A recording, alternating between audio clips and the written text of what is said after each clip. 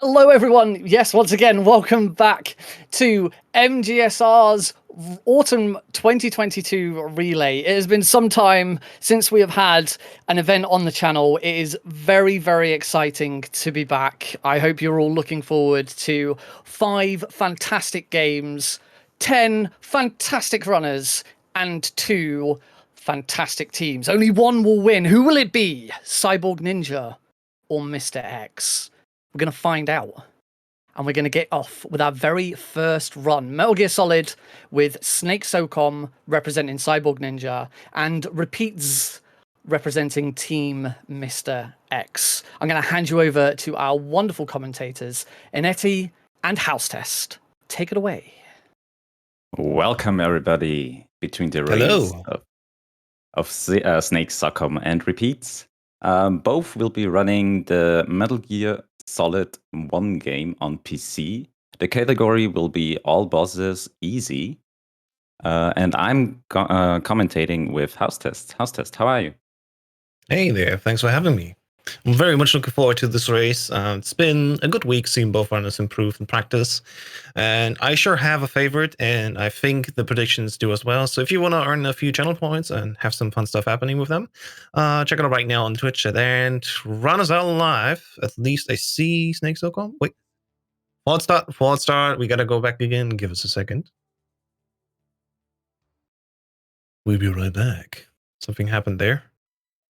Yeah, I think Snake SOCOM missed the easy difficulty and started the game instead in normal. Yeah, I think he also prefers normal usually. He does, I think, just 1 and 2 normal. I think also 3 normal. So easy is a little bit different for him today, but good thing is, at least when it comes to Metal Gear Solid, most of the things that we do on PC are fairly the same. There are just a few bosses there are a bit different, so there you go. Yeah.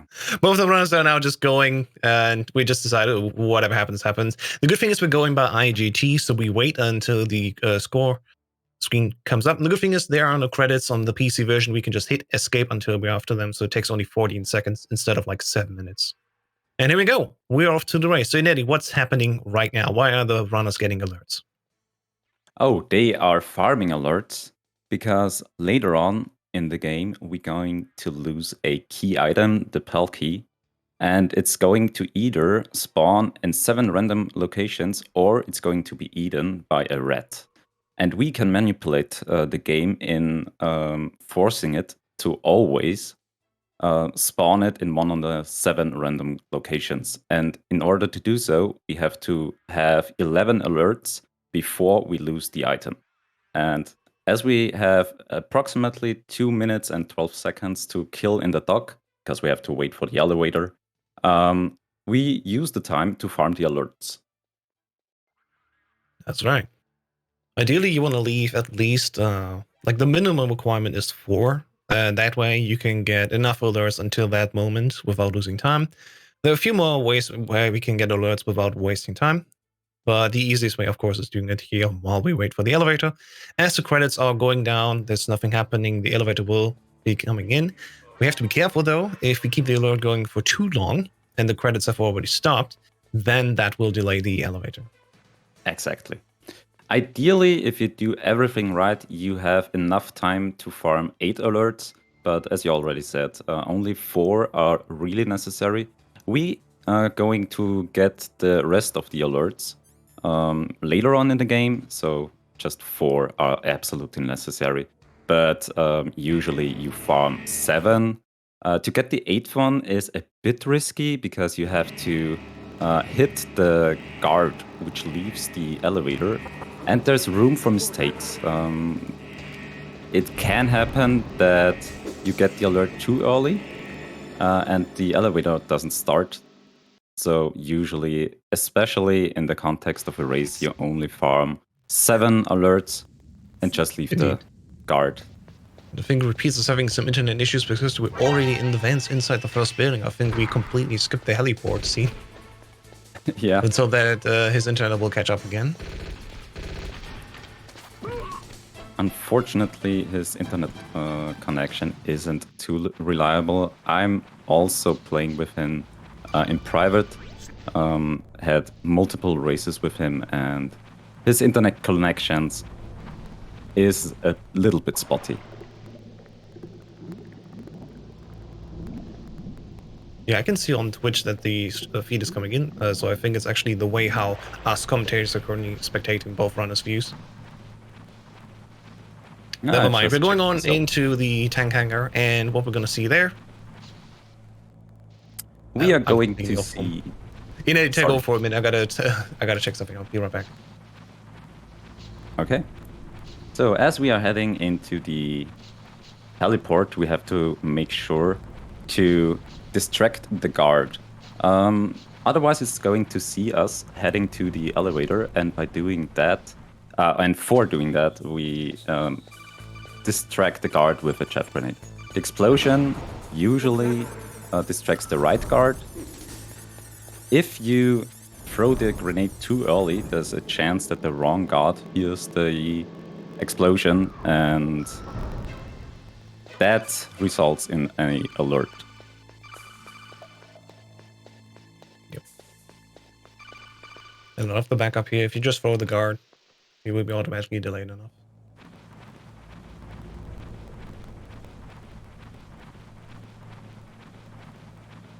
And coming up is another fight. It's not really a boss, but it's like almost like a boss encounter. We're going into the guard rush. And ideally, we're just going to take it down with the SOCOM. There's a way to get the SOCOM earlier. It's in the truck on the heliport, but speedrunners usually don't do that because it just wastes time. Instead, we're going to grab it as the fight is starting.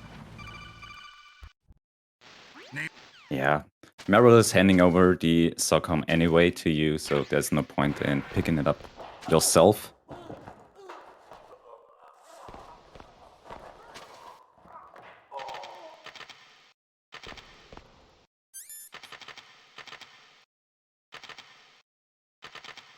So the first guard rush isn't too hard.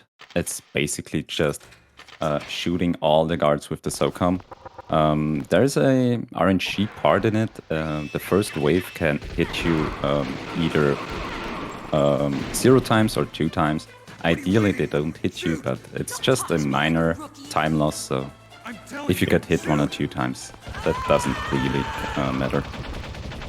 Absolutely. And runners also have a ration that they can easily put on.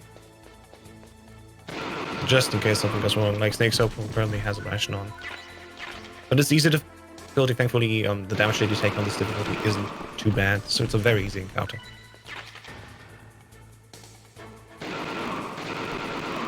We got our repeats now going on into the armory. He's going to grab some C4, which you need in order to open the walls, and beat Ocelot after that. And there's 2 different ways that we can beat Ocelot. I'm going to be making a speculation here. I think Repeats is going to try to do the grenade strat, and I think Snake SOCOM will go for, as his name suggests, the SOCOM strat. What do you think? Wow. I'm very curious which strategy both runners will use. I know for a fact that Repeats is going to use the grenades, as he told me beforehand. But I don't know what Snake SOCOM will be using.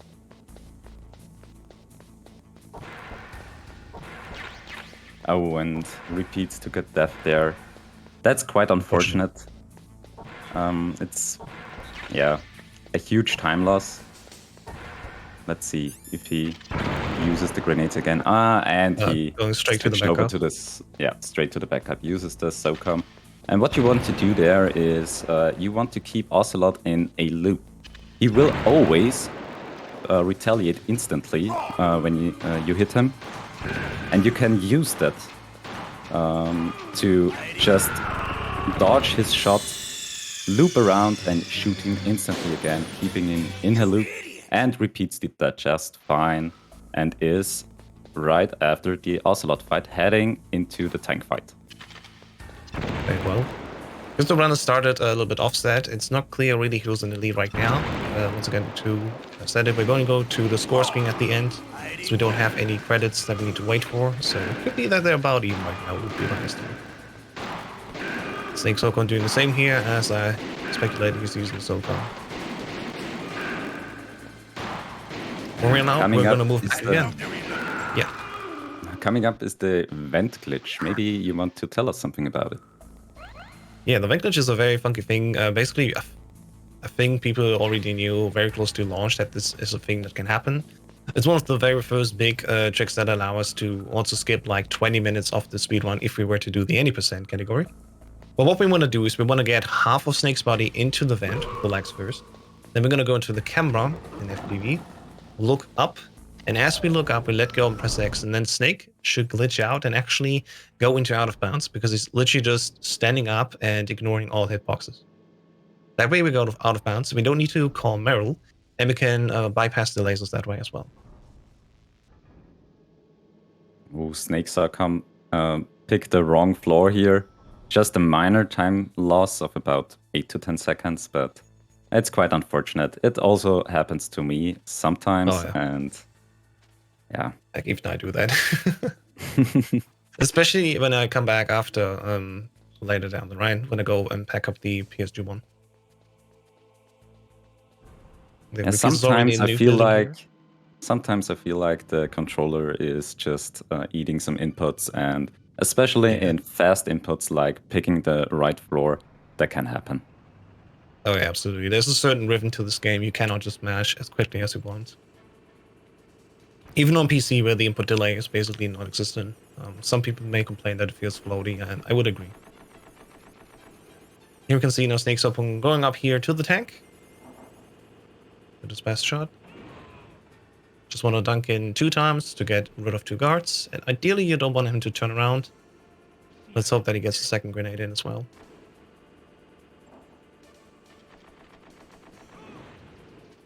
That didn't quite hit. It did. Okay. It did. Let's go. All right. Let's go.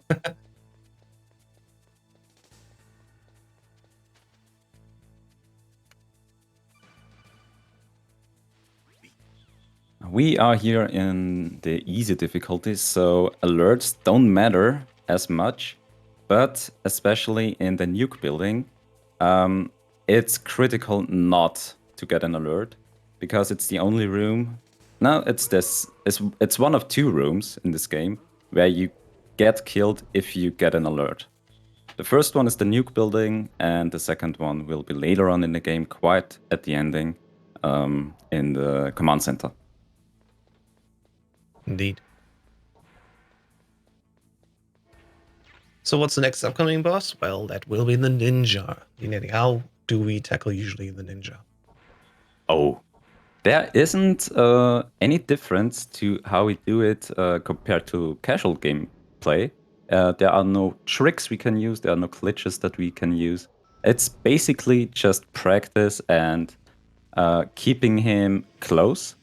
It's key not to let Ninja get too far away of you, because then it's going to get really bad to not hit you. And we just try to keep close to him and keeping him in a loop where we hit him, but he doesn't hit us back. He just dodges away from us, and we run after him and hit him right again. That's for the first phase. He does have 3 phases. Maybe you want to tell us something about the other phases. Many things I really don't like in this fight, especially is the next phase where he's gonna teleport around. We're gonna try to catch up then. That can be really RNG reliant. The only way how we can battle a little bit of this RNG is actually a PC exclusive trick. You maybe have seen it already, but the runners are doing a weird thing where they switch between 2 weapons back and forth. We saw it, for example, as we entered the door just before the cutscene happens, where we first time see the ninja. And on the PC version, if we mash like 2 different number keys, these weapons are actually bound to the number keys on the keyboard. We can ignore some of these cutscenes where Snake would normally be standing still and keep his momentum going forward.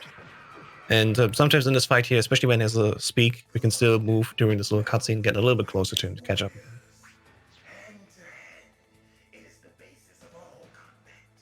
Repeats now also in his final phase here. We will actively teleport and punch around us. If you're fast enough, as he teleports in, you can punch him before he punches you. It's a little bit tricky though. And if you're even better and luckier, we can even skip some of the dialogues, as we only punch twice, and then he, as we punch him, teleports away again.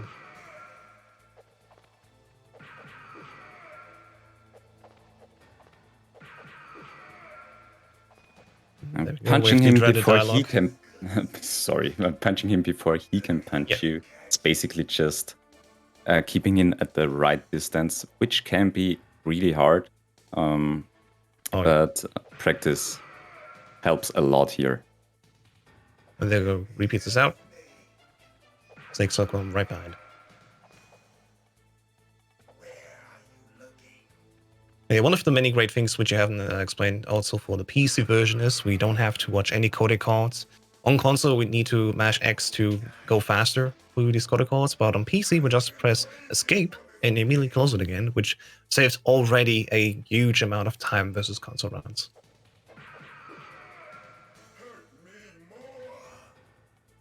Snake Sockham now in his last phase.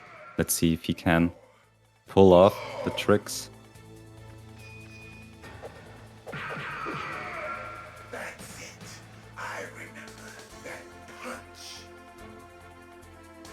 Repeats is now on his way to get to Meryl.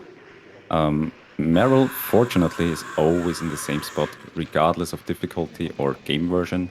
So you basically just run up to her, get an alert from her, that's important, no other guards, just from her. So she runs to the toilet and we follow her to get to Mantis. That's right. And here we will see another fun thing. The small things they can really do to just save a second. So, question is, will Repeat throw Meryl into the commander room? I think so. Because it actually saves like just 1 second. And there you go. Repeat's also showing you can change weapons as we are in the cutscene here. Switching back and forth between the grenade and the Nikita.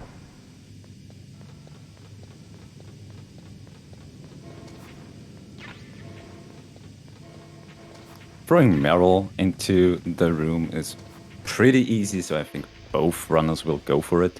Especially since in case you do a mistake here, it just doesn't cost you too much. Yeah, it's not bad.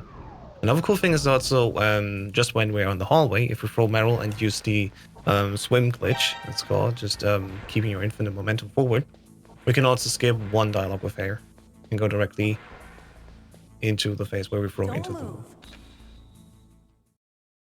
There you go. Repeats is now starting the Mantis fight. So how do people play on second controller on PC? I'll be point man. Follow me. Usually, well, the they don't. Sorry, go ahead. Exactly. Usually they use the keyboard, so I've heard. What do you use? What happened to the music?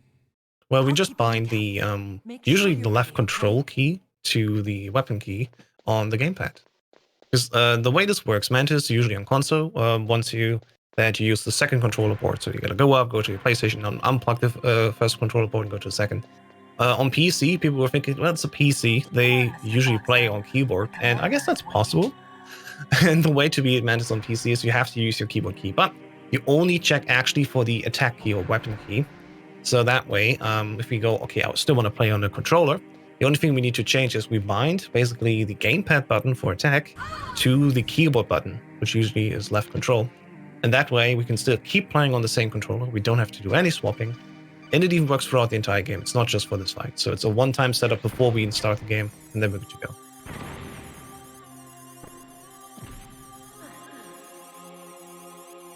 Thanks for a little bit of trouble here from the chaff stuff is done. Fortunately, we don't need as many chaff grenades on the PC version as we need for the console version. But yeah, just a minor mistake here won't cost him too much time. Absolutely. I've never seen the strategy of hiding behind the statue, but it's one of the great ways how you can manipulate him a little bit. What we want to do in the beginning of this fight is that we want to shoot him 7 times and then throw a grenade at him. And usually that will just wrap around the damage on Mantis. So Meryl will stand up and immediately get knocked out again. As you can see now. Yep, there you go. Snakes open, chucks the grenade at him. Meanwhile, Repeats is in the Infinite Void. Just to quickly explain what happened there. There's a trick with the Van glitch that you can also use in these caves here. You basically go on top of this little underground hole where you usually want to crawl through, but we're going to use the Van glitch to stand on top of it. And if we equip a box, it's a very small place in the wall that actually allows us to go out of bounds, even without a PSG weapon, which we'll explain later. That way we can actually walk right into the door trigger from behind and never need to fight the dogs at all.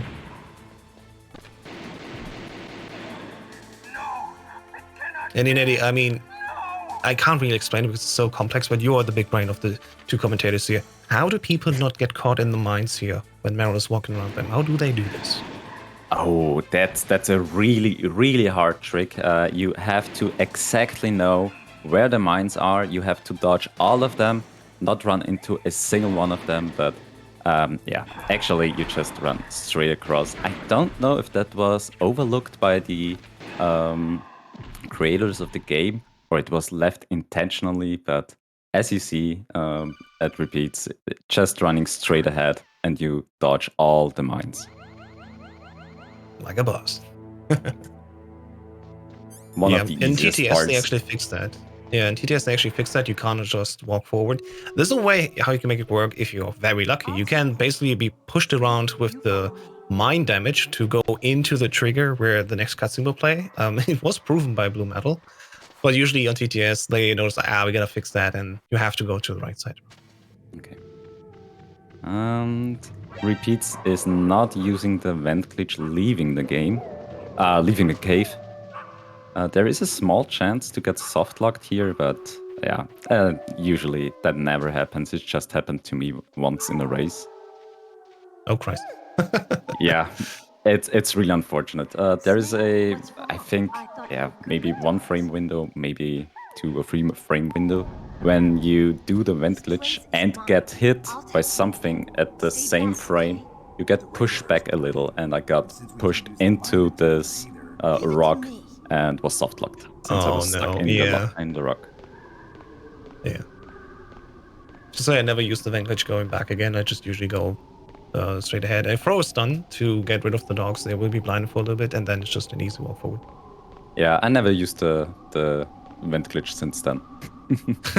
Understandable. Now, Repeats is already on his way back.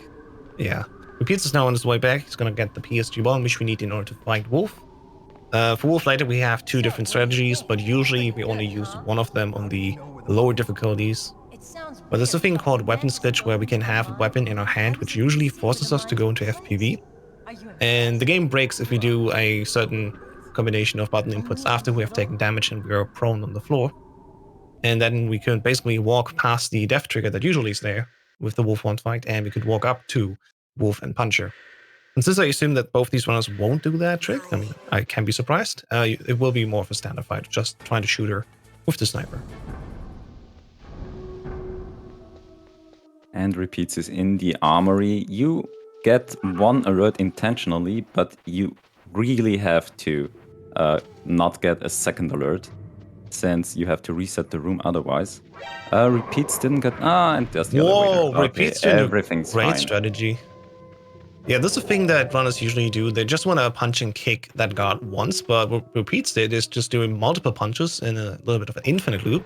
And if you just do enough, like, combat damage, the guards will die, they will just fall asleep, and that way we prevent the guard from running into the elevator, where usually they want to check first. That's just how the game works. You go into the armory, you get an alert, and then there will always be 1 guard that wants to be waiting for you in the elevator. But that way we got rid of him, so that's a really good recovery there. Snake Soulcom doing the same now, making his way back. And Repeats, are you there? There we I go. think He's that's back. just a restreamer. There we go.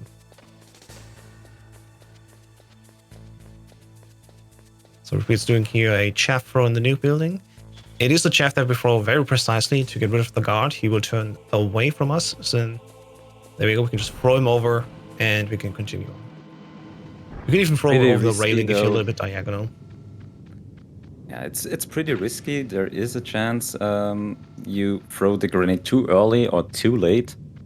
Too late isn't that big of a mistake because you just lose some time. But if it explodes too early, the guard will come at you instead of turning away from you. And there is a chance if you don't react to it, then you just get an alert and are stuck in the nuke building. So Snake Succumb now on his way to the armory, going down the elevator. Let's see if he can get through it. It's quite a frightening room. Many things much that so. can go wrong.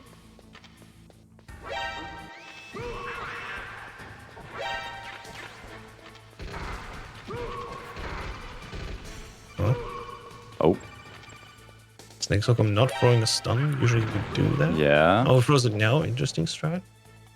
But you get seen again by your third guard that's waiting there at the elevator, which is unfortunate. I think that was not intentional.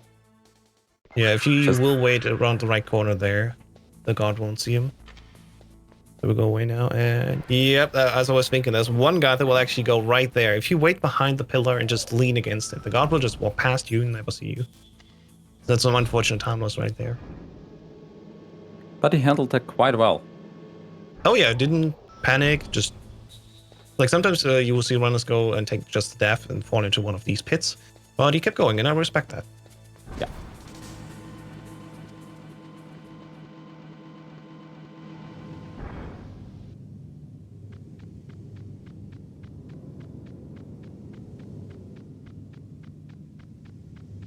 And he's using GME here in the minefield.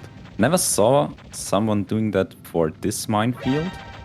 But yeah, GME basically just makes Snake invulnerable indefinitely until we get prone again.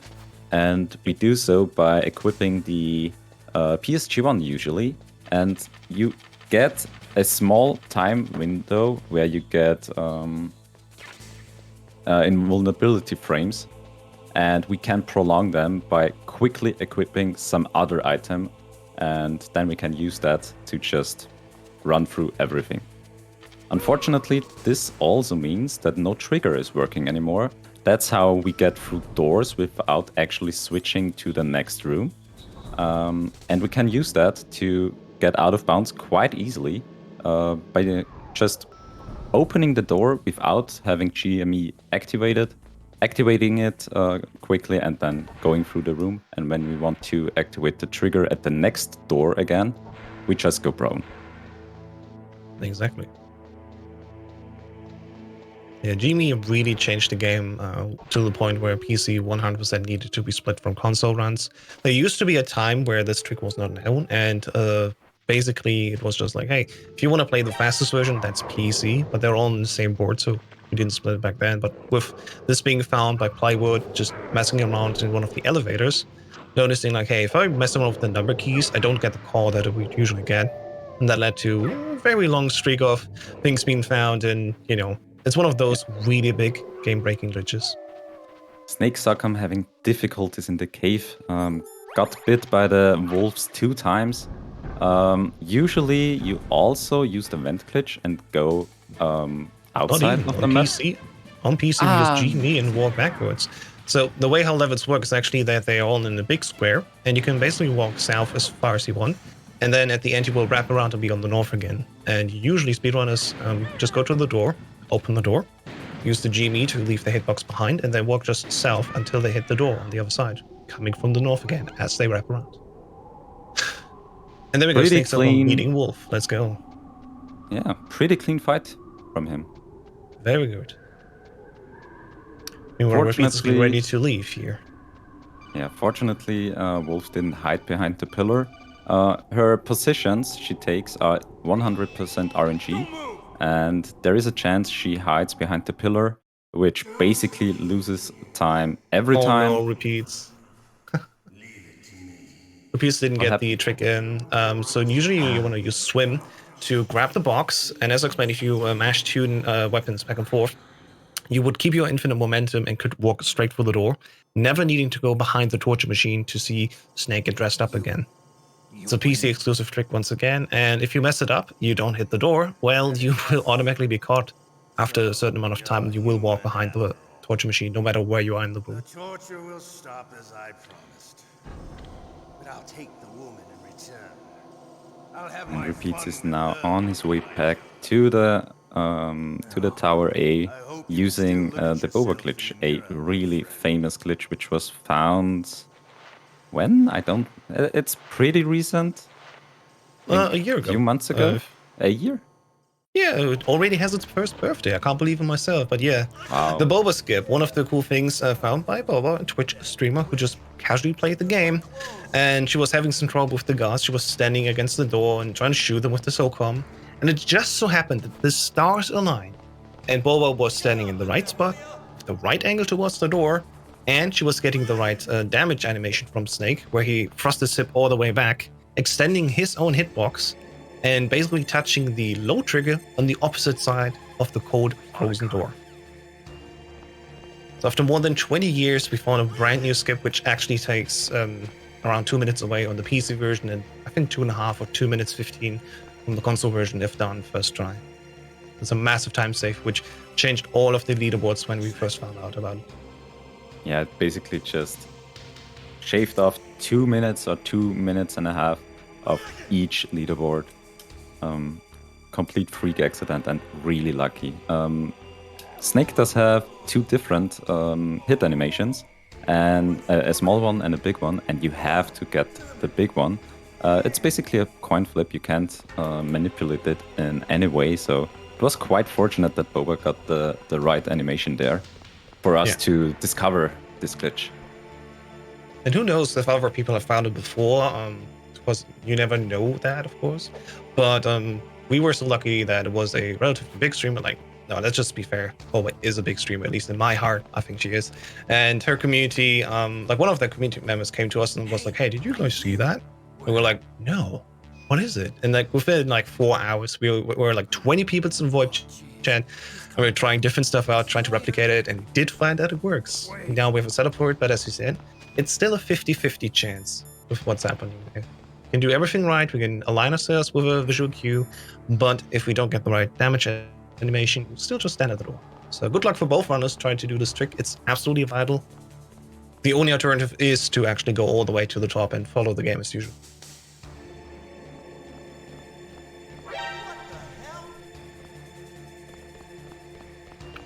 And repeats got through. Perfect. Perfect execution there. Massive, let's go.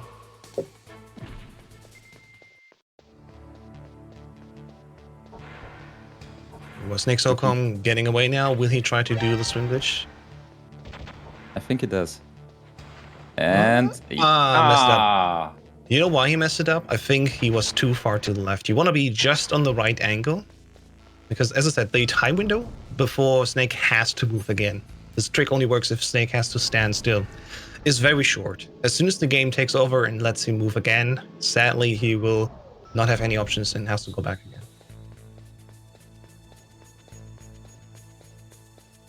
Repeats is now on his way to the next boss fight, which will be the Hind fight. Another boss which we have to use like we have to do casually, with the one thing that we can use the GME glitch on PC, which does make this fight a lot easier, especially in the second phase. But other than that, it's just the fight as it is intended. Yeah, we're almost like half an hour in, and this is the first boss fight where actually God mode gives us an advantage over, say, console runners. Just because we can stand there in the open and shoot the Hind as quickly as possible.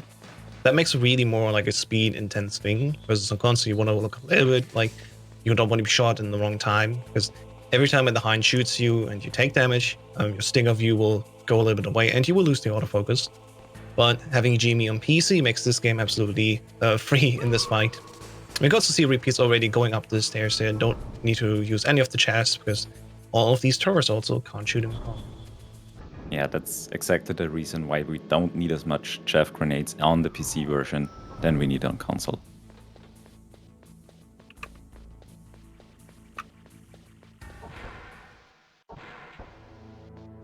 Snake SOCOM also on his way to the first tower. Let's see if he also, again, goes through the cave instead of using GME to go around the map.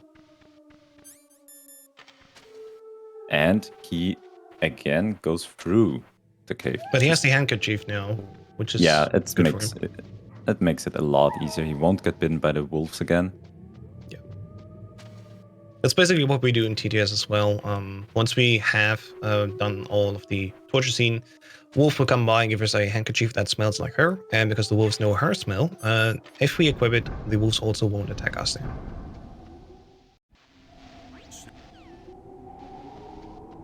And there we go, repeats now are doing the hind fight.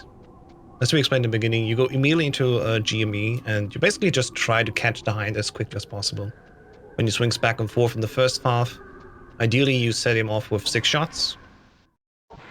I think, sorry, 5 shots on easy, and then after that he switches into the next phase where we'll do a little bit different stuff, where we hope that he will never dive under the roof, because in the second phase, the hind will actually dive.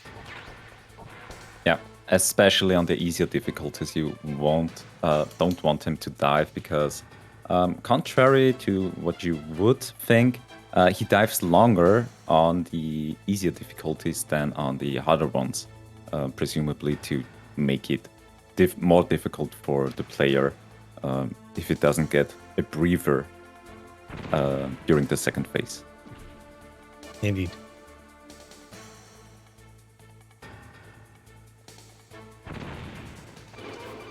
So there we go. And snakes are come now at the door. Let's see how many tries he needs. Didn't work out for him there. He has the issue of the guard now standing in front of him, and he should maybe try to get rid of him and instead use the SOCOM backup. So there's 2 ways that we can do it. We can either damage ourselves by exploding a stun or a chaff in our hand, or we can hope that we get basically shot from the guards with the right angle. And there's a little help that we can use. We can just hold up the SOCOM in our hands, and it will align us with the oncoming guards.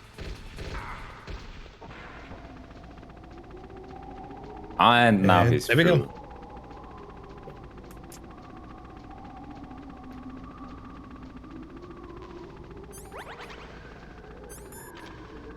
Meanwhile, Repeats has finished the hind fight. He's now going to get back down again and skipping the second guard encounter. Also a PC exclusive trick we can do, again using the GME glitch.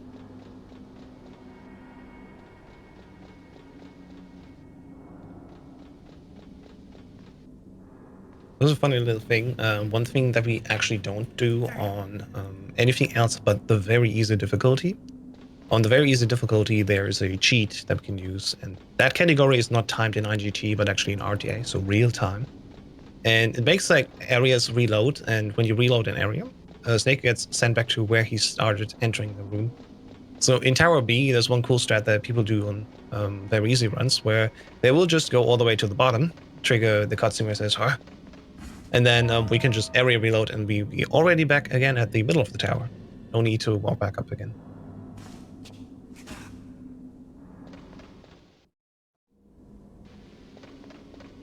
And the run shoot me into just about now. Halfway down. Let's hope Snake SOCOM has good luck at his hind, and he doesn't dive as well.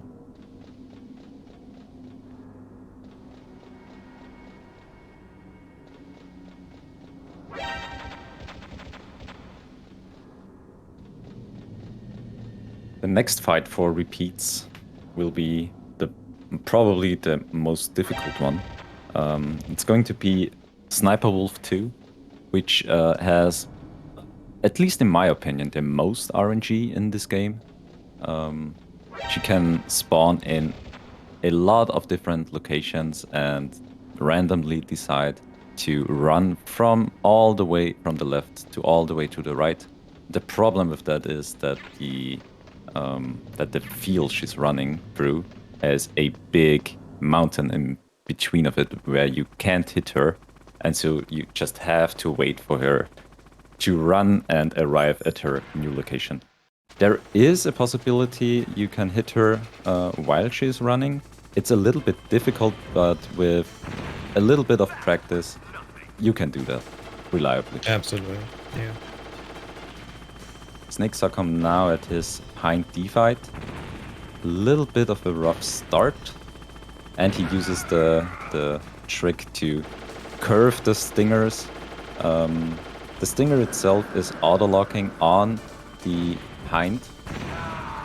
But it isn't actually losing this autofocus instantly if you move the Stinger away from him, and you can use that to curve the rocket around edges if you need it. Indeed.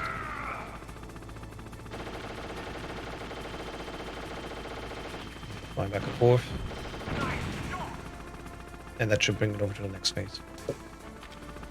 There we go, repeats is now on Wolf 2, as we said. And he's doing a little trick where he leans into the trigger for Wolf 2. Normally Wolf would actually shoot you and you would fall back. And at least for any percent runs, you can make it that you just go into FPV and lean sideways into the trigger. If you do it with the right timing, she will actually not be able to shoot him. A little fun fact.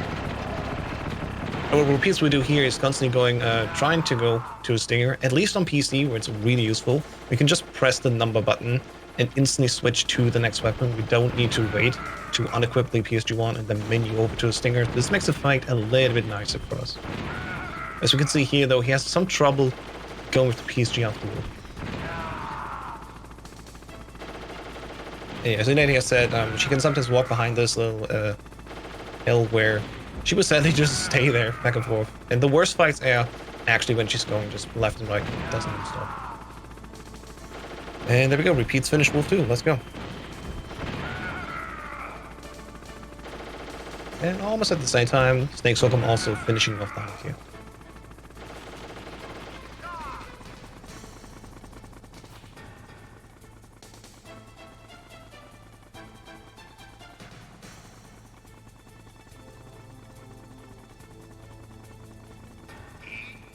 Now Repeat's going here into the Blast Furnace. His little Blast Furnace is a very cool trick. Once again, we can use GME to walk where Bounce usually moves in. If we walk straight to the door, we don't need to hassle at all with the crane. And we're Yeah, good to the go. crane can be a bit difficult. There are different strategies to destroy the crane. The fastest one being using a grenade, a perfectly timed grenade.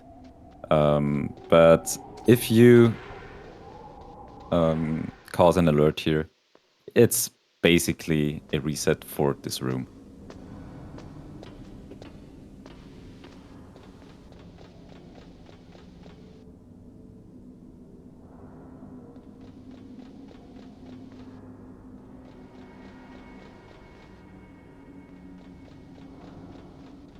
Snake Succumb now heading down the tower to Wolf 2.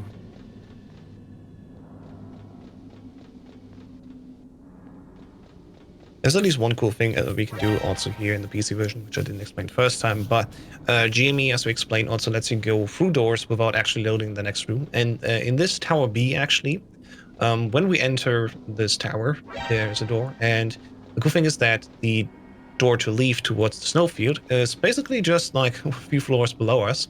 So we can walk out of that central door. We don't need to take the elevator at all and fight the invisible guards. And instead, we're gonna just jump down from outside and go backwards into the second door.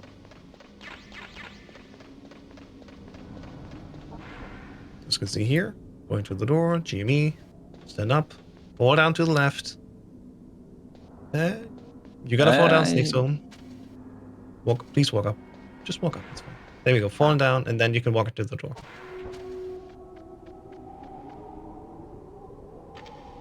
He didn't start the fight. Yes, now he started it.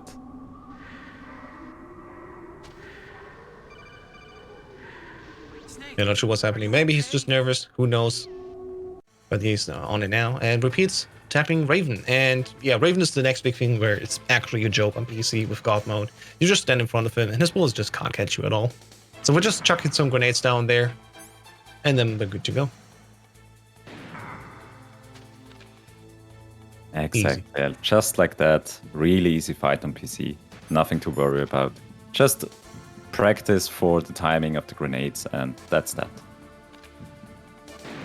Snake Succumb now at this wolf fight. Doesn't have enough PSG ammo though. Just grabbed some. Boy. How many stingers does he have? Oh, There's only of course 3. more sniper ammo on the enemy arena, but usually you just want to take it as it is, right from where you start. It's 3 stingers, that's really not much. He's in a little bit of trouble now.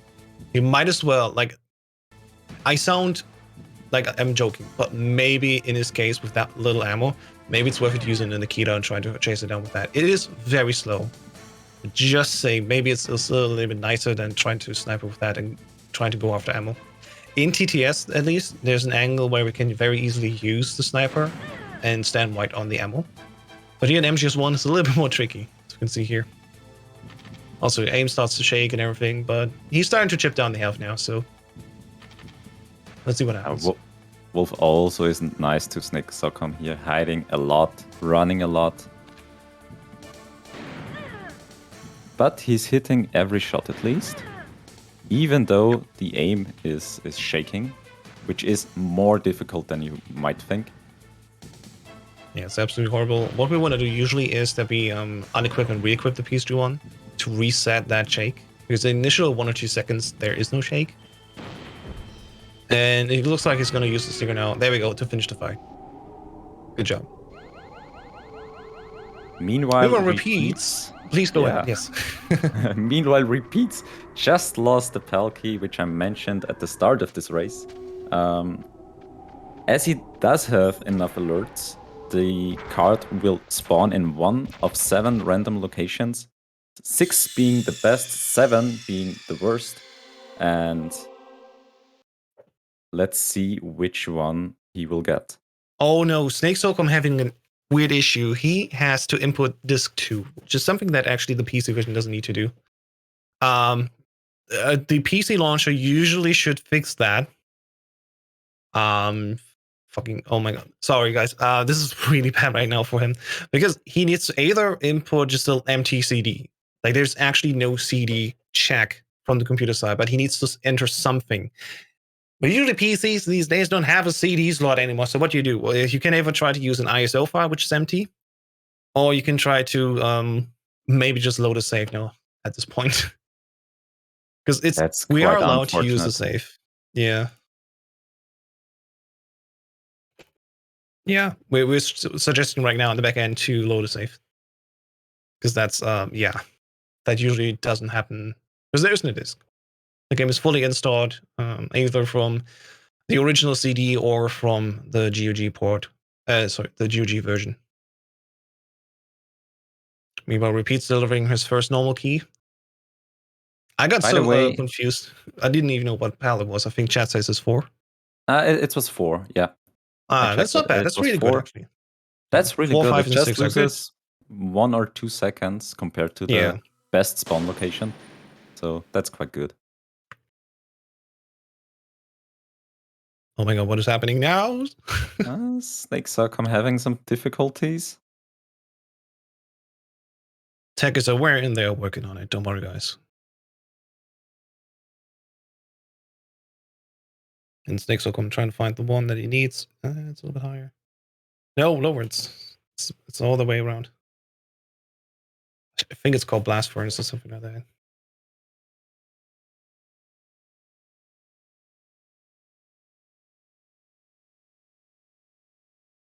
Also, he has only... These are VE saves, but there's also easy saves down below.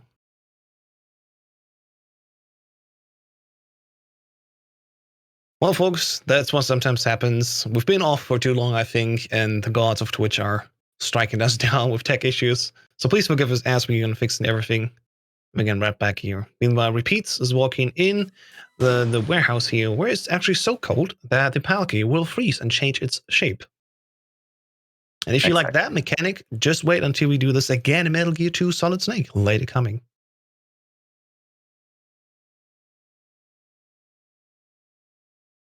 You want to grab the Stinger rockets here just for the next fight against Rex. But other than that, you don't have to do anything in here. So basically, you just make sure to wait 1 minute and then leave the room again.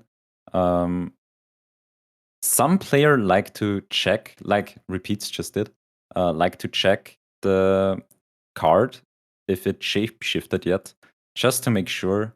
Because once you leave this room and it didn't change, you have to wait again the whole minute for it to change to the cold version.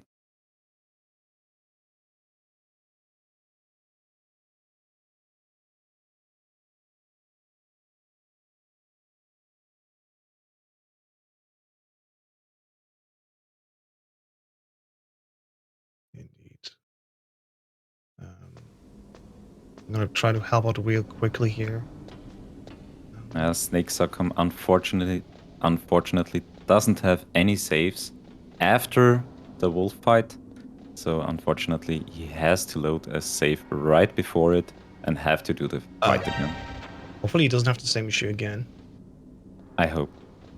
The PC version can be quite buggy, and Snake Succum was just unlucky enough to get this bug today. Yeah. We use a PC launcher usually that can also optionally load an empty disk into a virtual drive, which usually circumvents the issue. But I have to admit, whenever I did this run, I never had that issue, so I never need to do that. But it's good to know that it exists. Very unfortunate thing today happening for Snake Succum. Which also means having loaded a save, we basically have to go to RTA. We cannot check the IGT anymore, of course. But yeah, that's quite unfortunate. Yeah, maybe he has more luck in this wolf fight. I think the save actually has more stingers, so that should make it much easier for him this time. Yeah, for sure. And once again, he's going top right. I wonder why. I think he just wants to start the fight from the right side here. Never seen someone else do that, but there you go. Yeah, usually you just stand in place and fight a wolf where you. Yeah, we're currently started suggesting that he can skip the fight because he already has done it, so he can just go into God mode and then walk through the death barrier. I'm not sure if he will read the message during his fight. Yeah, I think he's currently Hopefully. just focusing on fighting. I mean, it would be fair to say he already did the fight, so he can just skip it. Which is what any percent does. We just use God mode exploit, and then we're gonna use the weapon switching again to walk straight through the death barrier into the next low trigger, which is right behind. Usually the death barrier will prevent us from reaching that point, because we always get pushed back. But once again, thanks for Jimmy, we can skip this and walk straight into loading the next level. But once again, I have full respect for Snake Succum, hanging in there, deciding, no, we're gonna do this now. I'm gonna fight Wolf again. So let's hope he does it quickly. There we go. She's walking right again behind that hill. Fortunate. There we go. It needs one a more shot. really That's all good he needs. mindset. It really needs a good mindset to keep on running here. So shout out to Snake Succum for continuing this run. Absolutely. Yeah, and follow these runners as well. We have the exclamation mark runner command in chat. Both respectable runners, both great streamers, I think, as well. So please check them out. Yeah, for sure. Both are great. Let's just hope it doesn't happen again with the disc. Ah. I don't want to curse, but we have seen it once. It does happen again. Oh my god. I think that was the commentator's curse. Well, wait. We were trying to help in the background as well.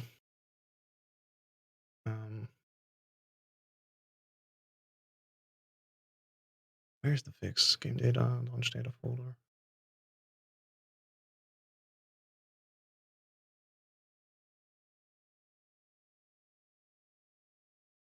Repeats is now heading to the blast furnace. Basically the same with the warehouse where we froze the key. We are now in the blast furnace. Killing time. We have to wait 1 minute here for the card to heat itself up. But other than in the warehouse, we can have some fun in here. We can use GME to drop down and have a bath in the lava if we want to. Because we are invulnerable, we won't get killed by the lava and have some fun while we wait. And also we can grab the stinger ammunition while we are at it.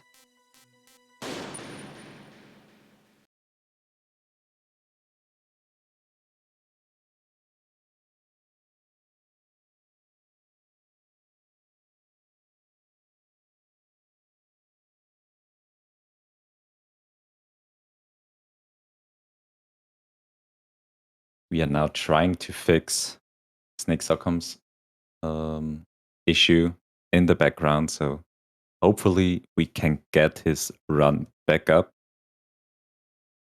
So bear with us for a moment.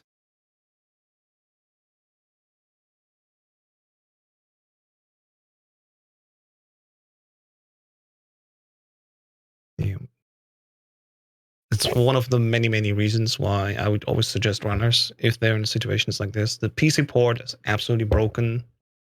So having a full set of saves is absolutely vital for these situations. I had actually happened 2 times when I was in the marathon that my game crashed and I had to quickly load from wherever I was. And thankfully, we have a very big set of save games that we can use here. And that way, of course, we can just use that to quickly pick up again and at least finish the fight. But if an issue like this happens and you don't have to save, yep, hopefully we can do this. Let's see if he has it right now installed. There we go. Blast He Furnace does. first entry. There we are. There we go. Yeah, he was able to load it, and let's go. So he can now continue the run.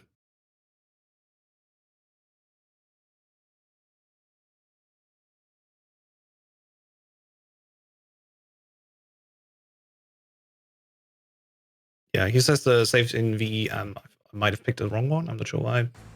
I give VE to him. It says definitely easy on it, but it's fine. He's now in the Blast Furnace. So, Snakes up, come on. Finish the fight. You got this now. Once again, please keep it up in chat, everyone. If you have clappy mode, I think it's just capital C, clap. Both these runners giving the best here, and thank you so much for participating in this great event for us here at Metal Gear Speedrunners. And is now off to the guard rush. Basically, the run after Wolf 2 isn't that difficult. There's just one more difficult fight, being the liquid fight. But other than that, it's straightforward. Nothing can go wrong. You basically can't die anymore. It's just a matter of beating the guards, then Raven afterwards, having the Pal sequence and Rex, which leads to the liquid fight and the escape. Exactly. Meanwhile, Repeat's making his way back for the final time. He has the card heated up now. And that will allow him to... Yeah. I haven't seen if he checked the Pal key, so hopefully he did. Otherwise, he has to go all the way back to the furnace again and heat the key. Yeah, because the thing is with the heat element, if you leave too early that blast furnace, the timer basically resets it back again. So you have to go into the blast furnace again and heat it up for never around 61 seconds. Exactly. So always check. Like usually it's safer to just check before you leave the room. There's also another way, at least on console, to know if your card is actually hot. On your way back from the elevators, you actually get a call, and you will only get this call if the card is hot. If you don't get a call there, bad news, you already have to go back. Yes, exactly. Do you remember who told you that? I don't right now. Was it you? You don't? Yeah, it was me. I was in one of your streams. And yeah, it's been a while. I'm so sorry, but yeah. Thanks so much for the great tip. That's when you get. It was a long time ago. See why I don't remember this usually? Because on PC we always skip the call. Thanks to GME, we can also bypass certain codec calls, so they never happen. Even if we can also immediately close the codec calls as they happen. But of course, it's even faster if we don't have them in the beginning. Yeah, shout out to you, Navy. Thank you. Yeah, repeats now at his Metal Gear Rex fight. It's really easy.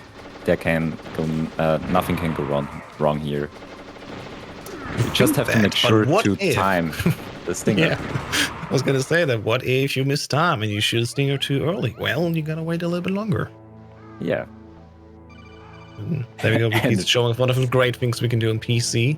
Usually we'd be stuck here in the stinger view, but thanks to weapon keys being absolutely broke in the PC version, we can swap to something else. We can see how it looks like if Snake actually is holding the stinger in his hand. This is what other people see while he is into the stinger mode. He actually uses his entire body to flip around. Repeats just having fun in between the fight. Love to see that. And there we go, golf mode in second phase. Second phase, Rex swing back and forth. Ideally, he will just be in the middle and forward. If he goes all the way back, it's very easy to miss the stinger. Because usually in this fight, we don't wait for the auto lock on anymore. But he did that perfectly. There was no missed stinger. perfect fight. At least perfect second phase of Rex. I didn't see if he timed all the rockets perfectly in the first phase, but now coming up to the liquid fight, really difficult, especially for beginners of the speedrun. You have to have the timing of the inputs perfect in order to keep liquid in the infinite loop. And repeats using the 2-throw strategy here. And unfortunately, can he recover that? Oh no. Yeah. Oh, he recovered. Yeah, there we go. That's good. If he kicks him now, he sadly won't be going over the ledge, so he needs to throw him again. But at least he's getting it now locked in. And that was a perfect recovery. Yeah, absolutely Just great. needs to throw him off, and now There he is.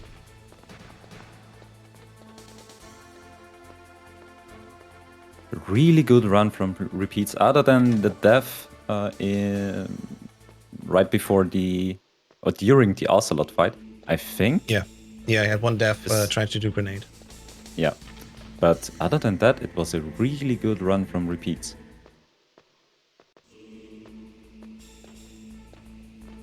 He's now making his way through the escape, and yeah, if you've seen the clip of people actually manipulating the guards in the escape to walk just in your line of fire, sadly that's only possible on the the console version, as the PC version doesn't have an actual second controller input. On the keyboard, it sadly doesn't work the same way. Yeah, Snake Socom now searching for the Palki. I think he missed the position of the best. Oh, you gotta walk further. You gotta walk further. You didn't check the first position. Oh boy.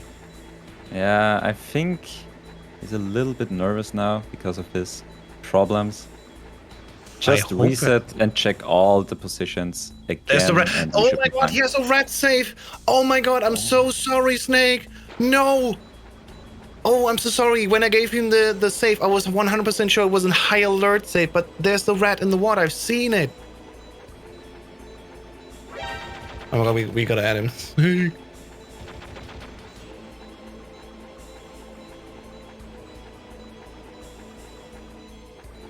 Hopefully he does know the backup strat for having the rat. He's now looking for the rat at least, so he realized the mistake. I think... Yeah, we actually have saves where we already have enough alerts. So when we go down that ladder, no matter what save we load from, we always get the Palki in the ditch. But because I sadly didn't check in the heat of the moment, trying to get him back into the run, I think I gave him rat save where there are not enough alerts. I gotta delete these off my PC now. There we go. Yeah, okay. Oh, I'm so sorry. Everything goes wrong today, folks. Oh my god. What is happening? Meanwhile, repeats going on through the final phase here of the chase sequence. In fact, he now finished his run. Finished the run, let's go. Yes. GG repeats. Really, really good run.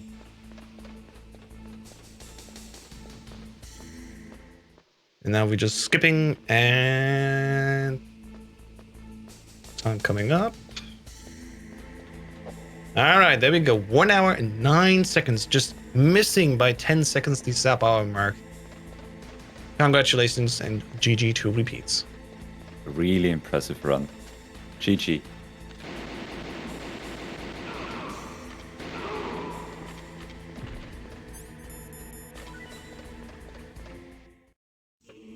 Snake.com is now importing the first Palki. Usually you can run straight at the laptop. The camera sees you, but the alert is actually a little bit delayed. And you can reach the trigger at the laptop before the alert is coming through, and you don't have to wait.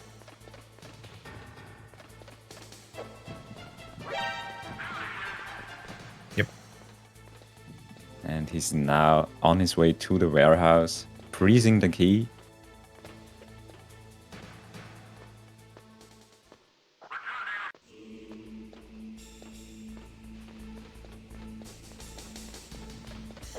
big shout out to Snake Socom again for keeping a cool head here, continuing the run.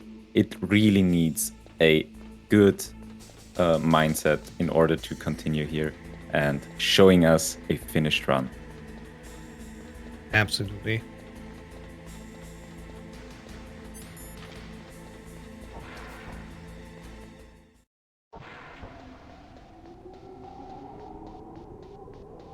I'm currently checking in my save files. It actually doesn't even save. It's high alerts or low alerts. It just saves all bosses easy. So. Oh god. Oh god. Here we are now waiting. We need to wait for 61 seconds, but if you don't have a time on screen, don't worry. Snakes are currently saying, how's just stopping my world record pace? I'm so sorry, dude. Anyway, coming back to where we need to wait for. We need to wait 61 seconds, or we wait for a music cue as we are waiting in this room. The music just goes up, then goes down again, and goes up. And on the next time we come around, where the music and the notes are going up, that's where we know we can leave the door, actually. Are you actually using the sound key? Yeah. You know, sometimes. I mean, I look at the timer, but sometimes I'm like, what if I never have a timer? I should know this as a backup. Because in 2021, we had we had a big tournament where we played exactly this game. Metal Gear Solid, PC, easy, all bosses. And I was running into so many issues early on that I was like, okay, I have to figure out, many backups. So I did lots of studying of Liquid, and even stuff like this, like what else can I do if everything goes wrong and I only have the game on screen? Say, for example, my live split crashes, which did happen back then. What can I do? I cannot go out of the game and then quickly restart live split again. So if it was to crash, for example, I would just need to remember what else I can use in order to know that I can leave the room safely. That's actually good to know. Yeah, it's the same way with, for example, how to get enough alerts before we lose the PAL key. There's a little fun fact. At the moment where the card gets shot off our hand and we get back into gameplay, an immediate alert starts. It's one of the forced alerts on us. And the cool thing is, if you want extra alerts, or if you don't know if you have enough, go back again down into the commander room where Ocelot and Liquid were just a moment ago. And as you enter that room, you get another +1. If you leave back out to continue your run, there's another +1. So you can add very quickly, very easy alerts to your game just to make 100% sure that you can get not the rat. I never knew that. That's really a good tip. Yeah, for marathons, especially when you are, let's say you're at an event and you just have your laptop, for example, you don't have the screen state to have everything on there. Normally on Livesplit, we can show the info, how many alerts we have. But if you don't and you're not 100% sure, going back in and back out just to add +2 to your alert count is very easy, very simple, and it doesn't cost any real time. Just a few seconds you lose. But that guarantees mostly that you have 11 when you go down the ladder.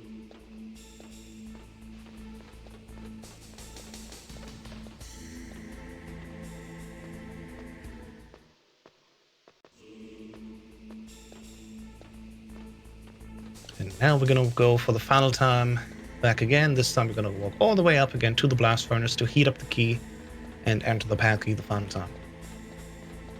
Fortunately, we can skip all the codec calls during the elevator rides, which saves a lot of time. Absolutely.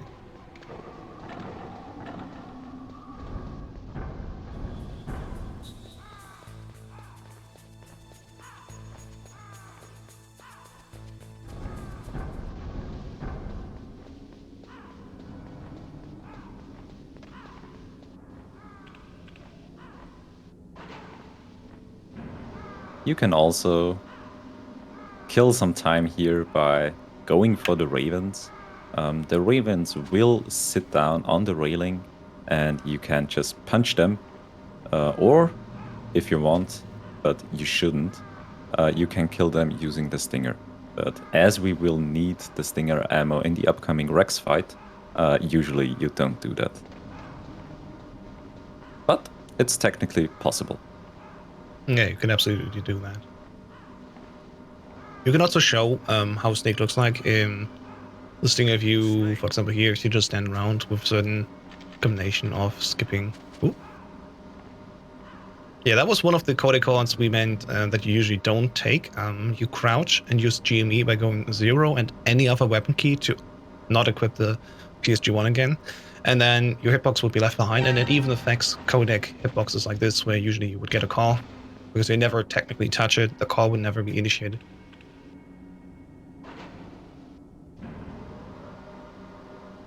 Funny enough, I do this on both elevators. Because I know exactly for a fact it's only the one from the middle to go down, or from going down to the middle level, that this elevator there are calls. Second one, when you actually go all the way to the top, that one never has a call, but I'm still doing GME2 there just to make sure that I didn't miss a time save. Do you know by chance if there is any purpose in the middle level? Because technically, I don't really know. Yeah, It could I be always that wonder. they maybe, for example, there's a turret there that you don't see. It's one of those traps, maybe. The first time you play, you get surprised by it. And if you're already low enough, maybe from the guard rush encounter on the elevator, that turret maybe kills you. It's like a very mean thing. Just a assumption, but I don't think they would really need it there. They could just make it one go, one elevator. Or maybe the developers hate speedrunners, but we know exactly when Boba Skip happened that Hideo Kojima was a fan of it. And of course, he's also an honorable speedrunner here in our community as well. So it's not that. I think there's basically just a design decision to give the player another hurdle to make it past, especially after just having done a fight that cost him a little bit of health. And maybe they want to lure you into the mines. So yeah, there are some mines around the corners. Yeah, they don't bother you when you're speedrunning this game because you don't go into the corner. But I think, if I'm not mistaken, there's a ration there in the corner. And casual players looking for rations after the wolf fight and the guard rush maybe just head straight to it and running right into the mines. Absolutely. And Snake Sokon, by the way, checking the card, that's absolutely heated. Definitely better at this point. We don't want to go back again, just in case we waited 1 second too little. Yeah, there's no point in not checking the key by this point. So just making sure not having to go back again.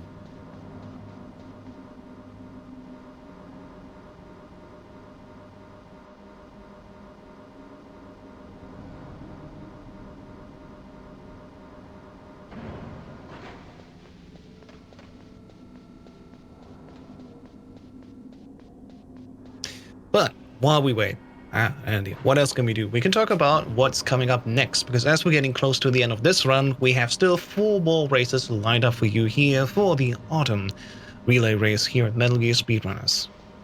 Next up, we have, for example, Metal Gear Rising Revengeance, where Valeria-chan is racing against Akira, doing the New Game Plus Hard Any Percent category.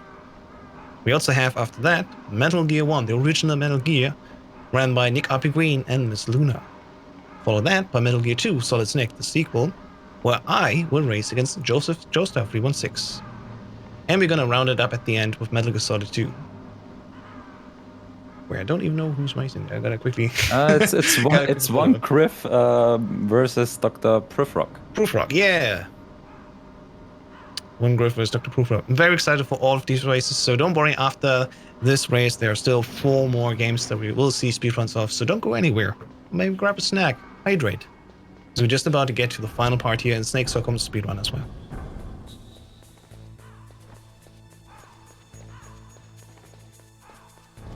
And also, all the upcoming races are ran on much more stable versions, so usually there shouldn't go anything wrong there. Knock on wood. Yes. Oh, I hope I didn't curse it right now. Yeah, I was gonna say, please don't say that. Sorry. Okay, I'll take that.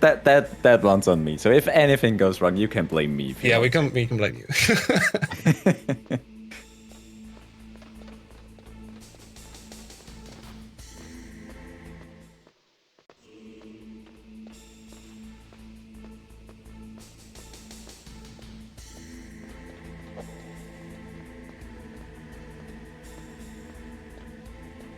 Snake Sockum just putting in the last Palkey, heading into the Rex fight. As we said, a really easy fight. Shouldn't be too difficult.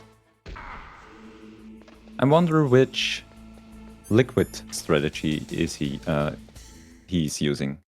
Think.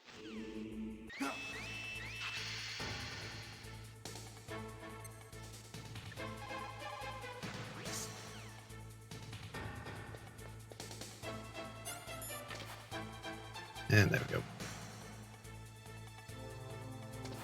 There's many things we can do here, waiting for the call coming in from Otacon. Sometimes people just go into FPV and wait for the camera to change, because it will always go up into this higher position again, the standard camera.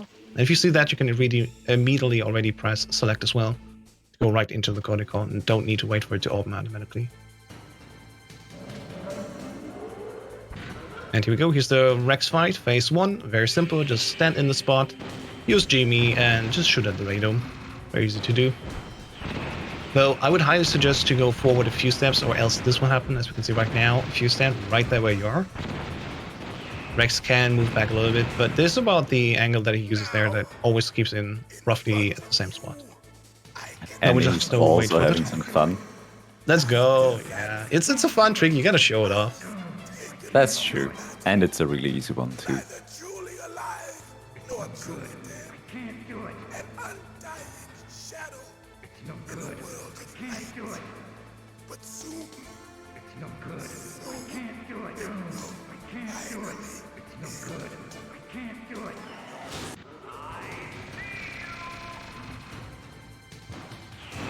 Usually you also want to go at least some steps towards a Rex. Snake Circum standing in place here.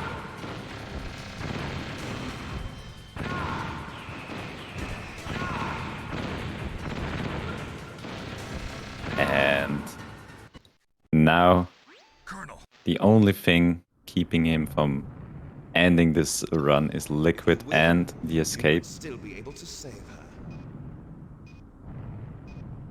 You could enjoy one brief. I think if Snake Socom wins this, if Snake Socom does this clean, If you cross our this team will line, win.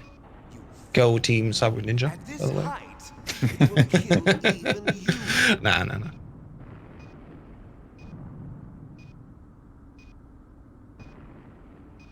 Have at you, Snake. And here we go. Going for the one Oh. throw. But Sandy got away.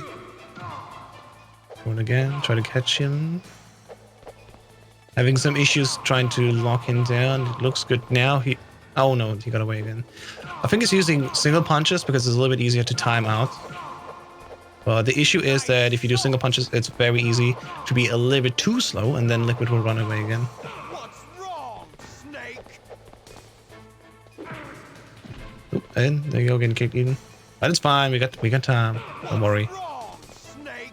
I'm sure he will do this just fine. Wrong. Yeah, if you have problems casually with the timer, if you take too long, make a save and load that save again.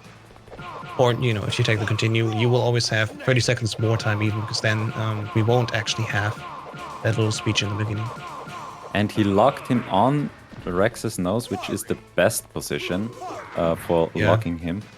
Because there is a chance that Liquid skips or shifts or drifts to the side if you lock him in the Infinite Punch, which can't happen on the nose because there is no space for him to drift away. Indeed. And as you're just punching him, Liquid also doesn't fall over. So I see it climb up again. So that's why we really want to lock him down only with punches. Because for one, punches are quick enough, so we can just do them infinitely without breaking the loop. And also he can't float. Oh my god! He's making making it it really spicy. Just- And he okay. did it. Hurry. He wants to keep it really, really spicy here. He's, he's giving us some real entertainment right at the end here. Yeah, Love it. everything for the show. Darn, no keys. Nixo come really making up for Let's go. the difficulties, for the technical difficulties. I got it. Snake, jump in. And heading into the escape. The only thing you have to shoot in the garage are the barrels. You don't have to kill any of the guards. Just open the door or the gate by shooting at the barrels. 1 HP in the dream, he says in chat. Yeah. He actually made it work. There we go. Going at the barrels to get rid of the guards. Good job, Snake. Let's go. And then on the next checkpoint, you usually want to do the guards in the order of left, right, and then the middle one. Because the middle one is always the furthest away. He barely shoots us at all. But the closer the guards are, the more they can shoot us, and that will delay us actually. You see here. Nah, he's doing the middle one. Fair enough, worked out for him, I guess, because he got punched over to the right. So why not?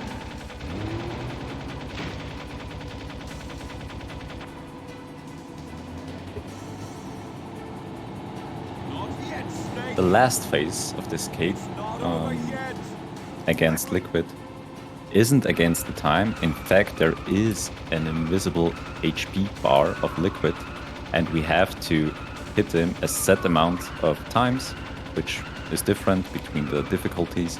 But yeah, so there's a real chance you can have difficulties with the timer on the top right if you play this casually, but usually you have enough time to hit him. I mean, Liquid you have will infinite time even. Did you know? Yeah, No, I the didn't. timer can run out and it will just be at 0. It will never actually I continue. didn't know that. It's one of the many things where like, we're making it intense and exciting, but actually if the timer runs out, nothing happens. You probably will take more damage and continue because of that, other than the timer running out. If the timer runs out, it just stays at 0 and you won't continue actually. Yeah, usually you won't ever see that because Liquid is shooting at you and you will die yourself before the timer runs out though. And there we go, finishing the run on Snake Sokun's side as well. And of course, the end time won't be accurate anymore for what he did today here, but we can certainly assume, even if we just deduct all the loading and off the saves, he did a very good run. I don't know how many people can get a time this fast, faster than 1 hour, 20 minutes for sure. Not everyone can do that, and I always want to say, no matter what your performance is, of course, you are a speedrunner, and speedrunners already much better than anyone else who touched the game before. Sadly, because the save was a very easy save, we don't see the score screen anyway, so we're just getting to the end here. And for the final time with 1 hour, 15 minutes and 56 seconds, Snake Socom also finishing the run. Congratulations to both runners. Once again, massive shout out to Snake Socom as well, in particular to just sticking with it and finishing the run despite all the issues. Apologies from my side from the wrong save file. And yeah, that was Metal Gear Solid here on the relay race, the first run. Exactly. GG to Snake Socom and Repeats. Very impressive runs, very impressive mindset from Snake Socom to stick with it and finish it. Huge shout out. Make sure to leave a follow at their Twitch channels and GG. Alrighty, we are going to wrap this up relatively quick so we can move on. We had a quick chat backstage, and the decision on the points is it was reasonably clear that before Snake Socom was having the issues, Repeats was massively ahead, and he didn't make any mistakes that would have given Snake time to catch up, even if Snake hadn't had the issues. So we are therefore going to give the points to Repeats and Team Mr. X. So congratulations to Team Mr. X, you are 1 point in. Don't go anywhere, folks. Coming right up next, we have Metal Gear Rising Revengeance.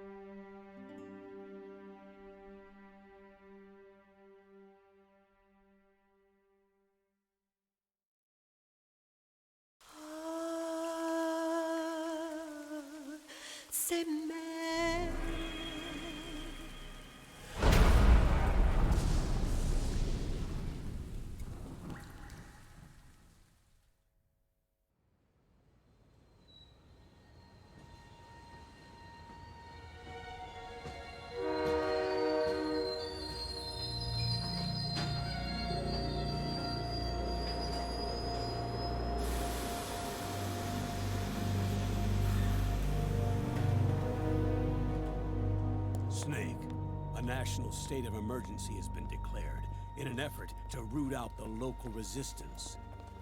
The hunt is being carried out by US-based PMC, Ravensword, one of the companies under Outer Heaven's control.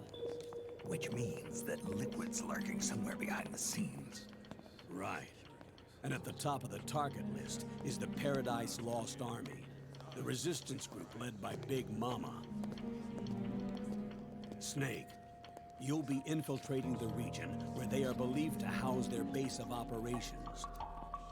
It looks as if the PMC's moved swiftly, cutting off Big Mama and company's escape routes. They should still be hiding somewhere in that area. Big Boss's corpse is bound to be with them. You've been added to the PMC's blacklist, so you're going to have to lie about your identity to get in.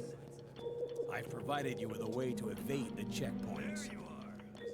Make contact with the Resistance and find Big Mama. This is our last chance.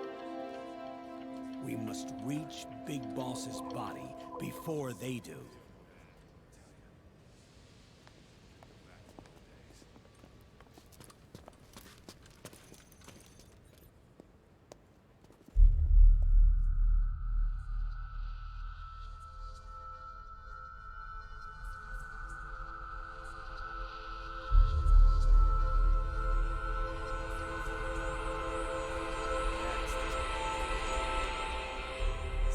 Next. You. Get your ass in the machine. Hey, are you deaf? Take him away.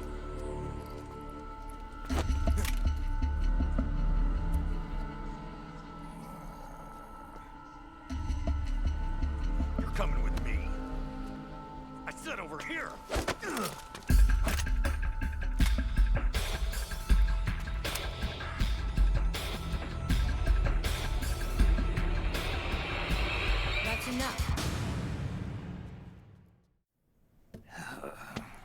Your cause is our cause now. You don't have to do this. I'm no hero. Never was.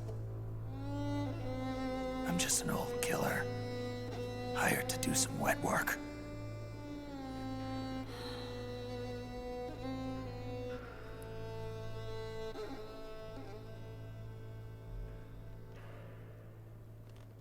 Fine. Then we'll just have to catch him. Before you do.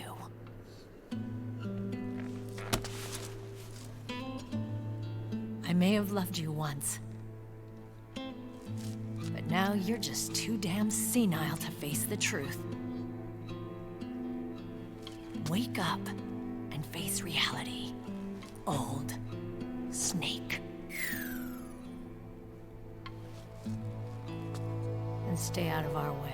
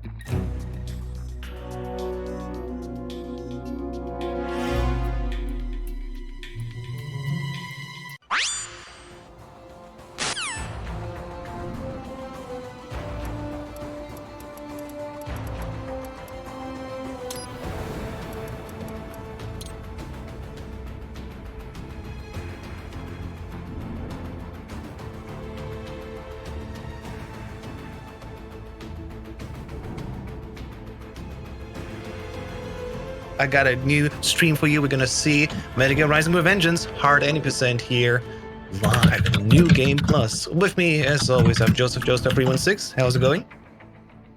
Hey, House and fellow Rising fans. Hope you're in for a interesting experience. You know, so buckle up. It's gonna be pretty crazy when it comes to Revengeance. I've ran this category briefly for some time, but not nearly at the level as we're about to witness from, you know, both of these runners. Oh yeah, they're quite good. They're both top 3 runners, if I remember correctly, or at least top 5. Valeria jumped number 2. And we're going directly into the speed tag right now. We're gonna have these 3 guys in the beginning, and Akira is going back out. What is happening? Do we need to restart? I didn't. Yeah, we're doing a restart. Yeah, I didn't quite catch what happened. Maybe it was. I'm not sure what happened there. Akira immediately restarted the race. We're gonna reset quickly. I don't know what happened there, but we're gonna have it fair right from the beginning. So, as we are, just in the first few minutes, basically. Okay, yeah, Val finally saw it. Yeah, we're going back to. Alright, there we go. Hey. Well, I think it's just fair to say the same thing again. Welcome back, Rising fans. Today we have another speedrun race for you here in Metal Gear Rising Revengeance, 80% hard New Game Plus. I love doing that bit. I think that's the real reason for the restarts, just to do that bit again. Yeah. And I'd be fine with it. Okay, so countdown starting over again, and okay, off they go. Maybe. All right, good luck, everyone. Oh, okay, there we go. Yeah, I'm just forgetting there's a slight delay. Okay, so hopefully we're off to the races now this time. And is Val's feet frozen on my end, or she just didn't hit yes yet? She did start on Twitch. I think the internet might be having trouble. Today is German internet trouble day, I think. Yeah, we're going to try to fix it, but as we continue, we're just going to continue. That's fine. We are in R00. Actually, in this chapter, we don't have our New Game Plus items. I can see how we're going to go. So we're going to do this basically just like New Game does. We want to block Ray here in his first fight, and we're going to try to go into blade mode with his head front, and with his tail attacks, we can actually block him and go into blade mode. And the fun fact is actually, in blade mode, we don't need to cut anything. We just need to go in and go out again, and the game will automatically deduct health from Ray. Yeah, this is one of the probably most unforgiving fights early in the game. It's, you know, probably one of the worst fights that a speedrunner has to come across this early is dealing with Ray's RNG. And like how it says, there's certain patterns in attack that you want it to do, and then there's some that you don't want it to do, which is, you know, jumping around, taking its sweet time. You want to get its health down as fast as possible. It's very easy to lose time in this fight. And it looks like, oh, okay, Valve's feet I think is fixed, yep, and Akira is now just. Yeah, I mean, you know what? Maybe they were just going so fast that the game feed could just barely keep up with it. GW couldn't catch up with the information. Yeah, as we're going on now, that was the first time we see Ray, but he will come back. Thankfully, though, his second time, actually, he is not giving us much trouble, because the second instance, we have full control over the fight. Seeing as both of these runs are fairly close to each other makes me think, okay, we're off to a good start. It's not directly decided by RNG from Ray 1, so it's definitely getting closer more now, based on the skill of these runs. Because that's really the only big thing that can go wrong. There's something else we'll get to it when we get there, but Ray 1 really is a big issue. Most speedrunners, if they have a very good Ray 1 and they want to optimize the times, they just have to reset over and over again, just at this one fight, to get a run going. Yeah, for a race, you just have to kind of, you know, deal with what you have. But for, yeah, top times, it's probably one of the earliest resets grinding this category. And, oh, look who's back again. Yep, it's Ray 2. Name UG! Indeed. In this fight, we're going to actually bring the Ray's health down to 80.1% health. That is exactly enough so when we finish off his first blade mode, we get him so low that we just need to tackle him once with a light attack. And we want to actually wait a little bit, because after this blade mode, Racehead will go to the left side and he's going to use a rocket phase. But we can cancel him out of that rocket phase if we wait for him to initiate it and then just use one light attack. It's basically a very precise manipulation of his health, so we can skip this very long phase, and we can basically just continue on now. Another headbutt, another blade mode that we just go in and out again, and now we're at exactly 0.1%. We just can slide into it. Oh, Kira opting to restart the fight for Raid 2. So that's going to be costly on that one, as Val is now just starting to get into the final bits of Raid 2, just mostly, a little bit of QTE and running down a tower. But yeah, like you were saying, it's definitely crucial to, get this fight down just as quickly as the first. The HEP missiles that it does from the arm is very lengthy and just takes forever to get through that phase, and you can't really deal much damage to Rey when it's doing that. Sometimes you can get lucky and maybe just hit like a corner of it when you're in the air, but ideally you don't want to have to deal with missiles. Outside of the ones that Val is just, running past. Yeah. There we go, Ray's dead. Grab emoji. Somehow I knew that was going to happen, and I am fine with it. Also, yeah, Ray is dead. Again. So now coming up is the fight that we've all been waiting for. Oh, you thought it was Ray. Nah. Man, that's a speedrunner's nightmare. The real fight we've been looking forward to is Jetstream Sam. Yep, the fight that, well, we think we can win, but you really can't win it. We're just gonna stand there, block, get hit, because unfortunately, we're meant to lose this fight. So try as you can't actually beat him. We can only race him. Well, we can only get him to race us down to 50% HP, so it continues the scripted fight.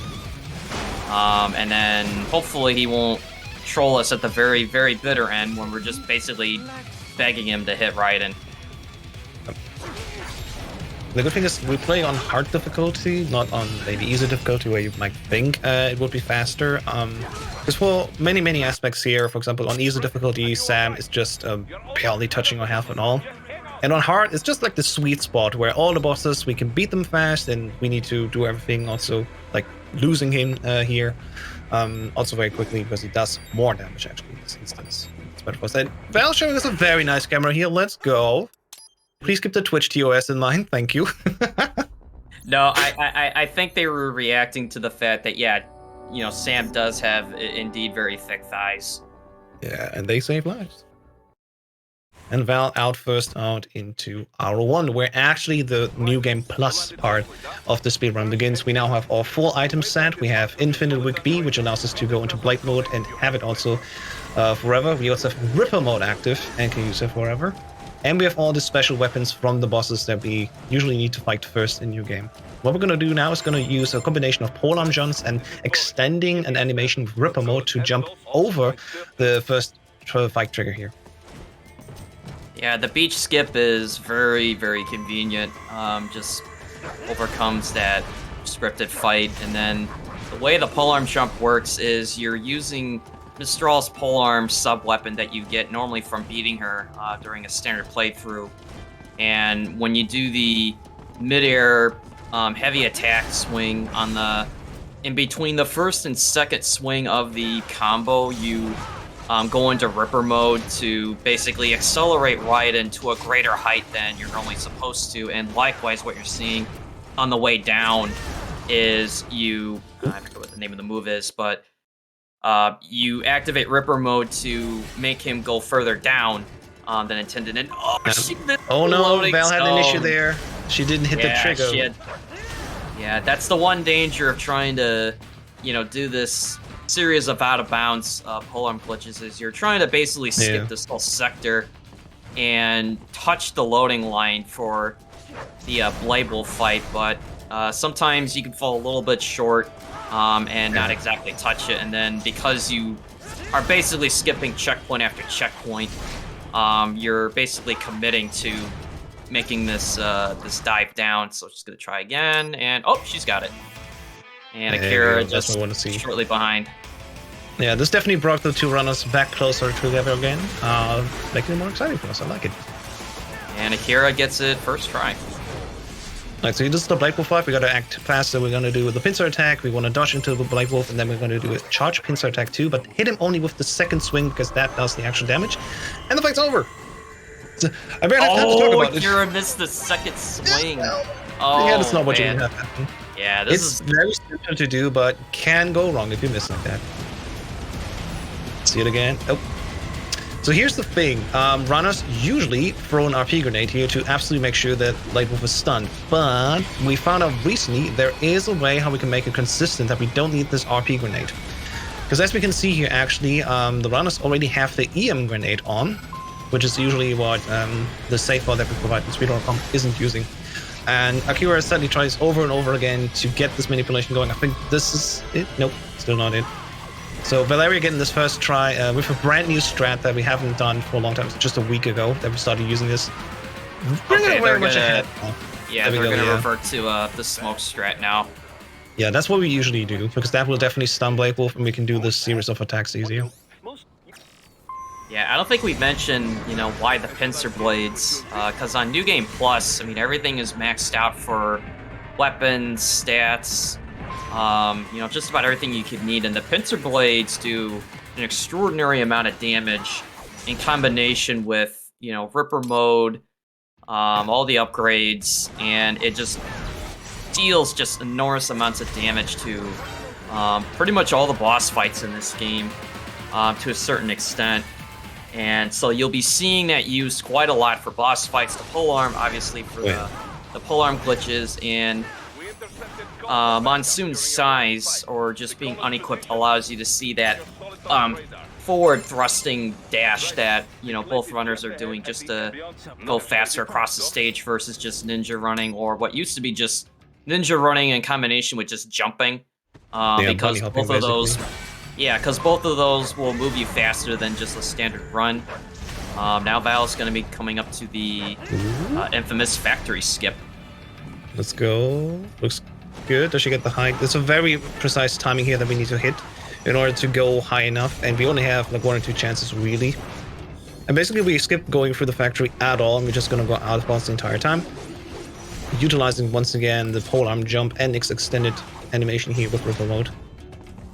Looks very good, and now we're going to the pincers, and yeah, as you already said, pincers are great for boss damage. We've already seen that with Blade Wolf, but now that we have like a more serious boss, Mistral, coming up, we'll see how ridiculous this weapon is on New Game Plus.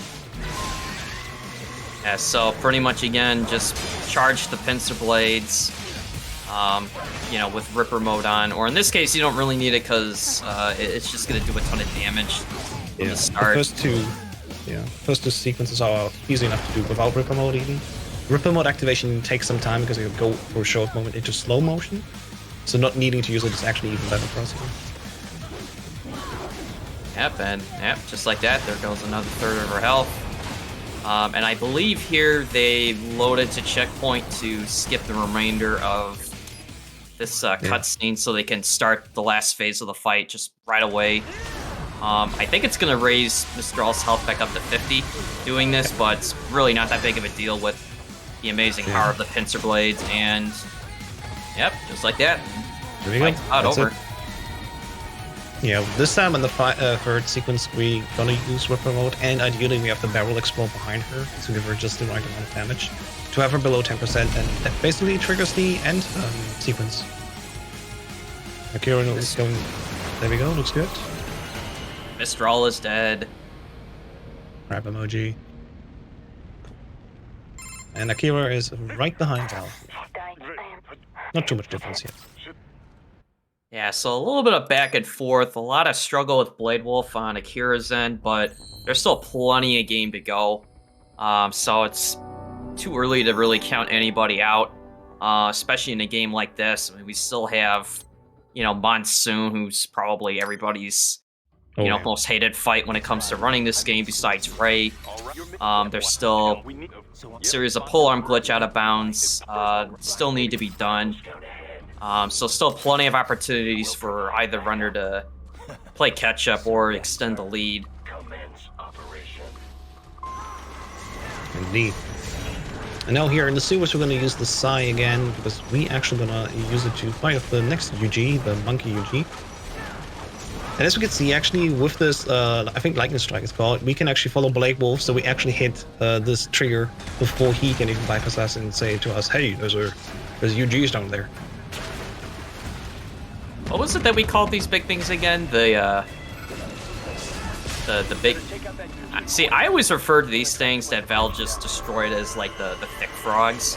Because, like, there's the frog soldiers from MGS4. Yeah. And then you got those things that are just, you know, buffed out, right? So I just refer to them as the thick frogs. Basically give them animal names. So this one was the monkey for me, and then later we have the cows, which are, you know, the big legs thingies. We also have the spider in this level. But they're all called just UGs in general. Oh man, the dwarf geckos, man, they were annoying in MGS4, and they're just as annoying in this game, if not worse. Yeah. What we're going to use here is the Sky High attack. We're going to slice right through the middle of these enemies. There are actually two enemies. As you can see here, these raptors have also a little mini gecko in them. And we need to destroy these as well, so we can go into the next fight. Yeah, the raptors are a bit annoying to take out, because, like House said, there's a two-part component to it, and sometimes when they go into that berserk state, it's really hard to get the Sky High to line up just right. So obviously, if you don't get it right away, it's best off just to do a little quick reset and start over. Mm-hmm. Here's a sequence where we want to be stealthy. We want to not be seen here, because when we get caught, we get basically locked into this arena. So just jumping around the corner there and basically avoiding the view cones of these monkeys is better for us. And that's the thing that I call the spider. Green-necked spider there. And there we go. Val just going absolutely ham here. Speeding through the game as there's no tomorrow. Yeah, she's got a fairly significant lead now. But again, once really both runners start getting into RO3, that's really where, in my mind, this run really starts to, you know, kick into the gear. And oh wait, did we just lose the restreamer bot thingy? Could be probably timed out. Just use speed. Yeah, that's thankful for backups. But yeah, besides that, next section is going to be controlling the very annoying dwarf geckos that I despise so much, and I'm wondering if Val will do the patented, you know, gecko clap that I like to do whenever I run this game before skipping the next, you know, score screen. But yeah, you briefly have to control the dwarf gecko. It's very quick. You're just trying to jump up to the container that's in the middle of the room there, onto the railing, jump up over into the second floor there, past that guard, through the window. Aw, no gecko clap. That's okay. It loses you a couple seconds. Oh, that pesky USB cable. Yeah, classic. Always got to try 3 times, even the first time should have worked. So now it's important that we use the Ripper mode before we go into the cutscene, because there we're going to avoid the slowdown and time loss. And now we're going to walk as Raiden through the same level again, but this time we're going to attack everyone, get rid of them. Because we auto get an auto alert here, we have to fight them, sadly. And then we're going to move on. We're quickly to the next boss fight, which is one of those cases where we have a boss fight first and later they're just regular enemies. So it will be the Grad. And once again, we're going to use the Pincer Blades here to do very quick business with them. Yeah, one thing you're gonna notice is that they make sure that when they slice through, you know, the PMC cyborgs, is that they're completely destroyed. You don't want to just, you know, remove a limb or so, because they won't really like despawn right away, and that just extends the encounter that much longer. So they just want to make sure that they do cut through everything cleanly and quickly, and then just, you know, move on. And then yeah, these grad tanks, when playing this game the first time, I hated fighting this so much. Yeah. Grad fight is very easy to do, and what I do at least is I want to avoid him seeing me first, then I can use 4 light attacks to dash into him, do 1 jump, do a heavy attack. And now that we're in this space here, we're going to do a Charge Pincer 1, Charge Pincer 2, and we're going to use Blade Mode to get out of this attack and just do 2 more regular pincer attacks. Brad That's how take quickly is you could finish dead. it. Yeah. And that is almost the end of this chapter.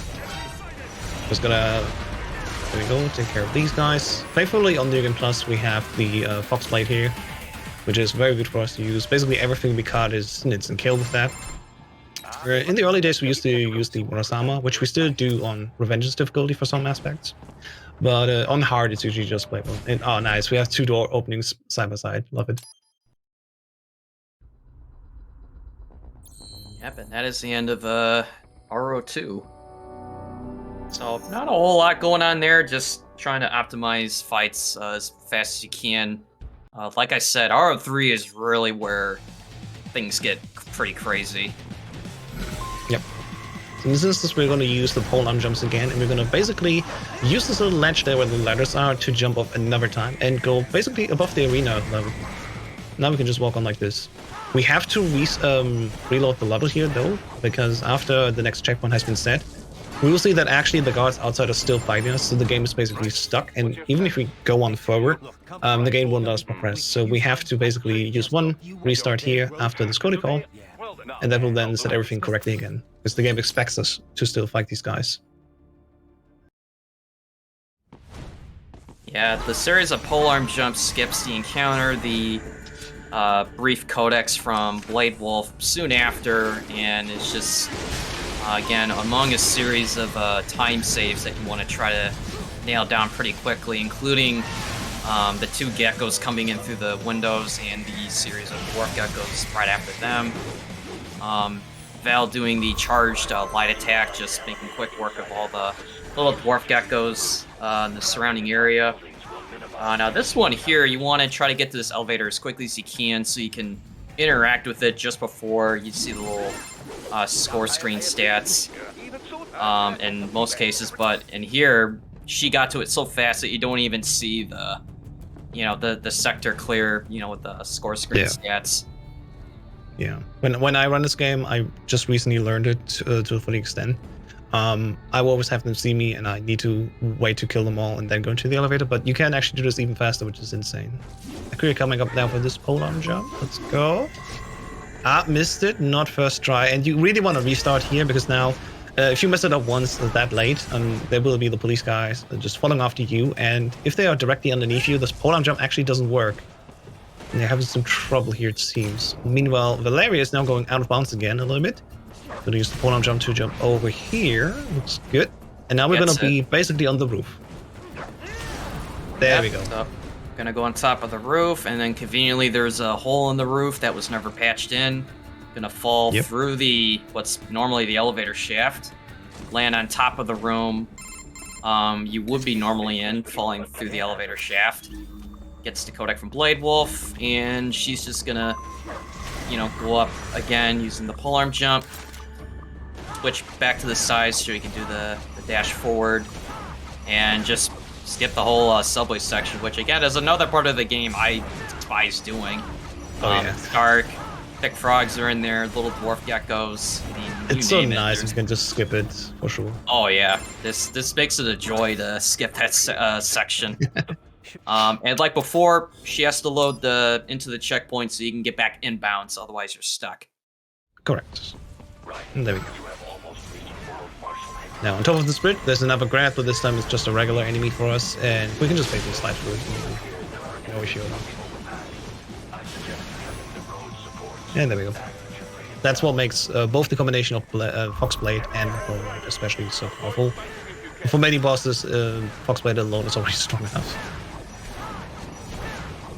Yeah, I was just looking over some of the comments from chat, and yeah, when I first started learning this game, I didn't imagine there'd be as many, glitches and things that were like really, crucial. But as time went on, and overlooking the leaderboards as far as like where the current top time was, and as to my amazement, it's like, yeah, there are a lot of insane things you can do, especially when you're trying to get to that precipice of sub 1 hour.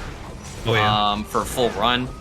And yeah, just shout outs to the Revengeance speedrunning community for finding a lot of these things over the years, pushing the time down further and further for this category. Indeed. I think we're at a 51-13 right now for this game. In this game. Yeah, I mean, Val briefly for a time had the world record, and it's very competitive trying to get it. And sure enough, I mean, there's always someone looking to try to either take it or claim it again. But yeah, it's when I last played this, I kind of patted myself on the back by saying, oh yeah, I got close to 1 hour 10 minutes, good job, well done. And I find out, oh wait, you gotta get under an hour just to even have a chance. It's like, oh great. I have a time of 1 hour and 20 seconds, and I think I'm 28 from the board. Yeah, really optimized game, especially in this category. Yeah, this is the part of the run where it's the oh no, what have we done? Right, and it's just kind of been this slow walk, sulking. It's like, man, I can't believe I've done this. Or, oh man, I can't believe they spread another fake article about a Metal Gear remake. Oh man, I can't believe they debated us again. I don't know. You decide. I mean, this is the part of the game where it's just an auto scroller with a bit of optimization at the end, if I'm not mistaken, where you want to get damage boosted going into the courtyard coming up. If you get lucky, because they can either shoot you with the guns or they use a rocket. If you get hit by the rocket, you make a massive leap forward and go into the next trigger even faster. Meanwhile, Kira's going to something very cool that we haven't explained the first time, and that is actually the Jetstream Sam speech that we usually have to go through in this segment. So what we're going to do is we're going to go again on top of the roof, and we're going to jump basically over the trigger that would usually hold us there, and has us actually walk slow. So there we go, we're going on top of the roof. We're going to jump over the trigger like this. And now, in the background, Sam is actually still talking. If the runners had subtitles on, we could have seen it. And we are very quickly to go into here.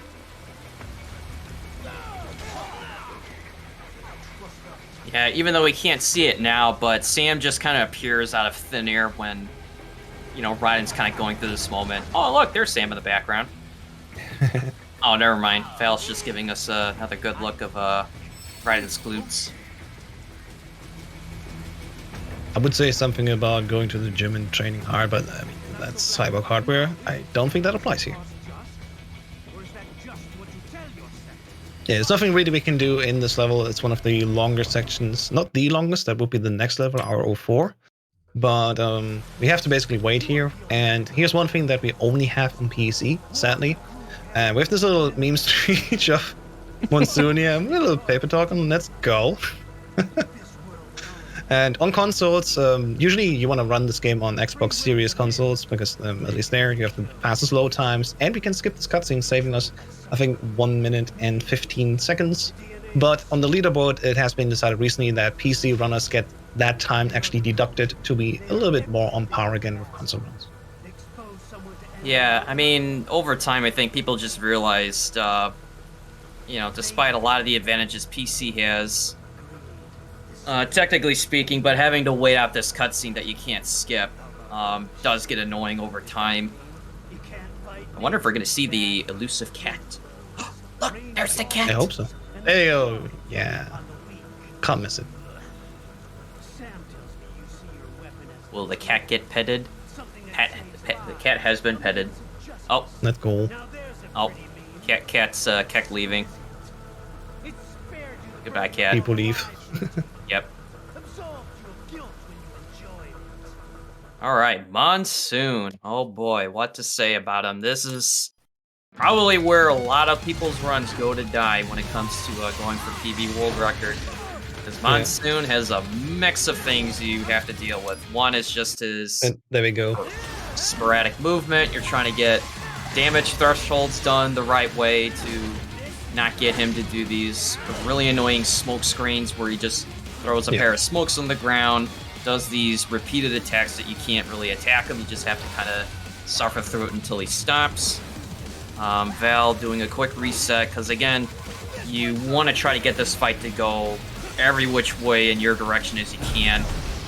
Oh yeah, when he throws these vehicles, you can just kind of go into a pincer charge up, because Raiden's poise stats are just out of this world. I mean, look at this. Just nothing.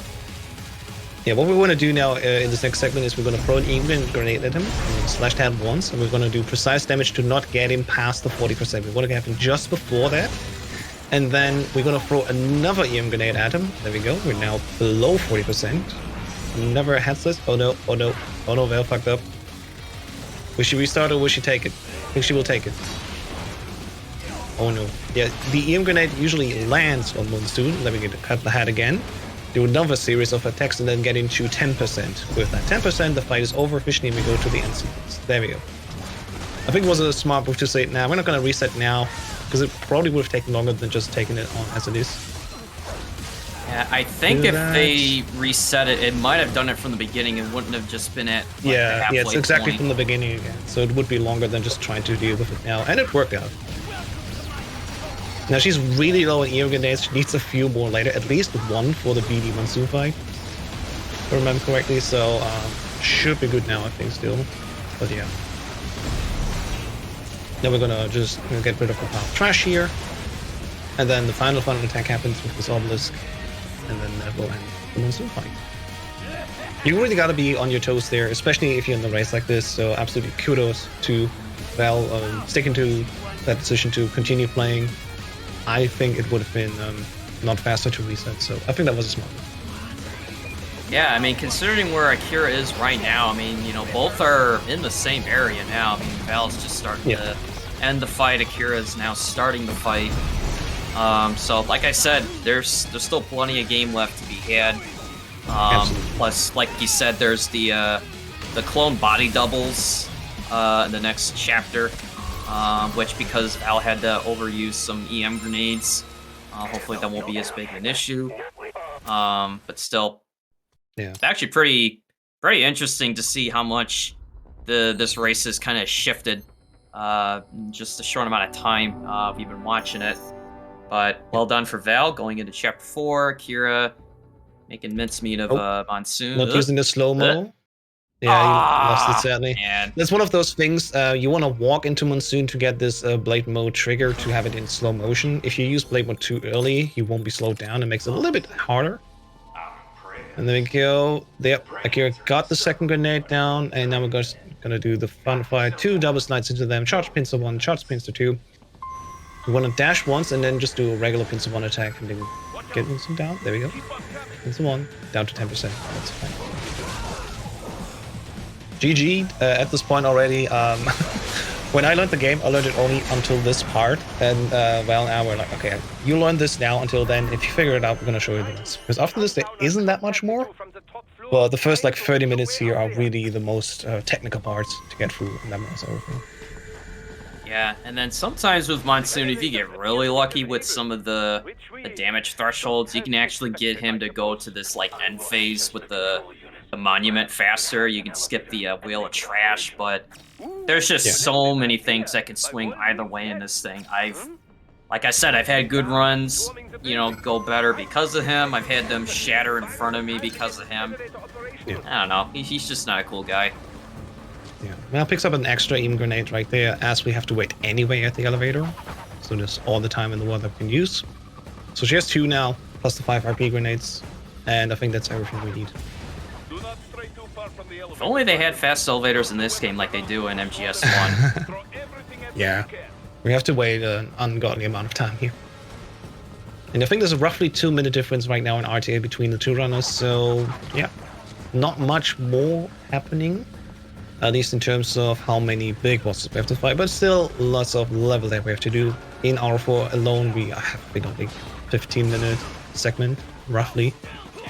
So this is like the longest level overall. They'll just toying with the soldiers. I think it's like longest level, but it just feels like it drags on, if anything else. It drags on. Yeah, we have lots of actually really action-loaded levels coming up here in this segment. So what we're going to do now, we're in the elevator, we're going to rush forward. We have to hit 3 of the triggers in the wall to turn off the security features. And we want to do in the particular order. We're going to go left first. We're going to jump over, kill the first guard here. Kill the next one, go to the middle section. There you go, get rid of this one. Second one down.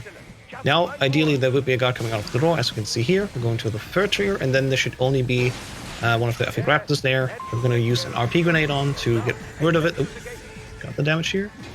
And there we go. And we're just going to use another Sky High, slashing right through the middle to get rid of the mini gecko as well. Using another RP grenade here to get rid of this big guy. And then we can just move on.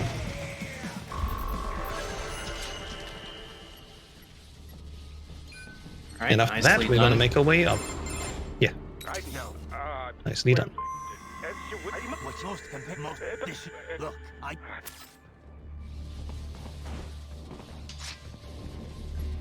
Oh Here boy, comes the this part where part we're just when you thought you were done with auto-scrollers. Hey, look, more auto-scrollers! I was just going to say that, yeah. This takes a while. At least we're in control. We're not just waiting in an elevator or something, but yeah, we're going to make our way up. It's going to take a while.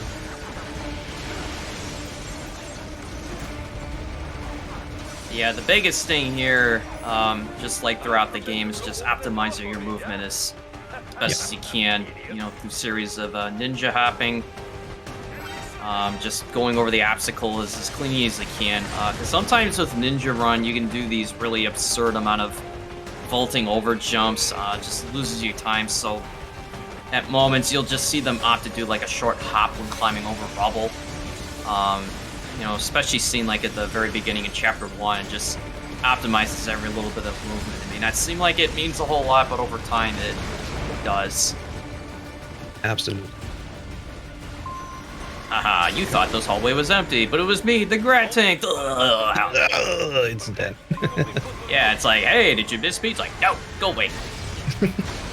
No time for that.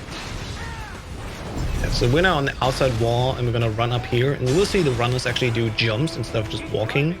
Normally, if you just run, there will be a certain line that we have to take, but if we keep just jumping over and over again, the rockets that will come from top actually won't load in all the way, so there's a much more direct line that we can use here. And Val just dashing through without any issues.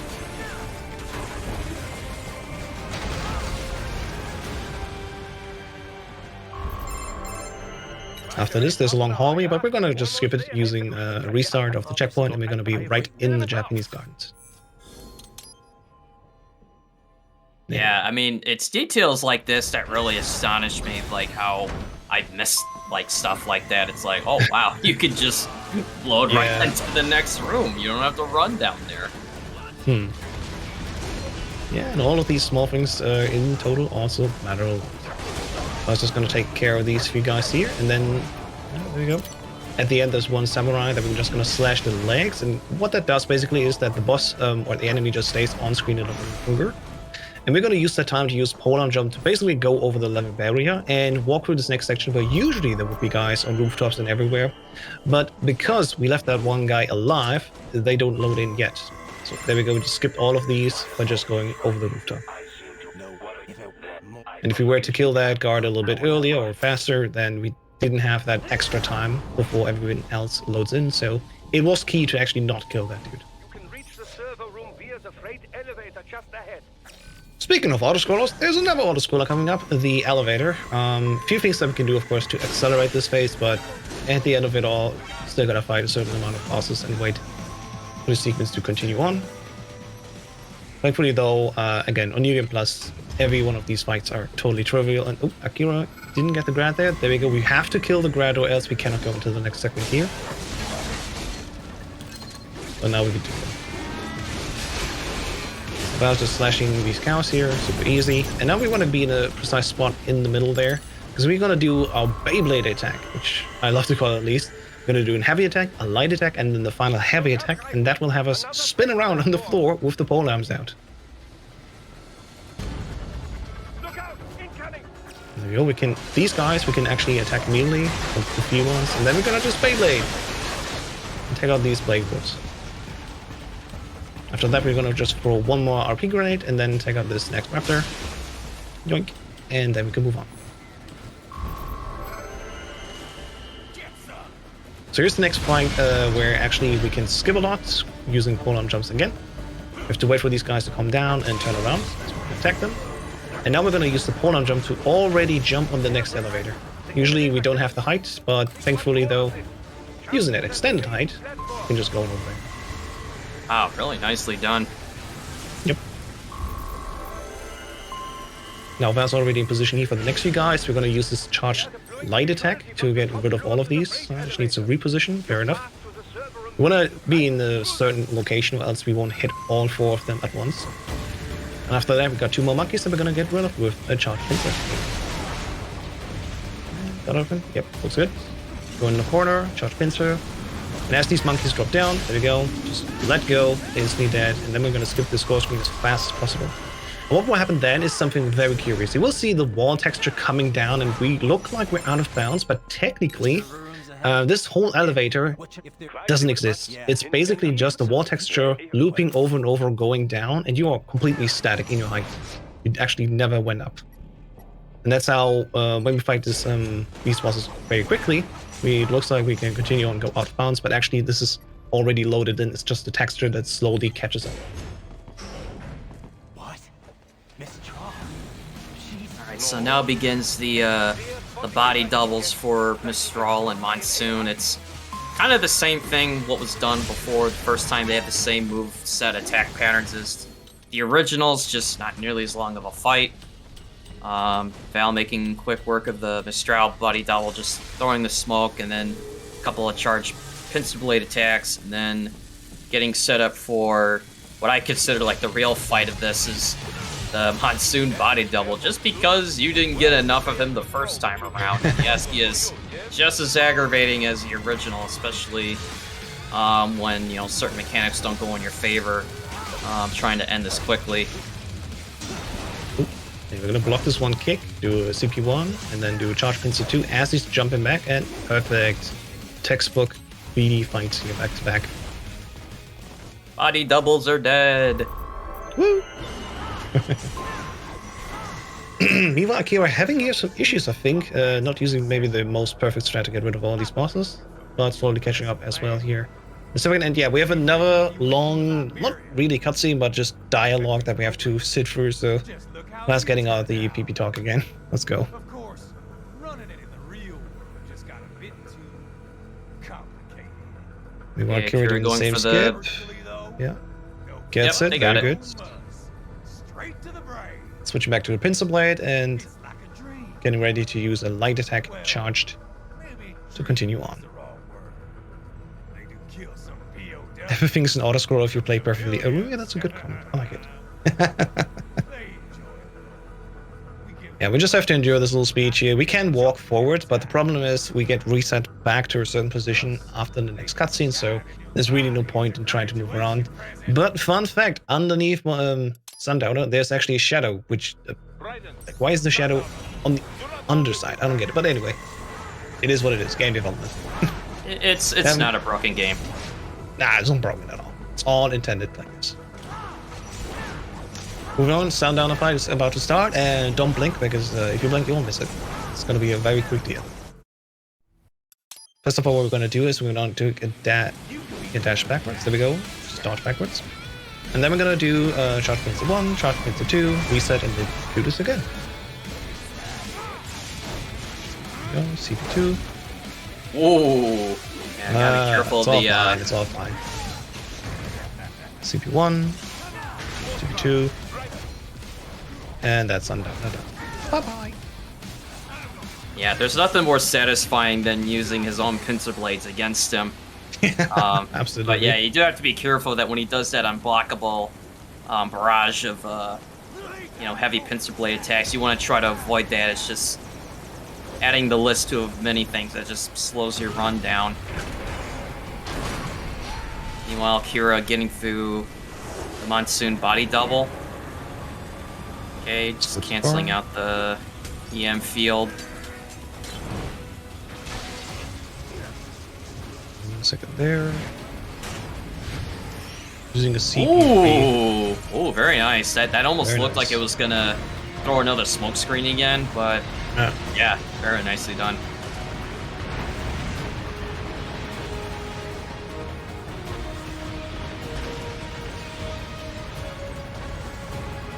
another featured repeating textures, right? Looks like we're going up and up and up, and it's just standing there. Man, my whole perspective of this game is just I don't know. It's all changed.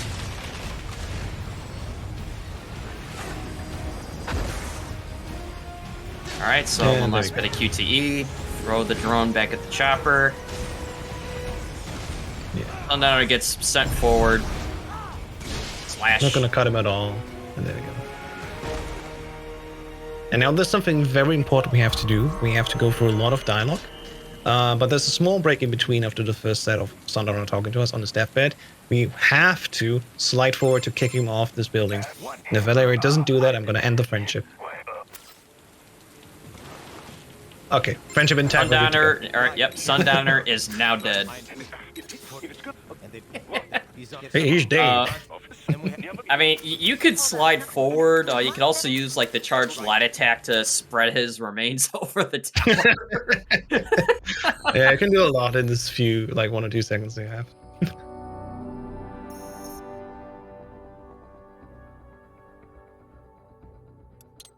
That needed a cartoon sound effect, I agree. So, wee! And there we go, Akira also joining in here. Sundown fight. Really not much you can mess up here. It's just going through the fight as is. And there we go. Also done.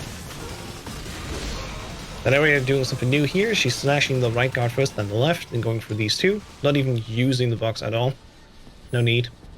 And we're gonna skip this time up here. Now there's 3 counts jumping down on us, but thankfully we're fast enough so we can just go right behind them. And we have the area where we already have been here. So we're gonna slash a few guys here.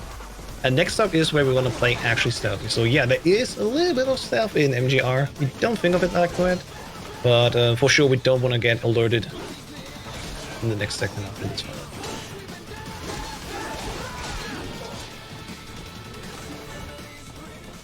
There we go. So in this next segment, there's a certain path we have to take. We're gonna start on the left side here, and we're gonna jump only when we see the score screen. And there we go, go now to the right, wait for a few signs, then go left, and almost immediately go right again, and avoid being seen completely. Next up, we want to be actually detected but not alerted on them. There we go, we're going to jump in this line over here, use 1 RP grenade, throw right in the middle, and then we can just waltz through. We found out recently also, which probably other people did already, but we want to not skip this score screen here, because if we have the score screen on, there's a grad in the background that would usually detect us if we don't have it on. But keeping it on actually allows us to go even more direct lines. Now there's just this one monkey, we go for the low trigger, and that's already done with Denver. One of the fastest levels. Yeah, it's a very short chapter, and speaking of another very short chapter is the epic rematch of Raiden versus Jetstream Sam, which has its own chapter. So, same thing as before, trying to get set up for charged pincer blade attacks. Break Sam's guard. You know, while just kind of rinse and repeating. What's key here is always using only the second slash of this charged pincer 2 attack. And yeah, Valve is just textbook, no mistake at all here. Ah, missed 1 slash, never mind. Runs over, reset. But yeah, that's basically Jetstream Sam. A certain series of attacks, usually using the second slash of the charge pincer 2. So we don't go over certain health limits, or else, you know, we're gonna miss up, because you only have really 1 or 2, I think, like damage impulses you can give him. And after that, he won't take as much damage. So this is technically, next to Monsoon, the next big technical thing you need to learn how to do it properly. But once you have it down, it's really fast. Sam is dead. Grab emoji. Yep. Grab emoji. Yeah, we're already in the final chapter, R07. 2 things that we need to do here. We need to get rid of the Metal Gear of this game, Metal Gear Excelsus. And then after that, there's only Armstrong. We'll go through the base here like that. Yep. Yeah, but first it's going to be the last set of polearm jumps. You're going to polearm jump to the top of that column, and then polearm jump to the top of a theoretical plane at the right height, and Val doing it in very quick order, first try, very impressive.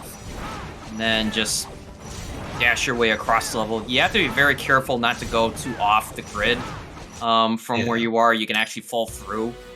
So there actually is a point where you can just fall into the void. But now we're fighting Spider Gear, aka Excelsis.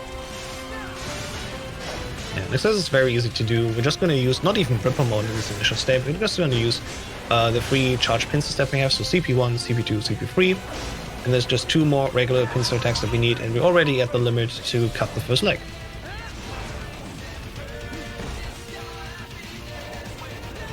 There we go. After that, we're gonna run up and use Blade Mode again. Once again, we're not gonna actually slash inside of Blade Mode, we're just gonna enter it and leave it once again. And now we're good to go.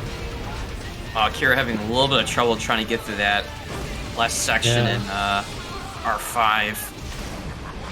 Looks like resetting. Meanwhile, Varus is going to do another CP2 attack here on the head, and then regular slash. And then after this next segment, we should get Excelsis down to almost the next health limit. There we go. There's CP2. Ooh. Next up should be only taking 1 or 2 attacks. Oh, look at this now. Akira going out of bounds, going completely new meme here. I don't know about that, but I like to see that. Can't rewind how that works. And just getting kicked back from that enemy, tracking them. Oh, okay. Spicy, I like it. So it looked like they lined up one of the AI drone flyers to kind of do like that reaching zip up with Ripper mode, and then it's just kind of like getting slingshotted. Chat confirms it's slower, but it's funnier. I can agree. Yeah, I definitely agree. It was that looks, even as a meme awesome. glitch, I like it. Yeah. Meanwhile, Well has taken lots of damage in these laser phases, and that is actually intended damage, because we want to be low damage when we start the Armstrong fight. In the second phase with Armstrong, we want to be beaten, just like with the first time beating Jetstream San. And if we are below 40%, just 1 attack from him will get us into the order phase. Yeah, you can lose a lot of time in that fight once we get to it, because it's an HP threshold. You're meant to lose.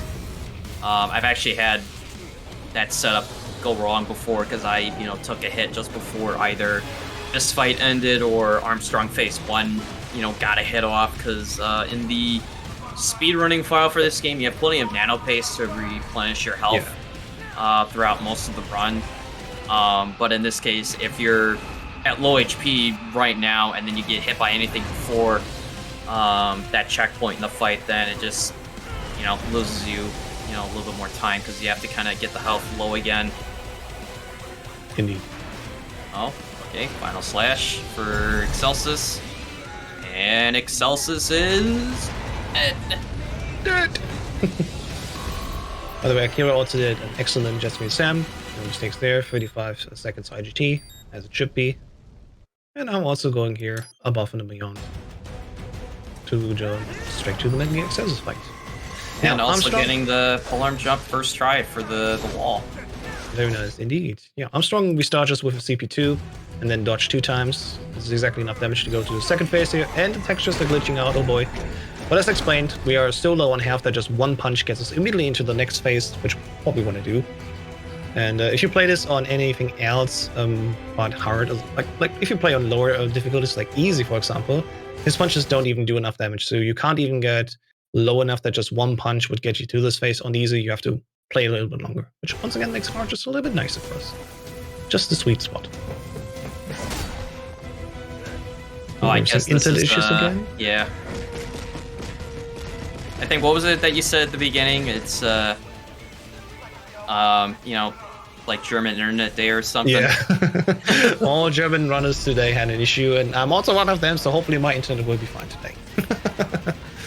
But yeah, we're just going through the phases here. We want to actually mash, but in fact, you can just do nothing, and Ryan will be very slow. It's like he doesn't have his coffee yet in the morning, but it would get the job done. It just takes a few minutes. And there we go. Now moving on now to the final, the actual fight versus Armstrong, and this is going to be intense. So if you've never seen this, Joel, get ready.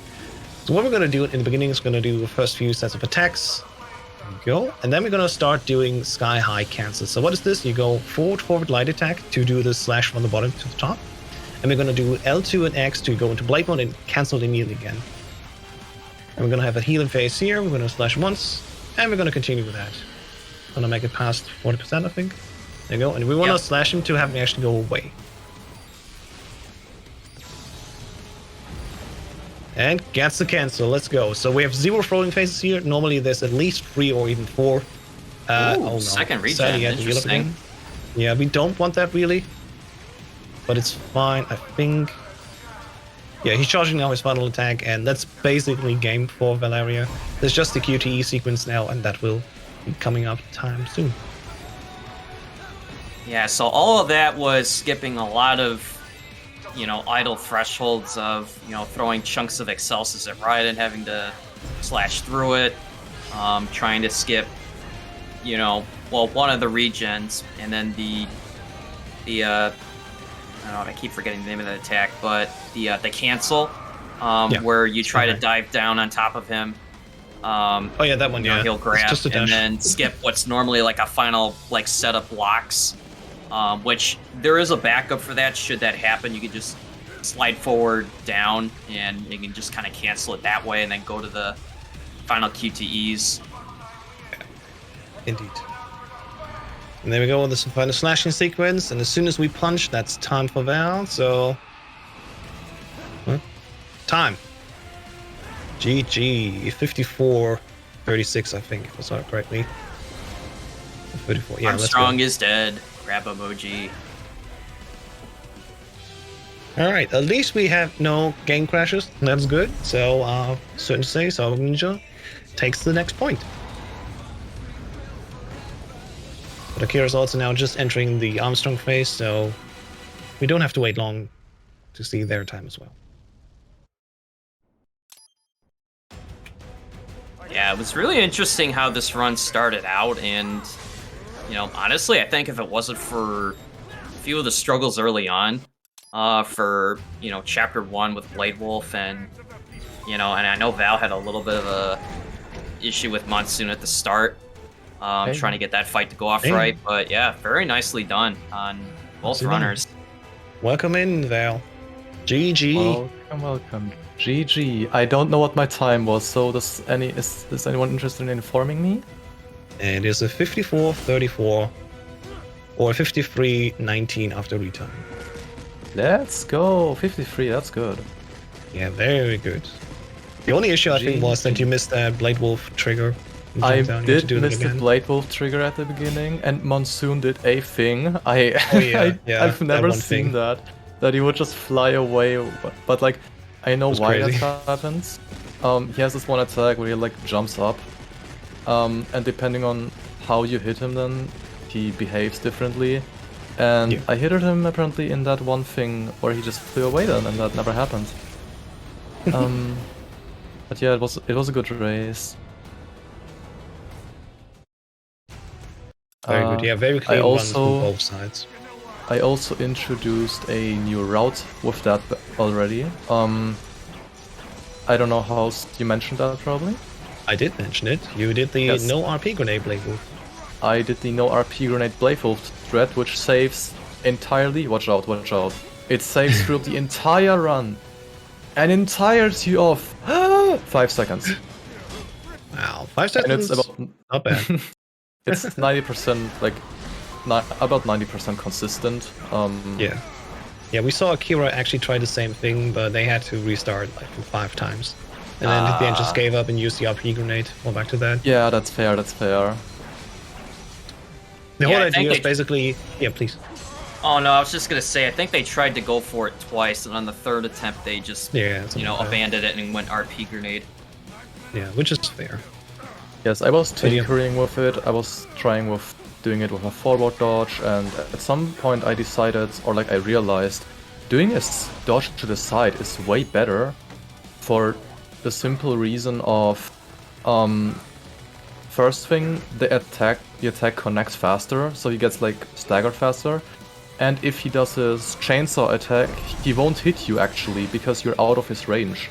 And the first chainsaw attack won't hit you, the second will hit you, but on that time you are already on charged pincer 2, which means that won't stagger you anymore, because if you're on charged pincer, there's not really any attack that can stagger you besides those golden attacks.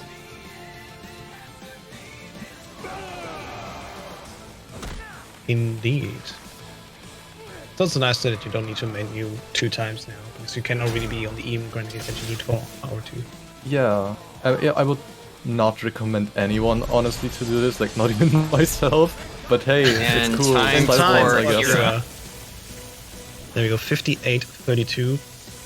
Or after retiming, if my math isn't failing me, 57.17. Yeah. 57.17. GG. Yeah, that seems pretty on point with what we've noticed was, you know, it was...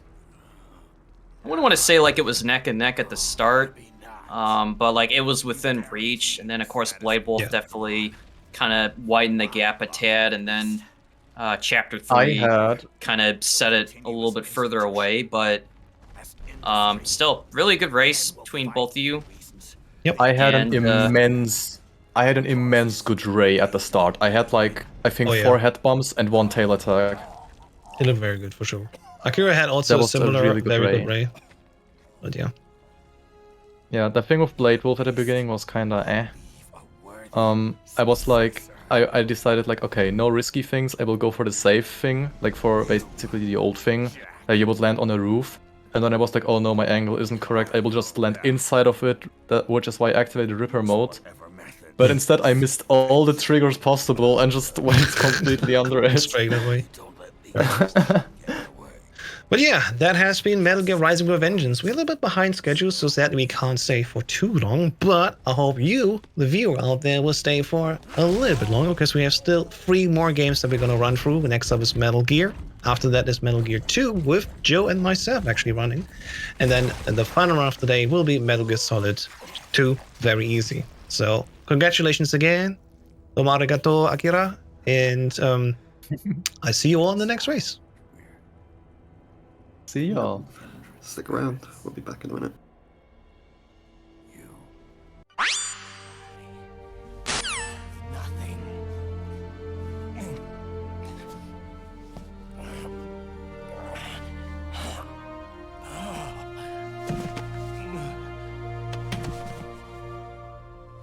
I have always been alone. Always.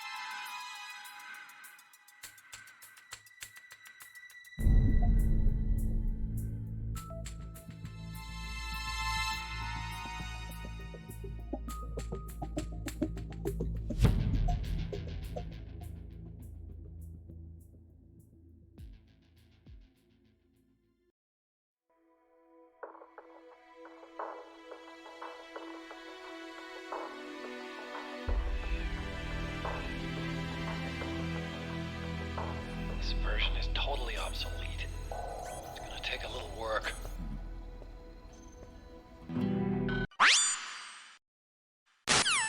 Alright, welcome back everybody. We are back here with another fantastic race. Metal Gear. We've got Metal Gear MSX being run by Nick RP Green and Ms. Luna. And we got Kydren and Valeria Jan on comms, so take it away. Alright. I'm Kydren. Hiya, everybody. I'm Valeria. I just ran here, Metal Gear Rising, and now we're gonna commentate Metal Gear MSX for Nick RP Green and Miss Luna. PS2 version, PAL. There are differences between NTSC, HDC, and PAL. The PAL version runs faster, about like 10%. That's like the European version. Yeah. So that's the main category. I don't know if it's because it's like faster.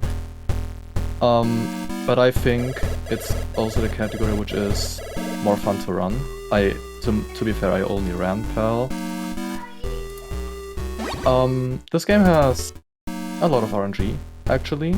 Not in that kind of sense that you start running the game and you just have like out of 10 runs you can complete only 2. It's more like for high level runs and better PBs, it's very RNG depending.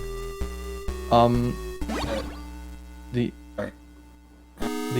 enemies we will see later on, they can shoot in like diagonal, they can shoot left, right. It's not from... We just don't know it. The game just decides that randomly, and that's the big RNG factor. Yeah, in that time, I just explained that. Nick and Luna collected 6 rations. They need that throughout the entire run over, or until some parts, because they will take a lot of damage up until a point. The goal of this run is also collect, kinda, POWs, so your rank goes up for more HP and whatever. Yeah, you might have just seen that we went through the gas room. Usually you'd fill up the gas mask, but with those rations and since it's on easy mode, we're able to just skip that completely throughout the run and tank the damage. Yes, so we will be in more rooms, like we will be in another gas room later on, or I think in 2 or something, in 2 more, where we will just tank the damage, so we will not get any gas masks to avoid the damage there. The same with a very important skip later on, which is about scuba gear, but we'll get to that later. Just as you no, wait, I'm looking at things. For those aren't too familiar with this game, the POWs, their kill-up team, are going to be required later in the run to unlock the door. And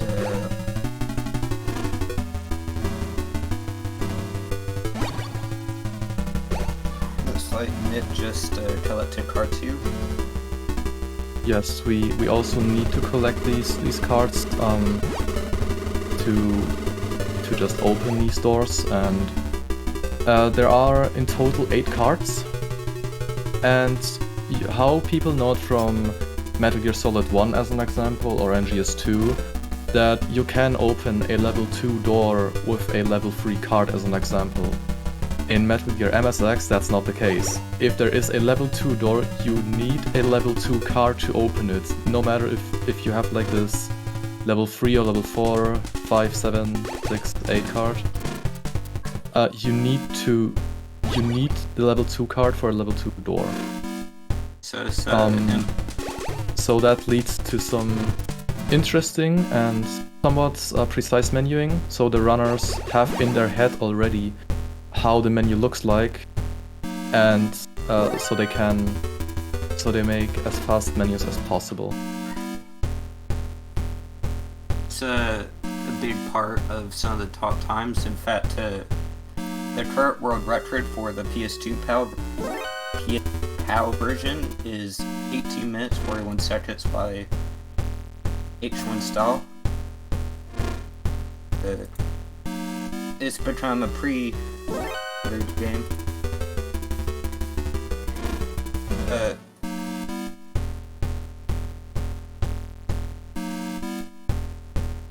Yes, Luna is. Luna just freed someone we know from Metal Gear Solid 1, named Grey Fox.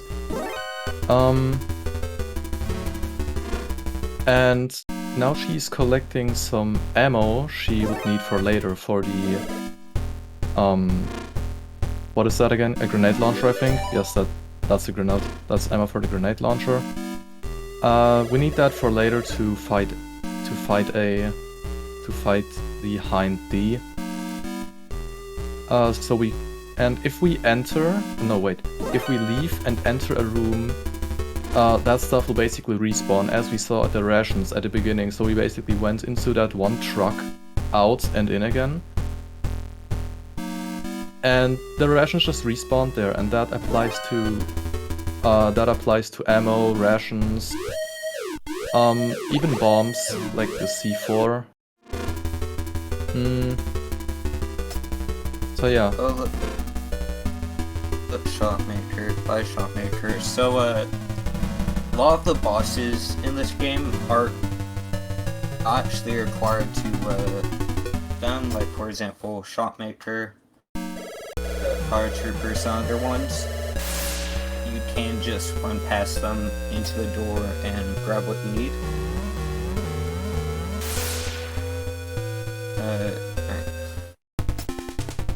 Luna is pretty significantly ahead, but still have a lot of people to go. Yes, Luna also just kind of messed up with early bomb placement. That's just a minor technique, I would say. It's not hard to do, it's just the place of it. If you want to place a bomb, you want to place it on that place where basically the door would be. However, we found out in the 35 anniversary tournament for Metal Gear MSX, you can place those bombs actually a few tiles earlier, and the door will still open from that explosion, and that saves quite some time. Yeah, so since Luna messed it up once, she has to get some backup C4 later on, and now she's encountering Machine Gun Kid, and that's also a boss where you just can walk past.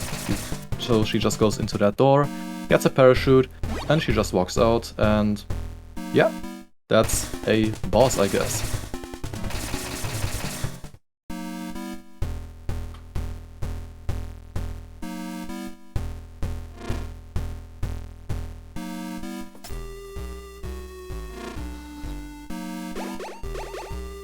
So yes, for the next floor, so Luna's just going out now. We basically went to that floor specifically for the parachute, because if we don't have the parachute for later, we would just fall and die, and we don't want that.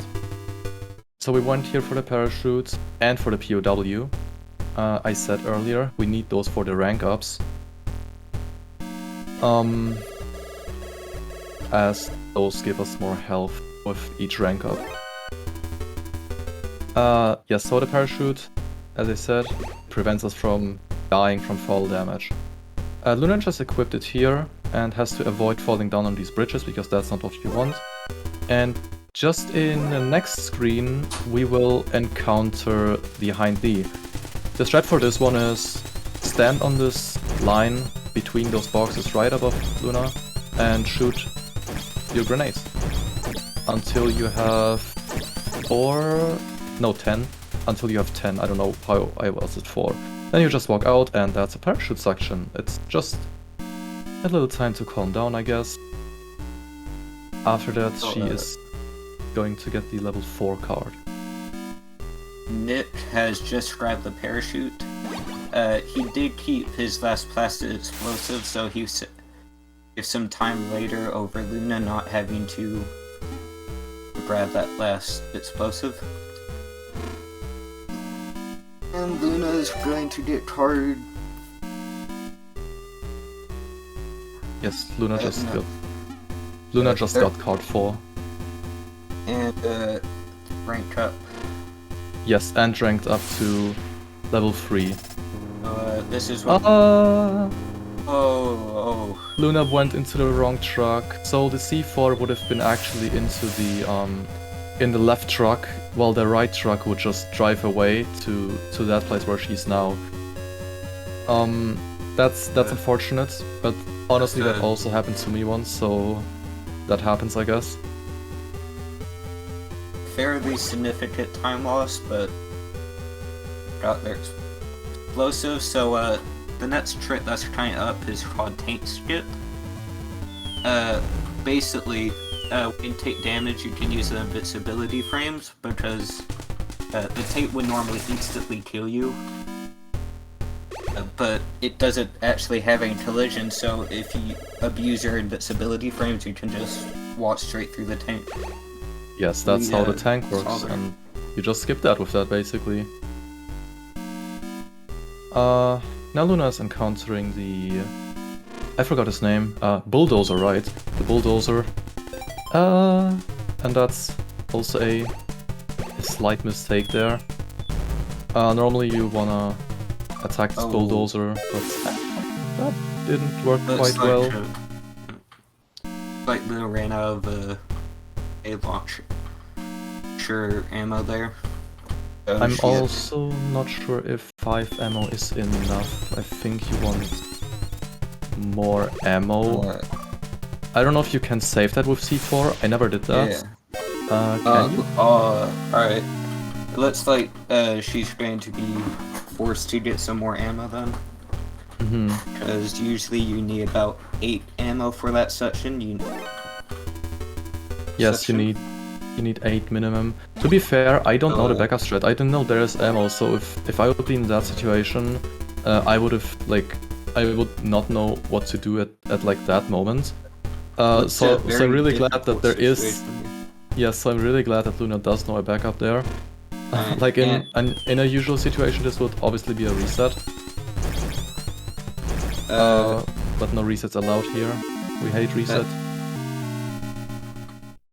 Time lost by Luna has now allowed to slightly ahead. Yes, now Nick catched up with because he had more ammo,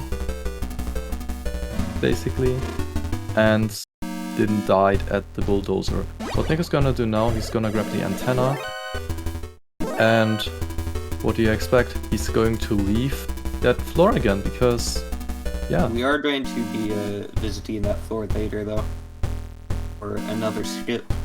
Yes, that's the skip I was referring to earlier, where we will just tank damage to just go through. Now Nick is on the hell roof. There's a lot of bullets too, which is also RNG if you avoid them or not. There are a lot of bullets you either can avoid if the enemies just feel like it, or if you're just unlucky, you just run into them and whatever, and you might use a ration on those guys, which isn't really good. Time loss, menuing, all of that sums up. But also to get the next card here, which is the level 5 card, I think, to get through this door, and I think down to the basement? I believe so. Yes, to the basement. And there we will encounter our second gas room after we freed this POW. Since this is a speed run, you might not notice it, but I was saying we do have a another gas room where we need to take damage, and in that first room, I believe there's also a pit trap. But yeah, so that's why we need the last plastic explosive, because you can't fill up that wall and move forward without it. Yes, and this doctor, this like scientist guy with like the white cloak there, sorry, not a cloak, but with like the white jacket thing there, he looks like he needs help, but he doesn't. If we talk to him, we will die because we will just fall into a pit. And that's obviously not what we want, which is why we just completely ignore him. Yeah, you may have noticed that Miss Lynn used the minor bomb optimization we were talking about there. That just moving like directly right, and the bomb spins too.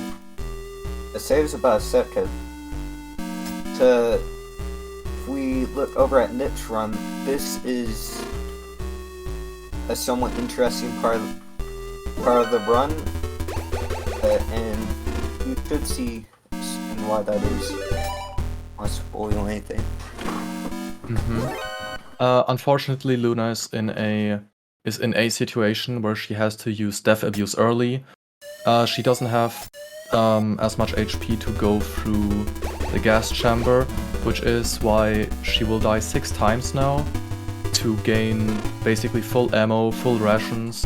It's basically what Nick will do in a bit. Nick just got rank 4 with that last POW he just freed. Called someone to open the door and give him a rocket launcher.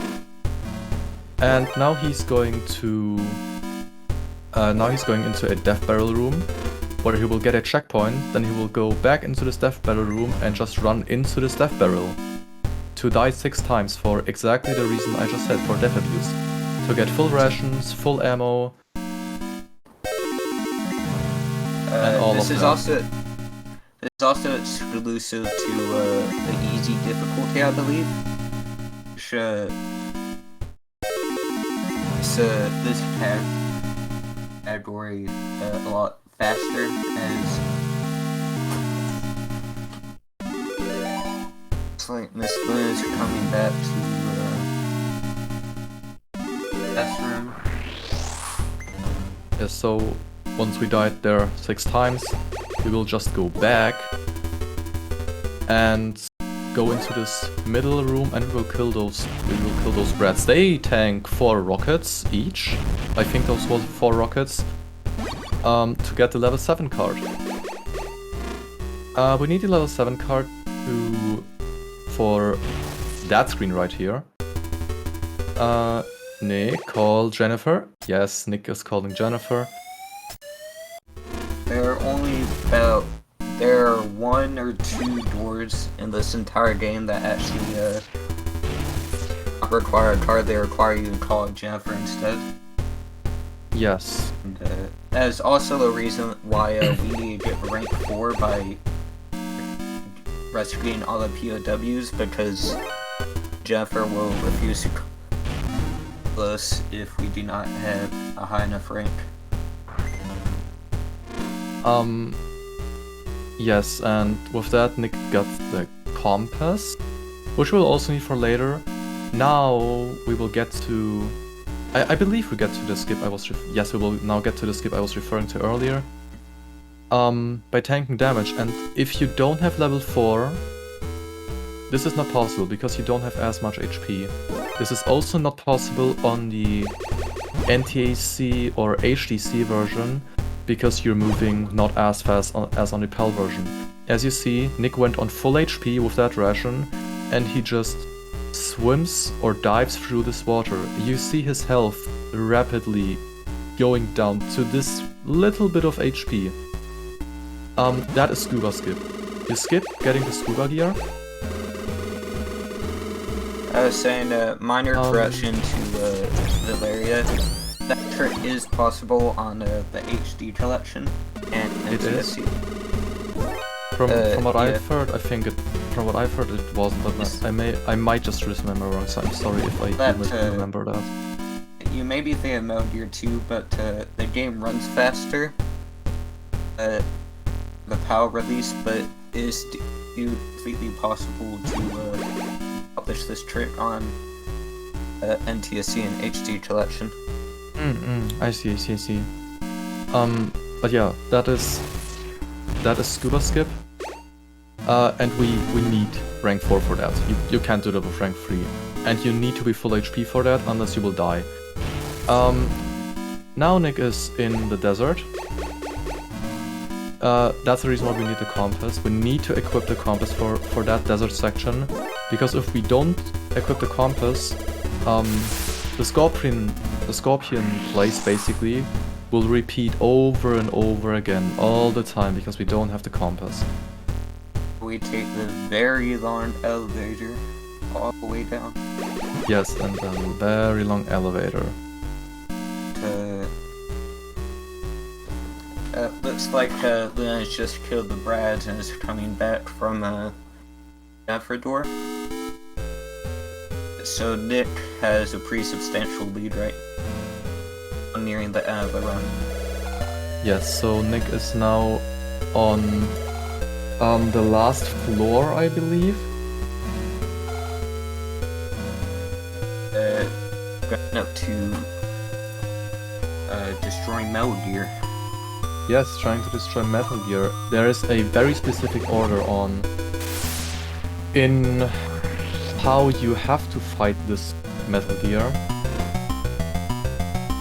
But on your way there, you have to avoid stuff like death pits and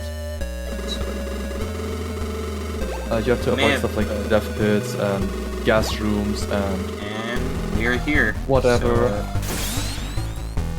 And yeah, you see Nick attacking or like placing some explosive bombs on his legs. That is a very specific order. It's right, left, right, left, left, right, left, left, right, right, left, right, left, right, right. I totally did not look that up. It's tough to remember for the beginning. Saying if you ever found Ryan Metal Gear MSX, I'd highly recommend having notes for the cards and the notes for the Metal Gear order on standby. Yes, and with that, TX55 is dead, and Nick is, or basically just did finish Big Boss by just standing there shooting a few rockets. Final ladder. And the final ladder, always the left ladder, and time will end as soon as he gets on the next screen, which is now. Ow. Alright. GG to Nick. Like about 21 minute, 23 second RTA. Let's see, if we let Miss Luna's run, it looks like she is now going up to the final building. Yes, Luna is also going through the last few things to avoiding those death pits. Very well done, taking this long elevator down again.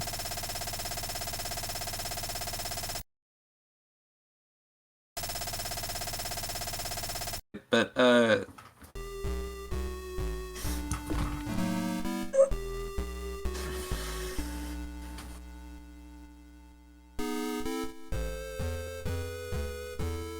and Luna hopefully does remember the order for the TX55, or at least has it written down. As a fun fact, what I did when I started running the game, and I still have it, on my live split for the TX55 split, I have the order written down for it, so it basically says the entire left-right struggle, which is good for the beginning at least. If you let Would that be to quote House, right, left, right, left, left, right, left? Ah, mess it up, House is gonna be mad. Hey Nick, I said it correctly and without looking up, totally, believe me, I swear to God, don't believe me. You'll be glad to know that when I was collecting rations, I was still out loud so that I didn't forget, was going, one ration! I am sorry, I forgot to count, I promised Nick to count like those those things from the Sesame Street, and I haven't.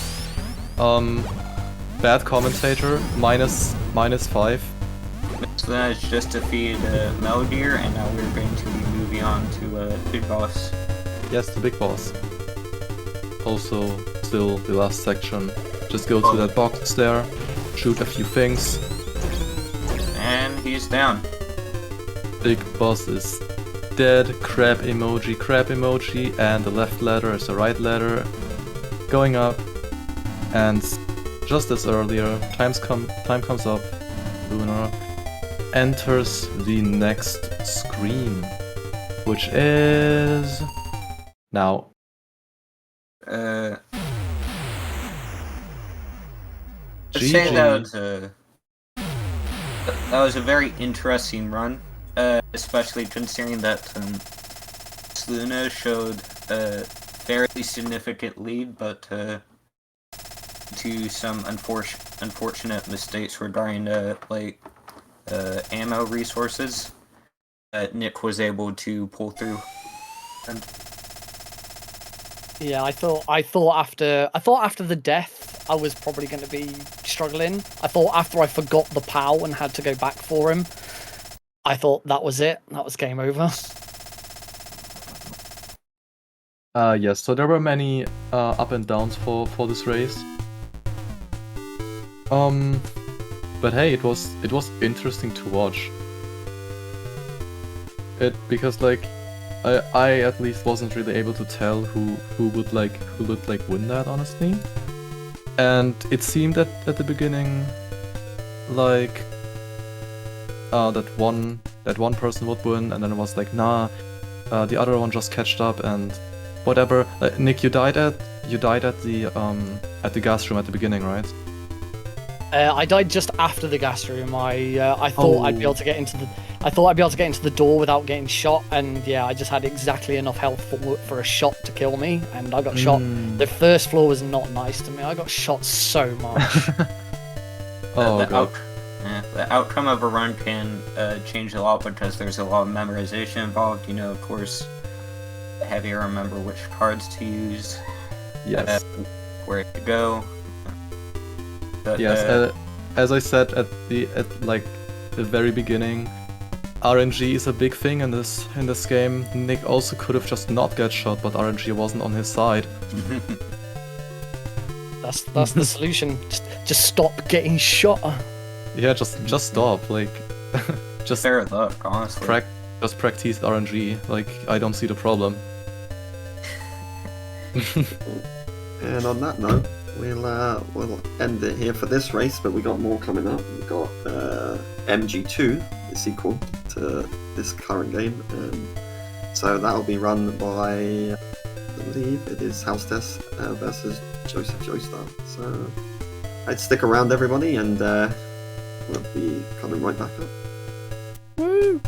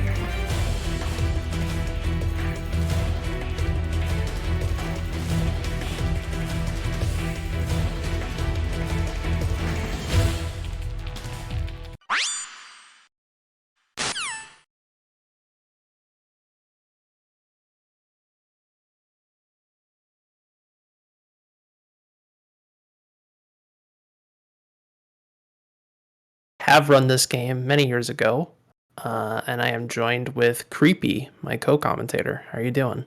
Hello. I'm doing fine, thank you. I've played the Fantastic. original version of this game, but I haven't actually run this game yet.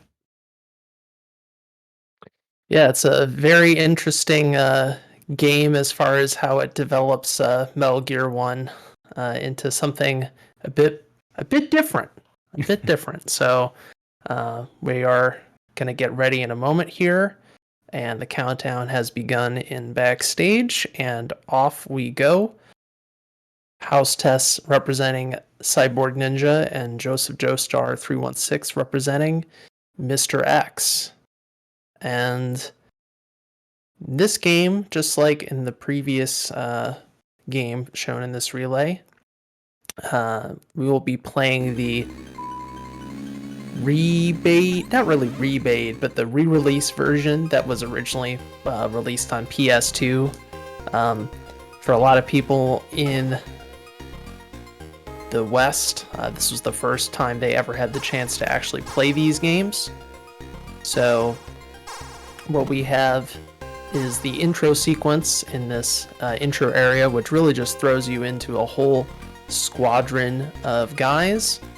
Unlike in the original game, where every guard pattern is based off of the screen that it's on. Ooh, Joe got caught. Unlike that, every guard cycle is active in that grid that we see in the top right corner.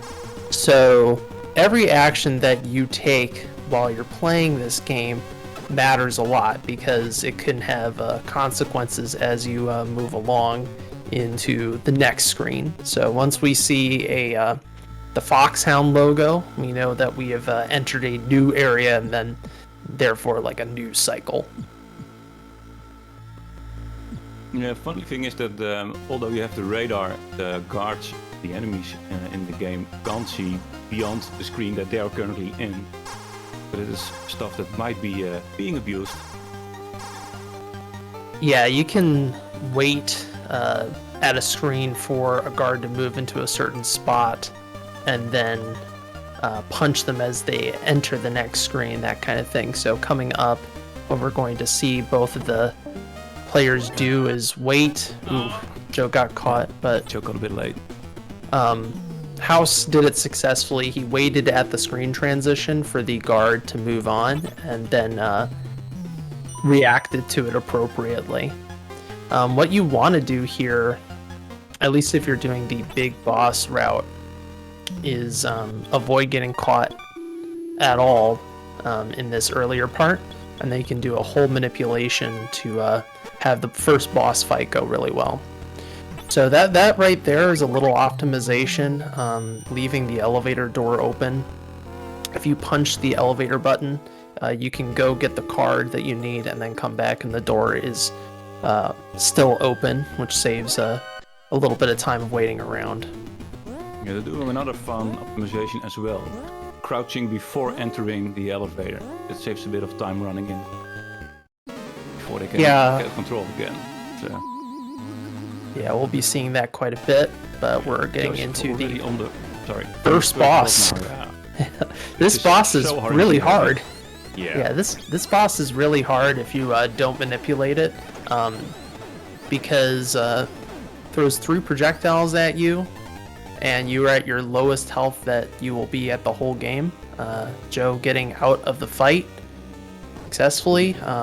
House having a little bit more trouble by comparison. But Black Ninja actually kind of just chilling right there. Generally what you'll see people do is hang around below Black Ninja and hopefully get them stuck into a pattern going up and down. Yeah, to me it's the hardest boss in the game. Right, the first one. Yeah, it's both a gift and a curse. It's nice to like get the worst part of the run out of the way, but it also makes the intro pretty annoying and quite challenging. I will say though, overall, I actually don't think this is that hard of a run, but there is a bit more you have to it feels like you have more to do in this game compared to MG1, but there's a fair bit of downtime by comparison if we're looking at both runs compared to each other. Here, another fun optimization as well. You saw Joseph taken an alert. That one is on purpose. He's walking up to the next room where a guard will leave the area, and because of the alert going away right now, the guard will leave the area immediately. Probably Shido house the same thing. And right after one of the hardest parts in the game is probably one of the most boring parts of the game. 8 screens of following the Green Beret. Yep, this is the first like major downtime in the run. We're just following the Green Beret in this jungle so that he can lead us to basically a prison hut, and you're supposed to like interpret a tap code on a wall to know what frequency to call in, but both of the competitors know what that call sign is. They don't need to interpret a tap code and do Morse code or anything like that. So they'll just immediately answer the call when they get there. But before that, we're just following the Green Beret. So I guess this is a good time to go over some of the more basics of this category and difficulty, since there's not a whole lot of time at the start. It goes really fast. So both of these runners are playing on easy difficulty, which was added in to the PS2 version. Bosses take less damage. You can, I think if you die several times, just like in MG1, you get ammo refills, though it's not as useful in this game compared to the original game. And yeah, generally speaking, you can do some more risky stuff in comparison to the original difficulty. What you'll also see these runners do is they're not going to care about being stealthy in general, because they don't need to. You know, they're not going to worry about killing guards. You know, if they were doing the big boss run, they would care about those things, but not so much in any percent. The thing about that is, though, taking unnecessary alerts is bad in this game, because when a guard spots you, the whole game stops while they get the alert. So they'll be like, oh my gosh, there he is, and then you're stuck in place for a second. So that's one of the things that are unique about this game compared to some of the other games in the series, is alerts aren't necessarily the best thing to do. You might get really punished by taking an alert, because every screen guard spots you, oh, here's another alert, and it just kind of adds up.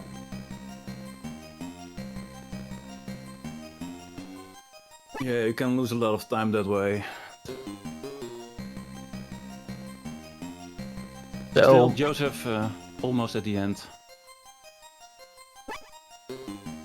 Yeah, he has like about a 15-ish second lead compared to House, but it's nothing too wild. Things are still quite early on, and we haven't even hit the two most random parts of this run. So we'll be seeing how that goes. So you enter the hut, and then you just immediately call Dr. Madnar, since you know. You call Marv, I believe, and you don't know his. I'm getting my. It is Dr. Madnar, right? Madnar. Yeah. You call Dr.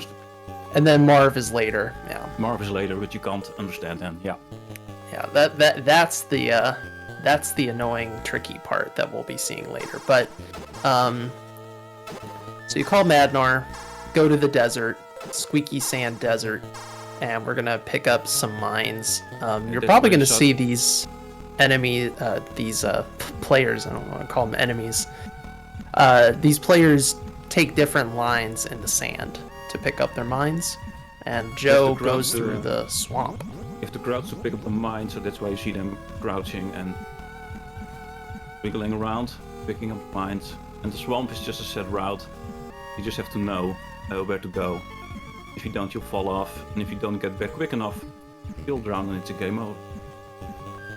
Definitely one of the most annoying parts of this game casually. Oh, casually it's so annoying, yeah. You're just kind of wandering around in this swamp. Thankfully, we know the line, but even then, the visual cues and the timing can be a bit awkward navigating this swamp. Story, like, something quite different from Metal Gear 1. Like, there's no, like, weird, precise lines you have to take, like, in the sense of this swamp that is just like a invisible maze. So. But Joseph is already up on the next boss, Running Man. And the trick here is actually to put down all the mines you have in one place. And then trick the boss, which you see running in the radar screen, the white dot, manipulate him to make sure you run over it. 4 times. And he's dead. Yep, and as long as you're fast enough, the gas that's filling in the room is no problem. It's way less demanding on easy. I think your O2 gauge drains more slowly compared to normal, so or original, excuse me. So pretty easy boss. And then we just leave the swamp. Next thing we're gonna need is the remote controlled missile, which will be back in the first building. And that remote controlled missile is going to be useful for the next boss, which is really like the easiest boss in the game in a sense, as long as you're almost getting caught in the swamp. Not getting screwed up by shooting too fast. So we'll see that then. A little bit sloppy on that swamp exit from Joe. House may be able to get some ground here if has a bit of a cleaner screen here on this bottom left corner of the swamp. I would definitely say House is the favorite here. House has put a lot of time, and nothing to take away from Joe. Joe's been actively running this game as well. House has been putting a lot of time into really studying this game, trying to find whatever optimizations that are possible. He was pretty busy the last couple of weeks to find all the small things and stuff and time wins. I think he actually took the world record last week, but it isn't verified yet. He's probably a bit more favorite than Joe indeed. Currently, Joe's in the lead, so... So Joe took the right path out after picking up the missile. I believe the optimal thing now is actually to take the left path with a precise shot of the gun, as we see House doing here. And this will allow you to not have to crawl under that little vent thing, a little cubby hole. You have to make sure you alert the guards on the right time to make sure the most left guard will walk to the right. Then you can take the left route up. So a nice little time save for House to make up some ground compared to Joe. And here we have the squeaky sound for Joe. That's the sound we're hearing. And up to the boss. Which that whole thing is pretty funny, like, oh no, they can hear it, but they get blinded by the fact that they're confused, so you just kind of go. So it's not really that big of a deal. Joe in a very different position compared to House. House is going to the very edge of the screen. Yeah, it's going to take some time up. So don't miss how this boss is fought, because that's in the radar screen on your top right. That's where actually aiming is taking place. So you won't actually see the hindy off to the left, just as a small blip on the radar. And Joseph already got it. So that's very interesting. I have not actually seen that approach for the hind. That is definitely faster, but riskier compared to going into the right screen like House did. That's the more traditional thing to do. In fact, like, I feel like on normal or on original you just get killed immediately, even if you have full HP, but maybe you have enough health on easy. Don't quote me on that though. Nice use of the gun there from House to take out the enemies. and cause them to be distracted. Shooting is faster than punching. The problem is you can't just shoot someone in the back. It's not that simple, because the moment they hear a gunshot, if you're like right behind them, they'll turn around and spot you. So it's a positional thing with where Snake is relative to the guard, if you can actually shoot as a distraction or not. So now they're up in building number 2, the tower building. On the horizontal movement, you'll see them move on the upper part of the lanes just to avoid grating, which makes some sounds, and the guards will alert on those, or at least be confused when hearing it. Yes, the infamous spiral.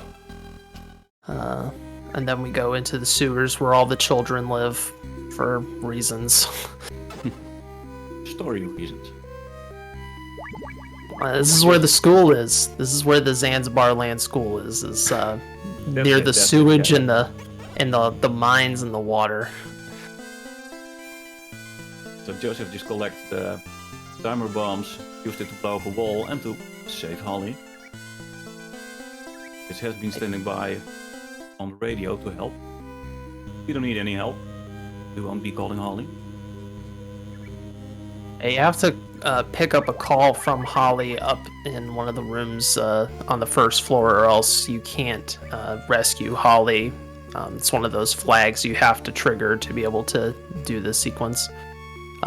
See Joe go underneath the water, and that gives you greater speed. And then the left side of that column, you'll see House go really fast. Goes so fast in this version, I can't believe it.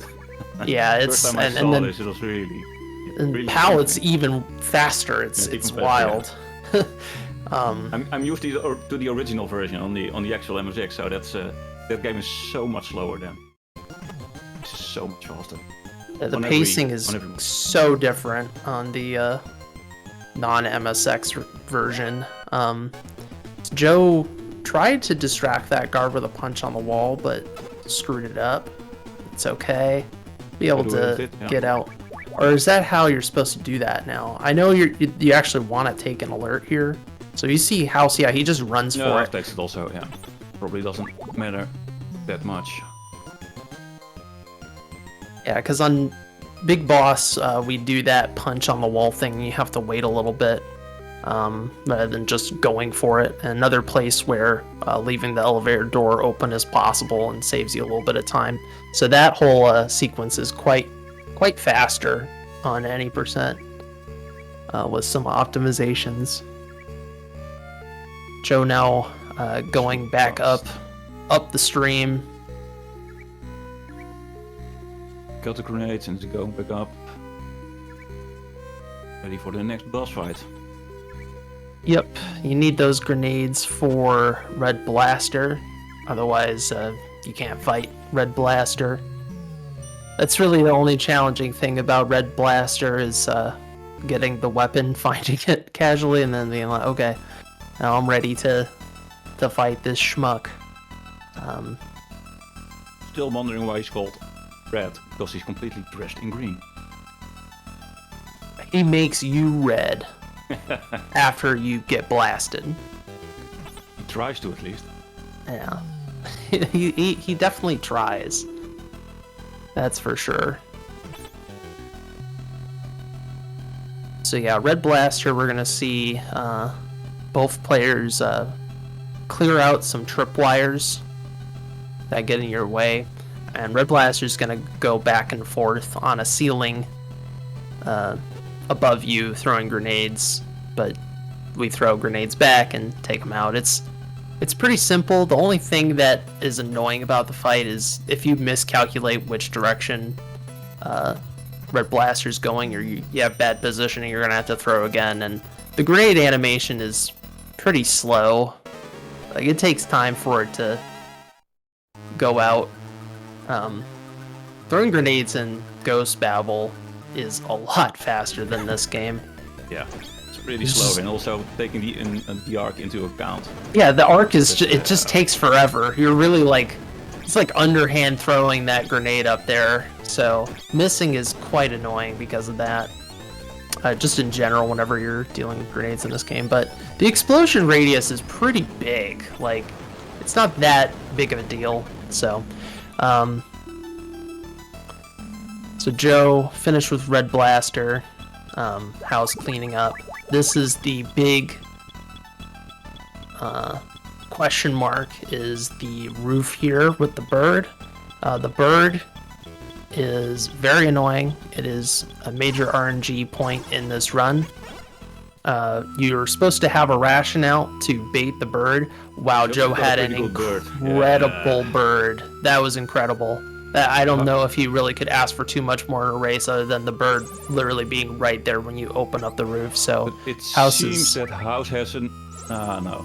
Okay, it's a worse bird. It's could be... It's already worse, but... Oh no. No, no. Okay. It could have been just worse, not bad, but now we're getting into the annoying part. Sometimes the bird just takes off the moment it lands. It's very tedious. You need to get a bird, and story-wise, it actually has a call code on its pass, which you need to get out. And then you actually know the code to call Dr. Marv, which you just talked about a bit earlier, and Dr. Marv doesn't speak English. So he has to call Dr. Mednar again to see if somebody can translate for him. Which luckily for Snake, there is. And that's probably the next person we're gonna see in the game. So, some of you may be wondering, what is House doing on the roof? He is doing some IGT abuse, thanks to House's work, because we are going to IGT for this game. So he's giving himself a little bit of a leg up, but not as much as what Joe got with that bird. But basically the way it works is the moment I believe it's when you call Marv, a flag is created. The moment you call Marv, the flag is set. Yep. So you call Marv, and you go through that whole sequence with Marv and Madnar, and then you kill Snake, and you have successfully done what you needed to do, but you subtract out the time that it took you to call in the first place. So, and it changes your position to something a little bit more optimal. It's slower real time, but faster in-game time. It's not huge. It's a small thing as far as it's about 6 seconds. Yeah, it's significant, but nothing like extravagant. You'd rather just have a very fast bird, obviously, every time over like doing this IGT abuse. So at this point, we're not really gonna know unless House like completely takes the RTA lead in a very obvious way, what the pace will end up being at the end of the game, but he is still behind. Alright, so what are we doing next? We know who Keo Marv is, we got his phone number, but we need a translator. We need someone to help us out. Yeah, and we already had a name somewhere in one of those radio calls. We have to search for Natasha. And she is somewhere in building 1 on the upper floors. Joseph is about to go. And it might seem a bit familiar to you knowing Metal Gear Solid 1, where a specific lady might be, where you have to search for her. Yeah, also a nice little conversation here for Joseph. That dark room is dark on purpose.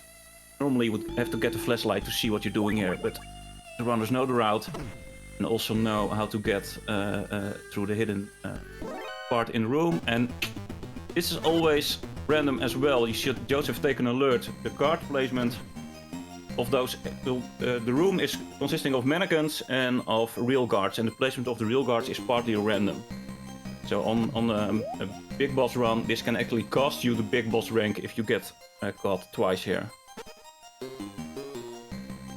So here I have a guard waiting for the restrooms. She should be joining the ladies' room pretty soon. That's the hope. Oh, house, you good? Gray box, not gray fox, gray box. Who's Gray Fox? Never heard of him. Here's Gray Box. Not sure what's going on, but hopefully it all rejiggers in a moment. Meanwhile, Joe has met up with Nastasha and has taken the elevator into the ladies' restroom. The reason why crawling is faster than running in will be very obvious in a moment when we meet Dr. Madnar, who's also in the sewers. When you have 3 people, you have to go all the way into the elevator, walk them all in. But as a way to save on memory or something like that, they just made it so that, okay, Snake always goes into that position whenever he walks into an elevator. So you go deeper into the elevator to accommodate for your allies, but you know, you don't always have allies. So crawling in, while it looks weird, means that you're closer to the button. So it appears that House is trying to reconnect to the RTMP. I think we're going to have a pause in a moment here so that House can get back into position. So we're pausing the run. Give this a moment here. I know everyone loves Gray Box, but Gray Box is this is a bit too much of Gray Box, yeah. Too much. Gray Box can have a small cameo of, up to 30 seconds, but after that point, it gets a little excessive. This is a bit much. Hopefully he'll get back. I think I get the race.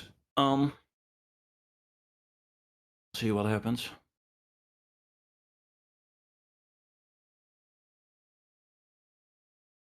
So we might be okay.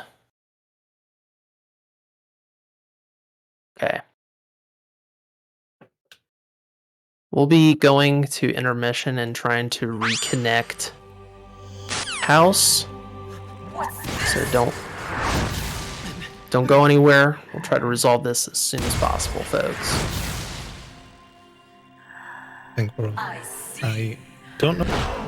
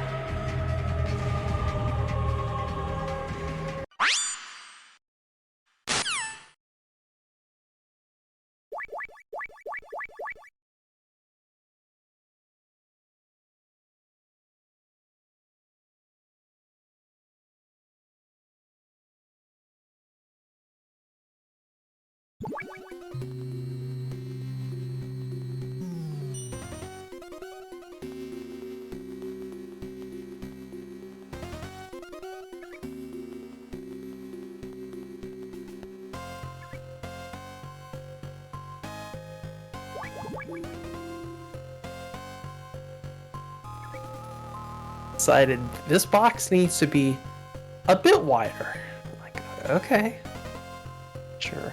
So I hope the people that needed a toilet break already took the toilet break, because Dr. Mednar is taking a toilet break as well on Joseph Joestar's screen. yeah, it's pretty funny that this happened right here, because this is a part of the game where we have to wait around anyways, and lo and behold, we did some waiting. Unfortunately, world record is very dead. PBs are quite dead now, because the pause does not stop the IGD from ticking.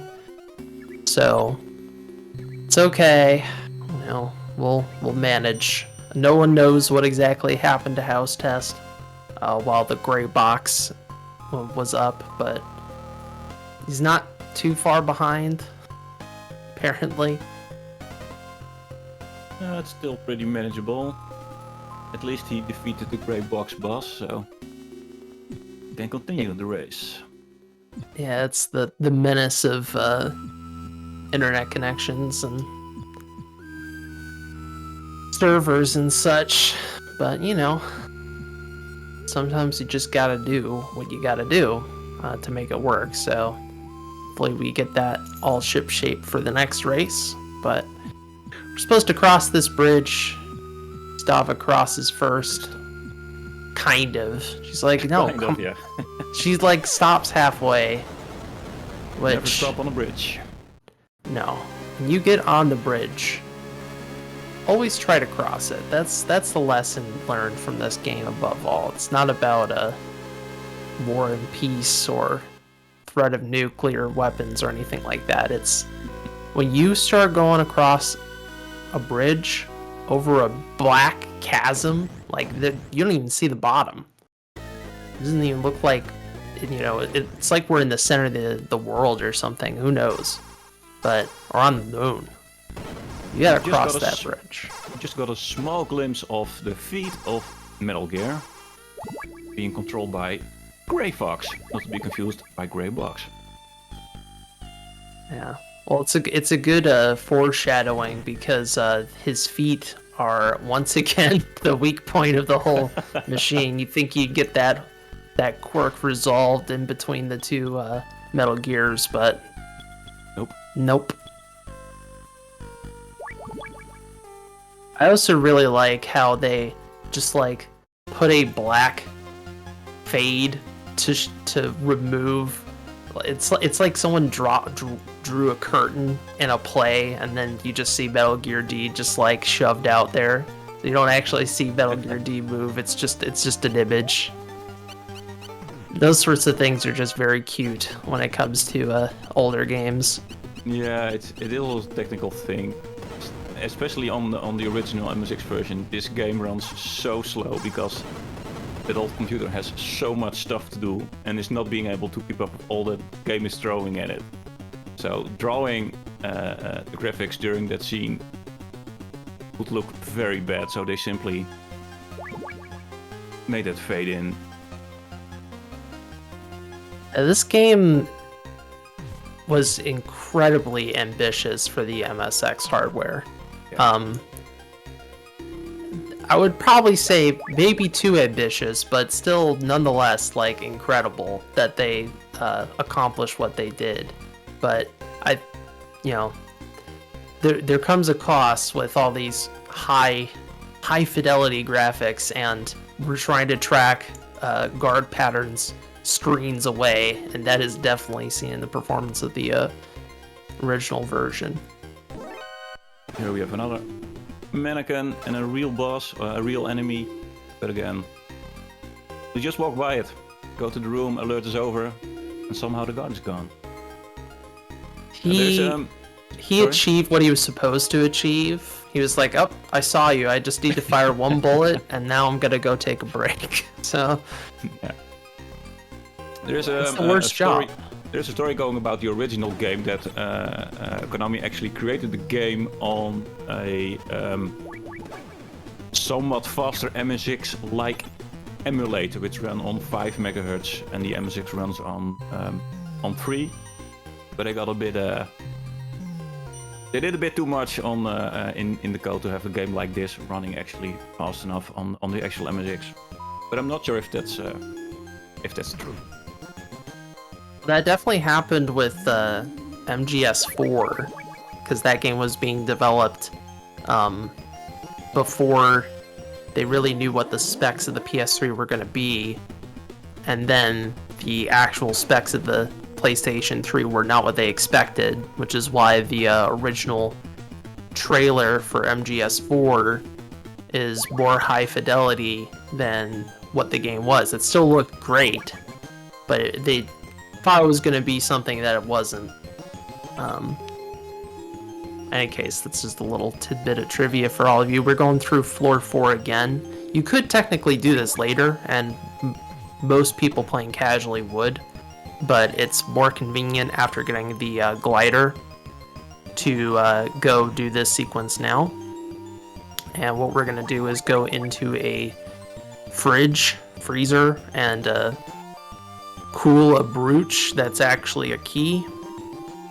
And that key will be important right at the end of the run.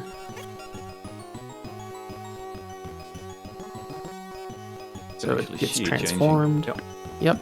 And you don't actually need to open up the menu. If you know the exact timing, you could just wait it out and then leave. Of course, if you didn't time the freeze well, then by the time you get to the elevator to change your card, you'd realize, oh no, I need to go back to the fridge. House is really unlucky with the card placement there. 2 extra alerts. Yeah, this has not been the most lucky run for House. Had some trouble earlier on, did not have the bird that Joe had. But we still have some game to go. We're about halfway-ish through the run now. Once we glide across and get to the opposite area from this building, we'll be basically in the end part of the game. It still has an interesting couple of boss fights. Yep, the couple of random boss fights coming up. One right at the end of the game, and the next one, which I'd say is pretty infamous among Metal Gear 2 runners. I don't think anyone that I'm aware of likes Jungle Evil. Truly is evil, ruins your runs. I think he might be a bit more tolerable on easy, but still just annoying, because what's going to happen is he'll pop up randomly in a field, and you may be able to get him, you may not be able to hit him, and because the grenade arc is so... Like, if you're using grenades, you gotta time it really well for you to be able to throw the grenade and land on Jungle Evil. If you're late, he ducks in the hay and he's gone. So it's so annoying. Yeah, it is. Casually as well, and on the run, even more so, I would say. Yep. Okay, so Joseph is doing funny stuff. He dropped a lot of mines in the elevator, which is actually going to be handy for the next boss fight, for Horseman. Which is, well, I don't really call it a fight, but they'll jump up and down from the elevator to the floor where the mines are, and actually just simply kill themselves. Yeah, my bad, everyone listening. I completely forgot about Four Horsemen. But that setup that Joe did, I believe he created it, and it's a bit faster than having them jump individually down. Kind of like move around to manipulate them dropping.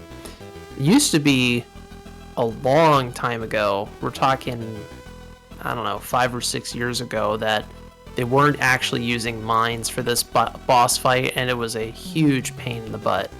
But the mines really make quick work of the Four Horsemen, aka Ultra Box. Good old names, yeah. On easy day, you have enough mines to make quick work of them all. I think on Big Boss you actually can only destroy 3 of them with mines and still have 1 left because you cannot drop enough mines on the floor. The game will only track, I don't know, 60 mines? 15, 16? Yeah. Yeah, on Big Boss you have to clean up the last one with a grenade. Which isn't that big of a deal. But thankfully on easy they take less damage. And now Joseph is doing the tower climb sequence, which is really a whole lot of nothing. I mean, it's just turn well. Just keep on running.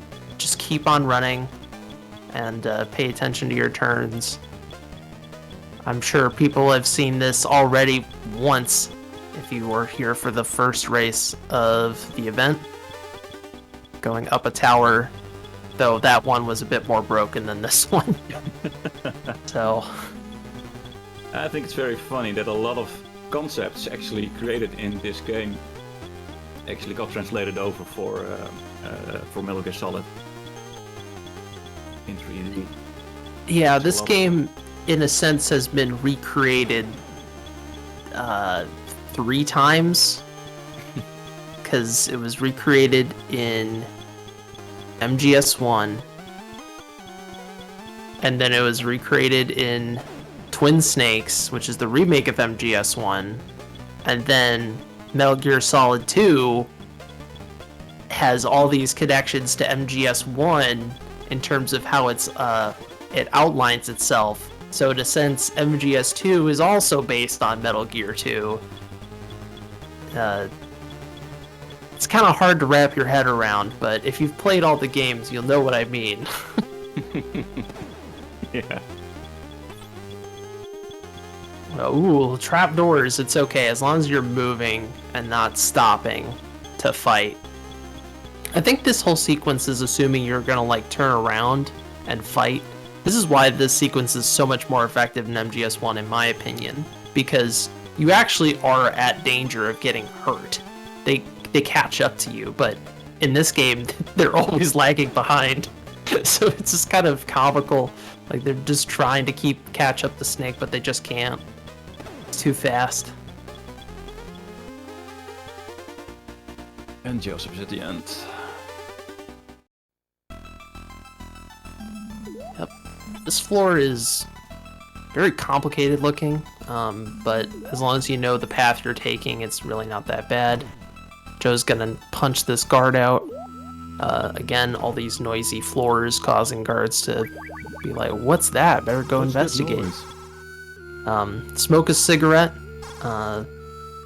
until you get the little chime that you've lost some health, and then take the paraglider off. When originally playing this, I played the Japanese version on the actual MSX, and the story was that you actually had to smoke just to calm your nerves before taking the flight.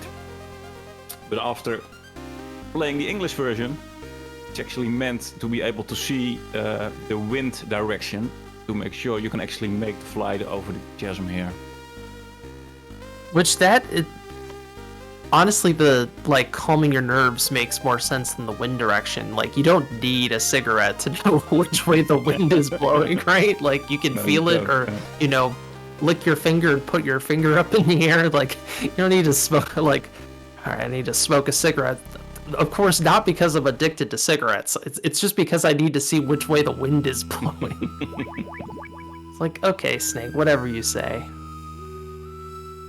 Snake does whatever he does to take a smoke.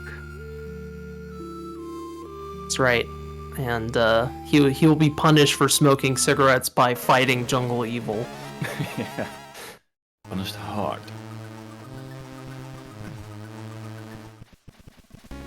Yep, so we're in this field, and it's all about... You just kind of hang around this little barrier here and wait for Jungle Evil to pop up. Sometimes Jungle Evil will pop up not even in this quadrant. It's just so annoying. Like, he'll just pop up away from you completely. Anywhere. And it's very tedious.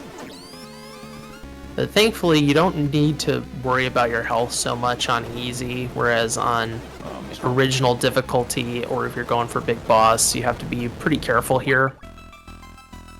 So, not a bad Jungle Evil for Joe. Maybe House can go even faster. Doing quite well.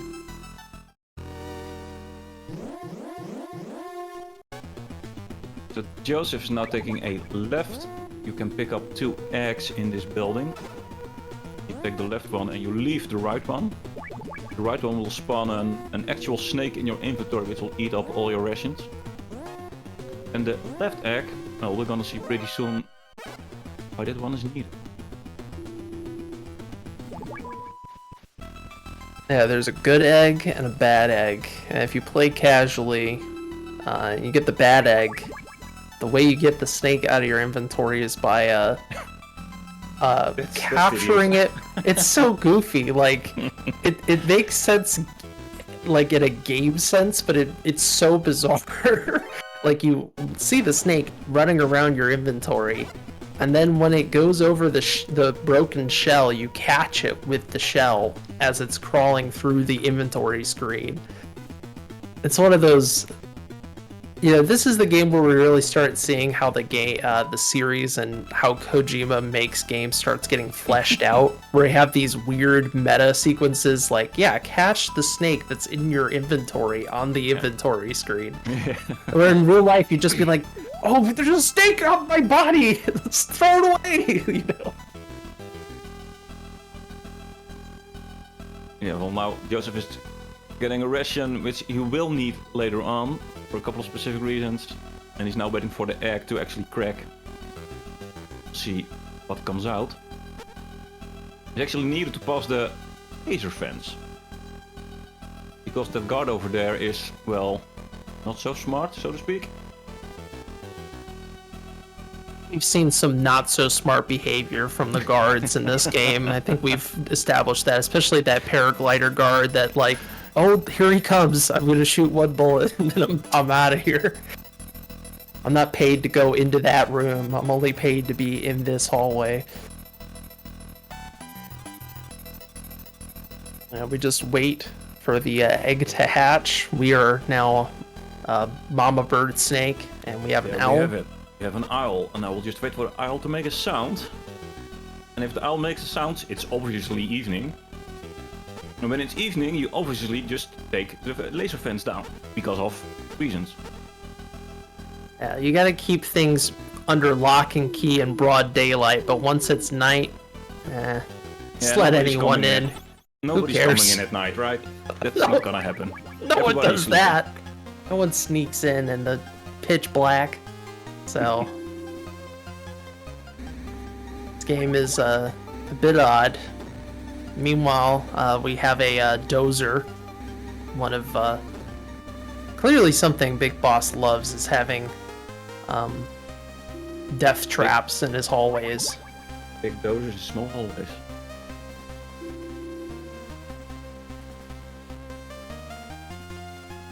Kids, if you ever want a nice Christmas present from Santa Claus, just ask for a hallway dozer. Guard your room from pesky parents. Alright, so we are going to fight Night Fright. Night Fright, cool concept, but in execution, not so much. This is actually the easiest boss fight in the game. I think this actually is. You just stand in a particular spot and just throw grenades, and Night Fright just sits there and takes it.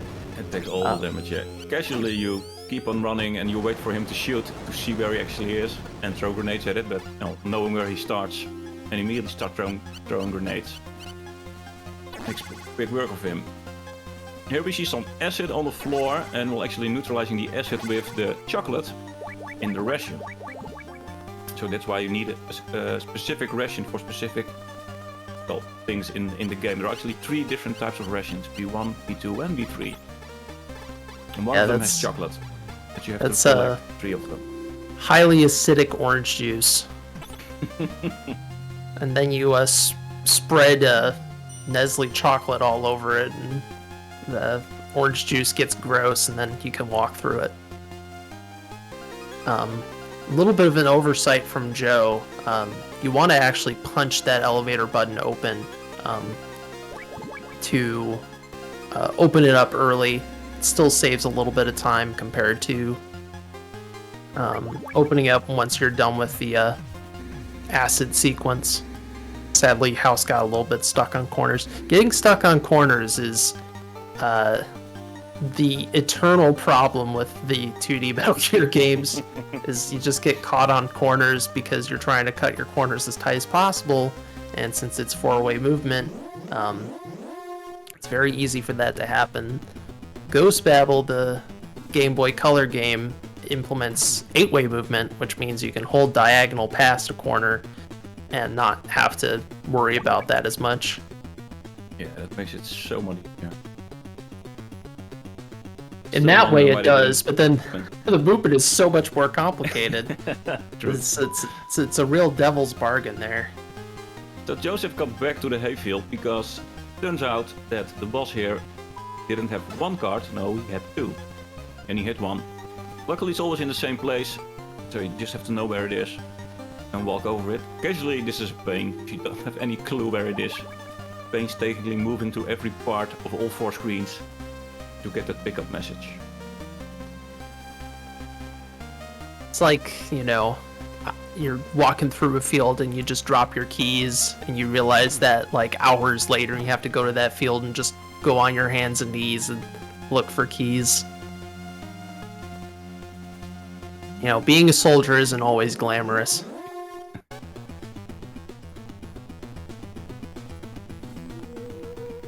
Especially being in Foxhound. It's true. So we got the final card key, at least the final card key that we're going to pick up. There are actually like master keys, but we don't need those. They just allow you to not have to switch cards constantly. We got all the cards we need. That's something they added in this game. You can actually pick up a card which is the same as card 1, 2 and 3 at the same time. 1 for 4, 5, 6 and 1 for 7, 8 and 9. But they're all the way back in building 1. So that takes way too much time to pick one of those up. Occasionally they help a lot. But in a run, you don't need them. You actually know which doors will be opened by which card. Card system is the same as in Metal Gear 1. So not anything like Metal Gear Solid 1, where you pick up card 5 and it will open doors 1 to 5. But here, card 1 will only open 1, card 2 will only open doors with 2 and not cards with 1. Yep. I'd say the card change they made to this game, it's nice, but it is really a half measure compared to just like, don't make us have to have like juggle 8 card keys, which the whole point of that was like to, make it be like, oh, you have to like panic and think about what card you have to, like swap through your cards, but it's more annoying. It's more annoying than anything. Also, the next boss fight is coming up. Yeah, this is my favorite boss fight in the game. An old man starts choking out a soldier, and Snake's like, I can't breathe. Do anything. It's so hard to. But I do have these landmines. I used to kill him occasionally with remote-controlled missiles. That's incredible. Yeah, but that takes a lot of time, and if you don't have enough of them, it's yeah.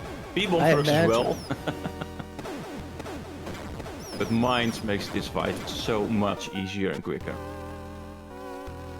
So we need this MSX cartridge in this vent, but there are poisonous Zanzibar hamsters that will kill you in one hit, and we need to bait them out with some cheese in our ration.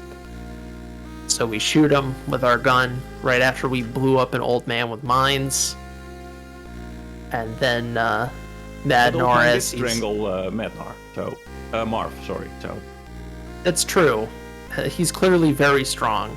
He strangled an old man, so clearly he's going to be able to strangle a guy who's like late 20s soldier. But here we go. The floor opens up, Snake falls down, and now we get to fight Metal Gear. This time, Metal Gear is actually moving instead of just standing still. Just a still image, actually moving. Here's Metal Gear D, big old capital D, piloted by Gray Fox. Seizure warning for anyone who has epilepsy problems, because this flashing is really intense, excessive. But this fight is very simple. I mean, it's more of a boss fight than the original game, but you just throw grenades at the feet and you're done. Nothing too extravagant. Weapons in the game. Just throw grenade at the feet, and you're done. Yep. But now we have turned into Flamehead.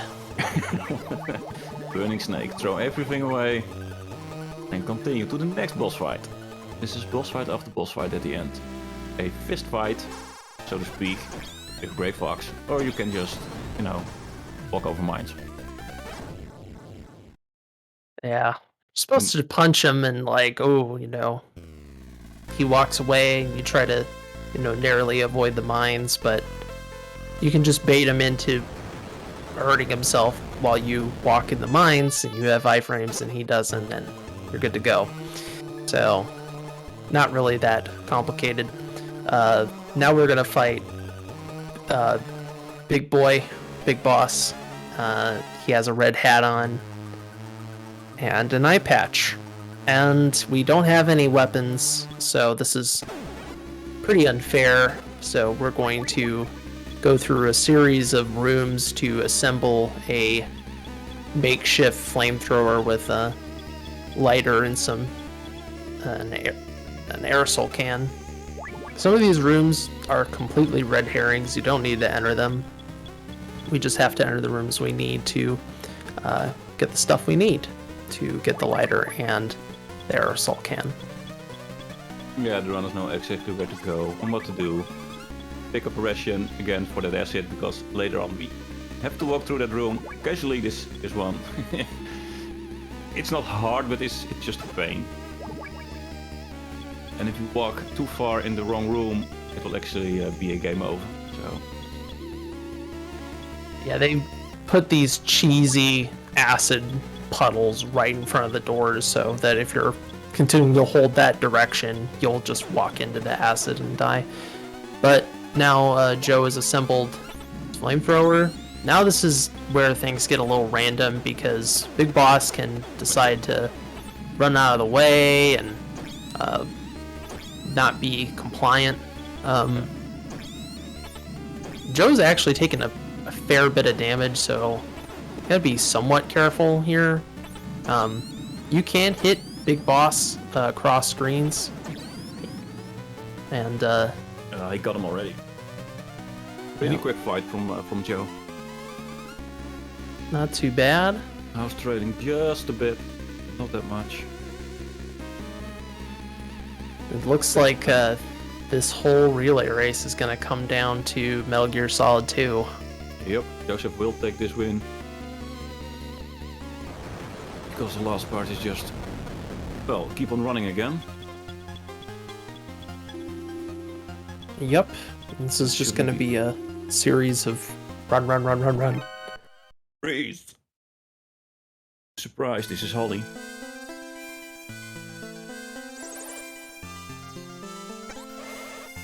So now we escape, and you run super fast.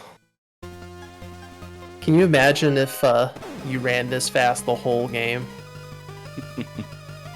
Also, why was Snake not running this fast up those stairs? I'm not sure, but I guess maybe it's so much work. 20 flights of stairs, but here we are. We get infinite ammo, which is nice. We just clear out the enemies. Go up to the ground, and we're gonna get rescued by a helicopter so we can go have some nice Christmas food. since this is actually a Christmas game. It takes place on Christmas Eve. Well, some of the main characters probably have Christmas dinner. One of them probably will not. So now Joseph is just waiting, shooting guards until they almost get captured. Spoilers. Yep. So had a pretty good boss fight. Still right behind. Ideally, you want to have Snake positioned more above that because the IGT is still ticking here. So you want to have Snake more in line where he's going to be. That way you minimize the movement for Holly and Snake. But it's a small thing. It just costs a couple of seconds. So that's it for Joe. Very nicely done from Joe. He had some good luck, but also good execution, good adjustment when things went wrong. Still a relatively close race, all things considered. Yeah, most got down to the pigeon. Caused most of the delay for House.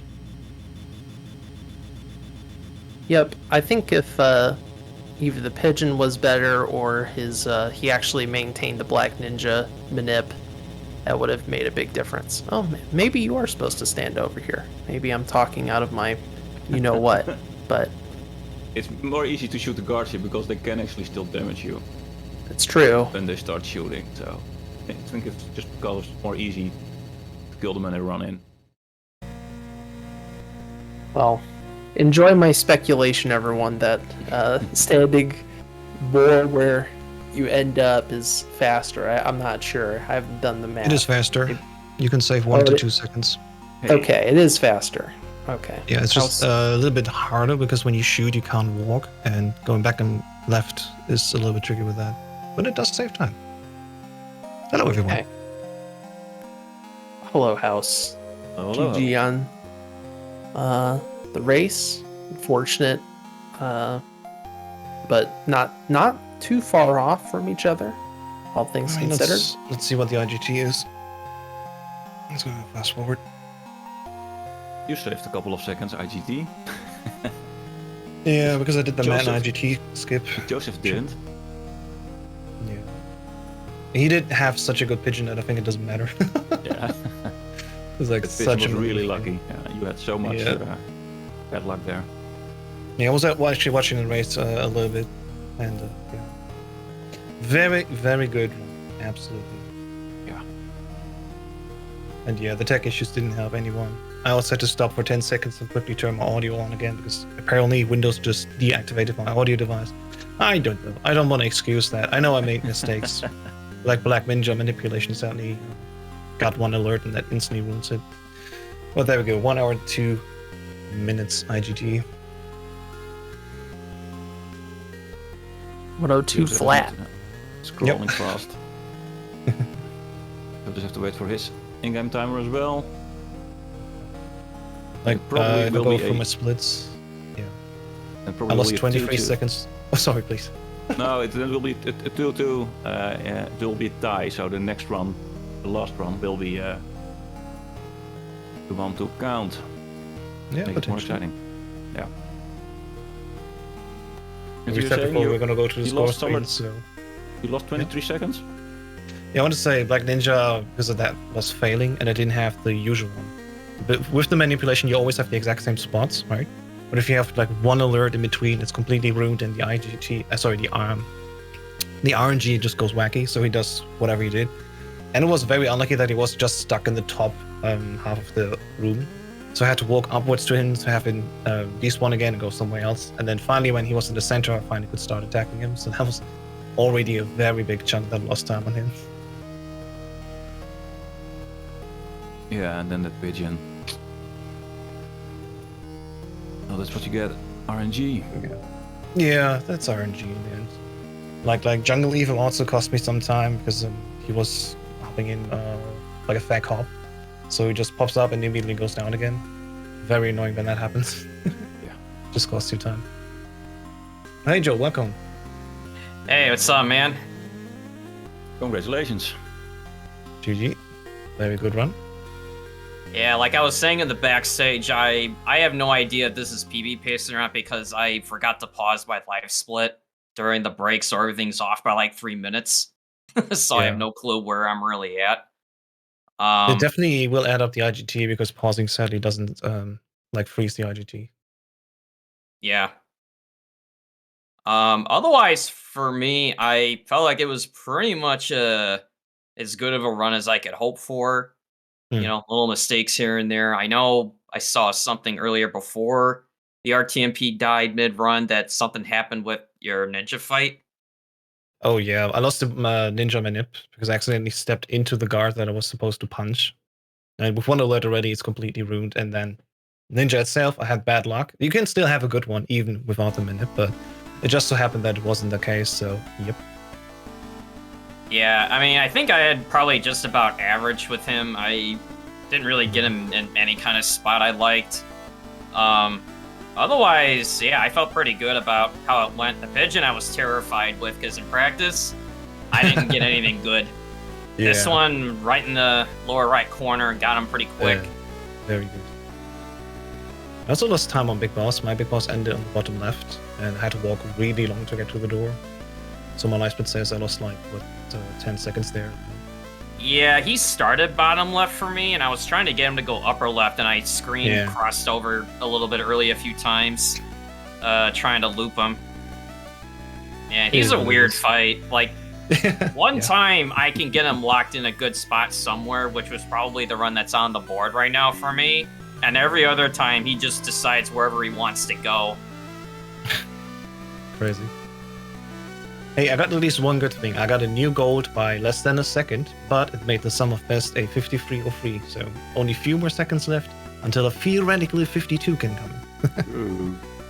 I was technically gold after Hein D and Red Blaster, but that's when the timer got paused after that, so I have no clue where it really is. Because I was like in the break looking at my timer, and it's like, wait, why am I already losing time like at the bridge? I'm not even near it. It's like, oh, I forgot to pause it. Oh well. I already did what I set out to do to lower the world record and find a few strats, so whatever it will be now, I'm happy with it. Yeah, I was gonna say props to you for finding a lot of these optimizations, and I know Hamatet posted a run not too long ago with some time saves. Oh, there we go. All right. 103.34. Oh, wow. Okay, I didn't expect that much of a difference, but that's insane. Wow. Yeah, so that's with the Madnar skip, right, where you die on the rooftop to get that checkpoint. Because I had to go top left, I assume my time save was like maybe 20 seconds, but it costs me around 25 seconds. So it looks like I'm losing time in RTA, but in reality, because the checkpoint is how it is, you call Madnar, and the checkpoint is set after the flag, and you get teleported back to the door. So no matter where you picked up the pigeon, the checkpoint is that you get teleported back to the door, and that whole walking back thing can also be saved like that. But I don't think that wasn't all of it, clearly. Yeah, it clearly had to be more, because that's very large difference, so I don't know. I'm pretty surprised. I thought Joe had this even with that difference. So yeah, the RTA difference is not that big, so I'm also surprised. But it is what it is, I guess. All right, well, I had 2 more kills, so does that mean I win? If you ate another ration, you would win. That was the ration that you forgot. The ration, yeah. Man.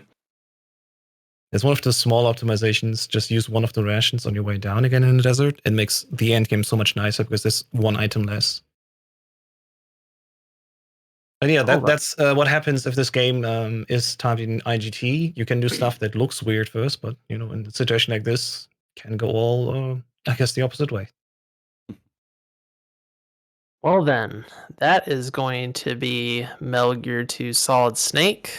Thanks to Joseph and House for their race, and thanks to Creepy for co-commentating with me. Much appreciated. Thank you as well. Yeah, it was fun. We are going to get ready for the final race of the relay, which will be Metal Gear Solid 2 on very easy. So stick around, everyone. We'll be coming back shortly. Bye.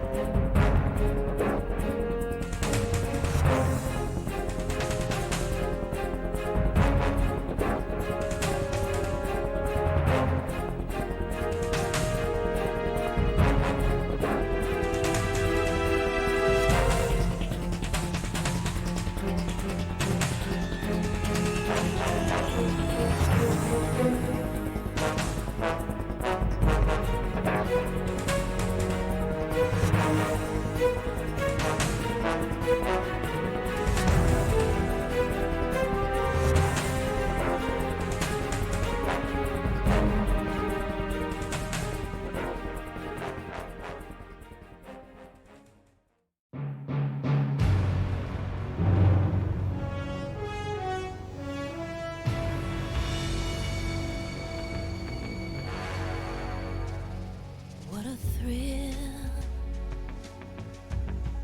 with darkness and silence through the night.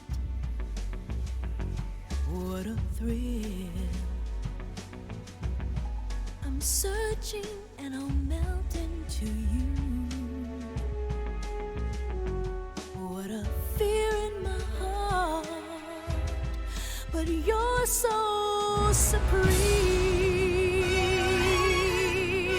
I give my life, not for honor, but for you. In my time, there'll be no one else. Crime, it's the way I fly to you. I'm still in a dream, snake eater. Someday you go through the rain, and someday you'll feed on a tree frog. It's ordeal, the trial to survive for the day we see new light. I give my life, not for honor, but for you. In my time, there'll be no one else. Crime, it's the way I fly to you. I'm still in a dream, snake eater. Someday you go through the rain, and someday you'll feed on a tree frog. It's ordeal, the trial to survive for the day we see new light. I give my life, not for honor, but for you. In my time, there'll be no one else. Crime, it's the way I'd lie to you. I'm still in a dream.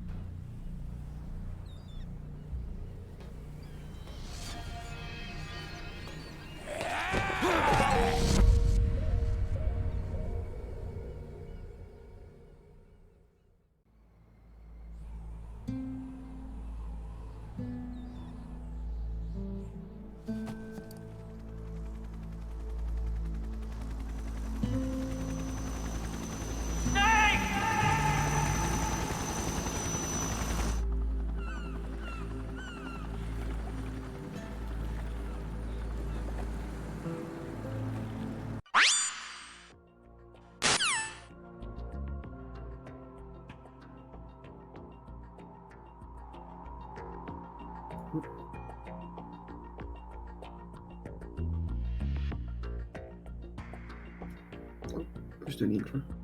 You. Oh, am I doing the intro? Sorry. Hello. We have the final race for. It's been happening, and my name's Theory. I'm joined by Metal Gear Solid on comms. Hi. Hello, Dan. Yes, we have got Metal Gear Solid 2 Substance on PC, the very easy category, the most popular category of this game. It has the most runners, it's the most optimized category, and we got two great runners here to show us this category. So yeah, I'm sure we'll get the countdown started shortly.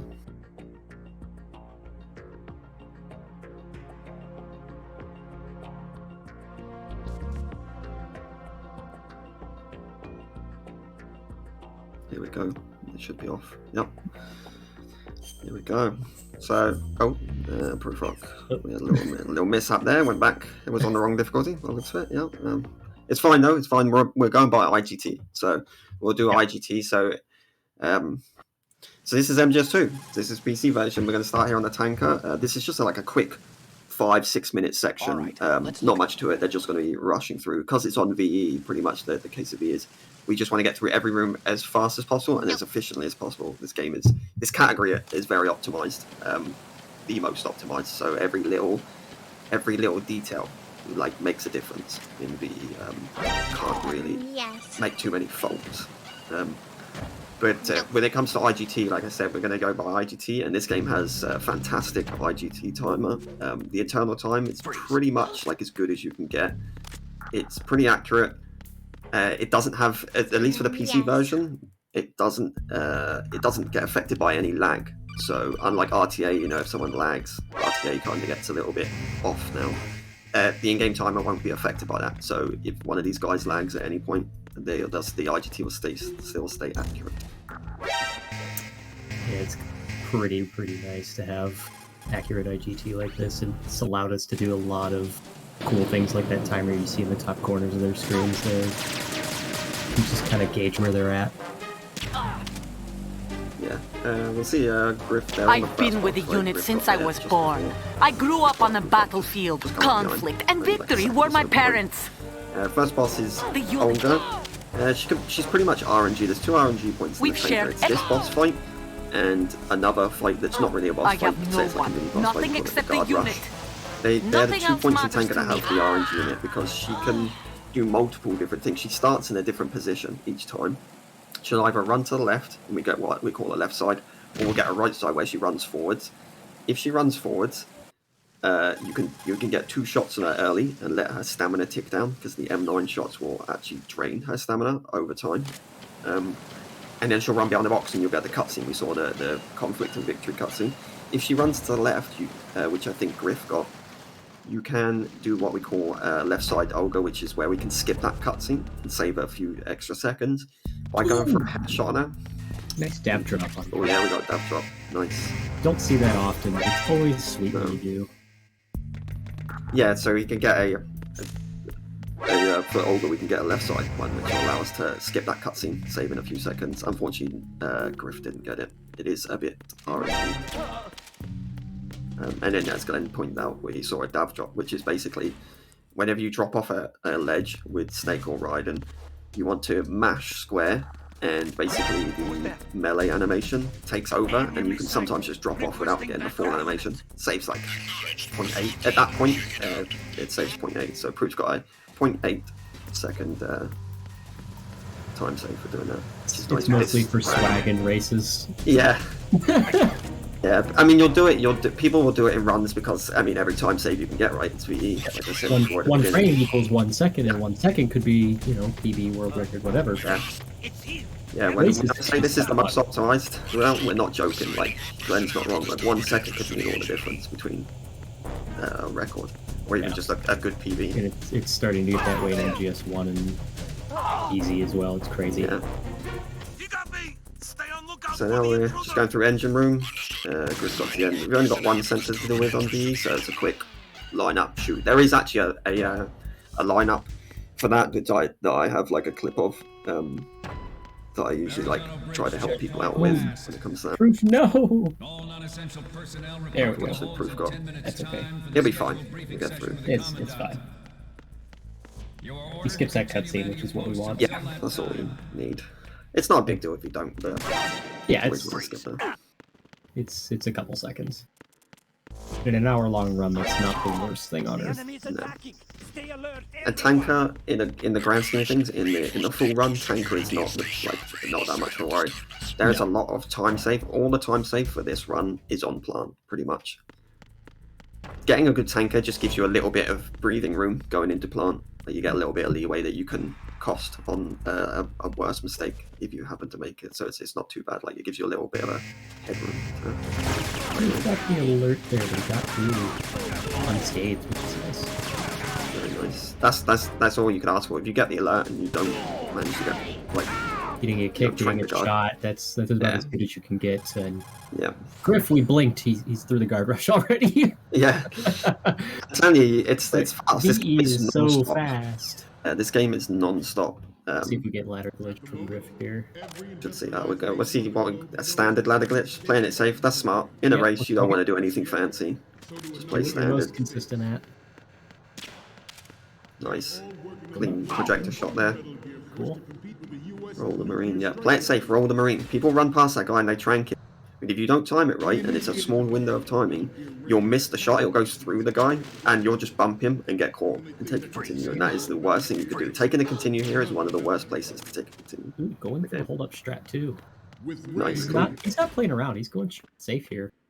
Clean. We saw Proof Rock did the trank shot there.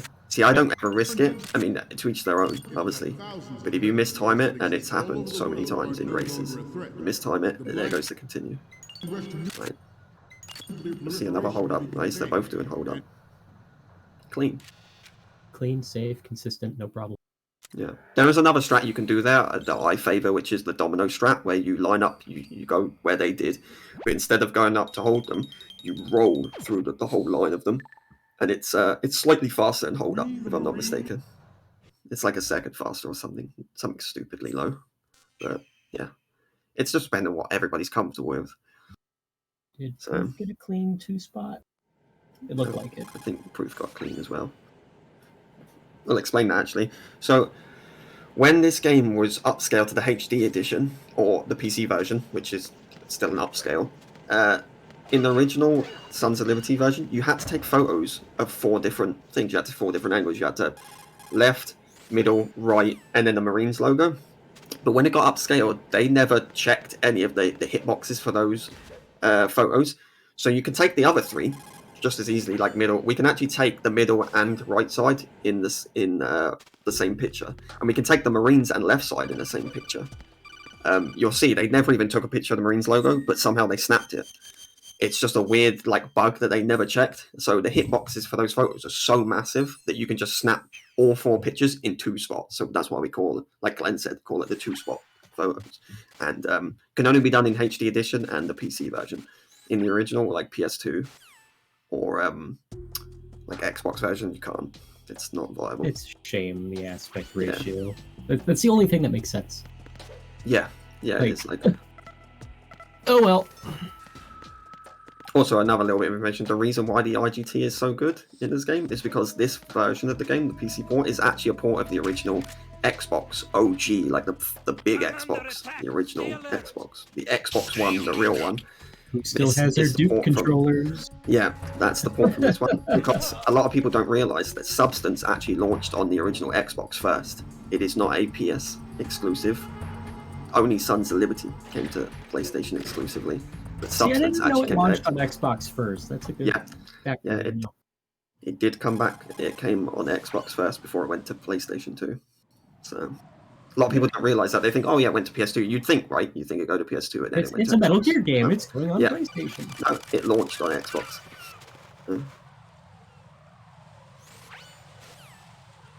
Right. Yeah, we're on plan.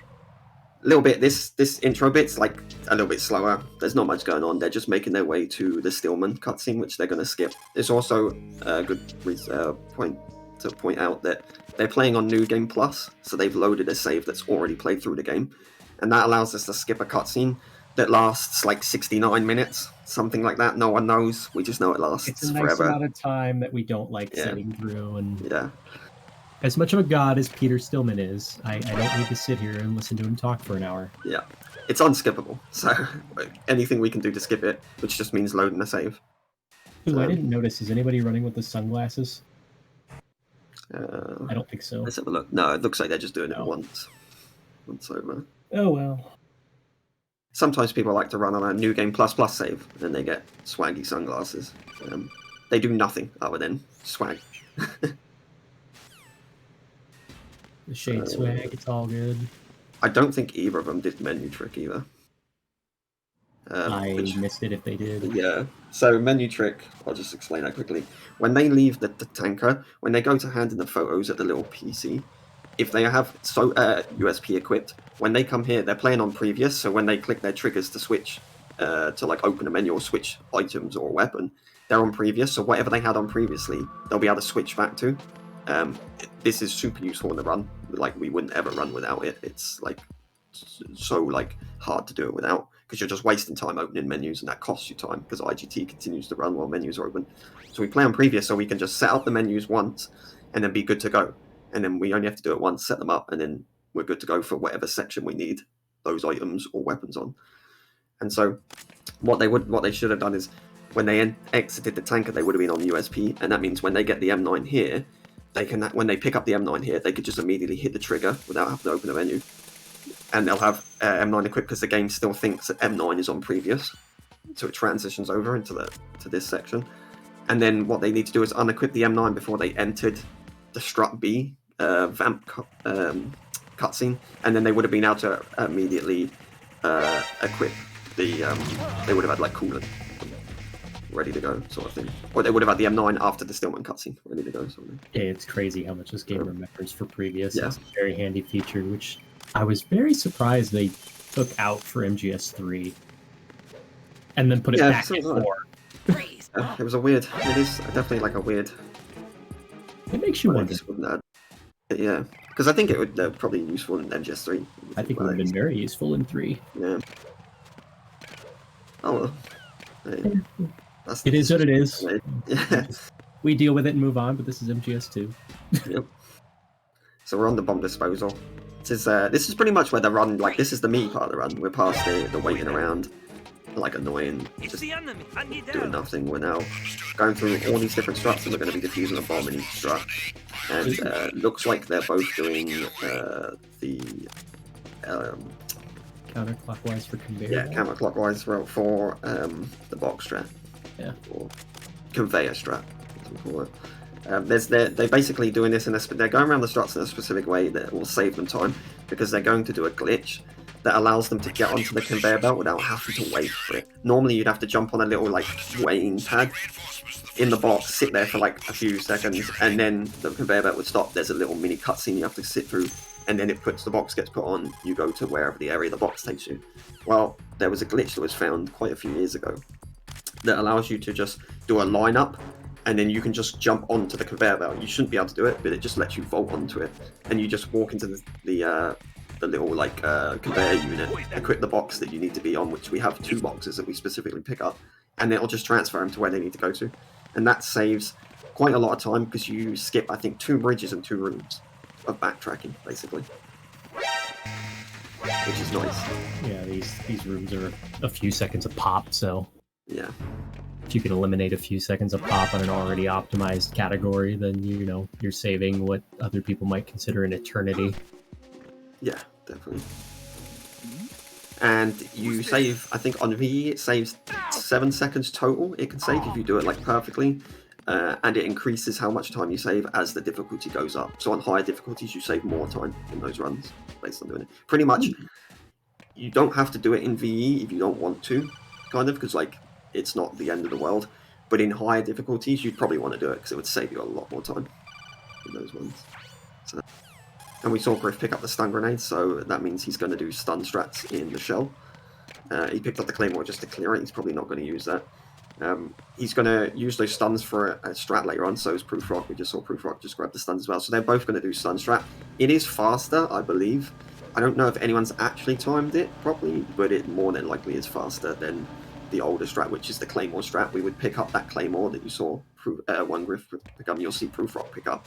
But instead of using it for what we used to use it for, they're just picking it up to clear the bridge, to make their backtracking a little bit easier. So they don't walk into the claymore when they come back.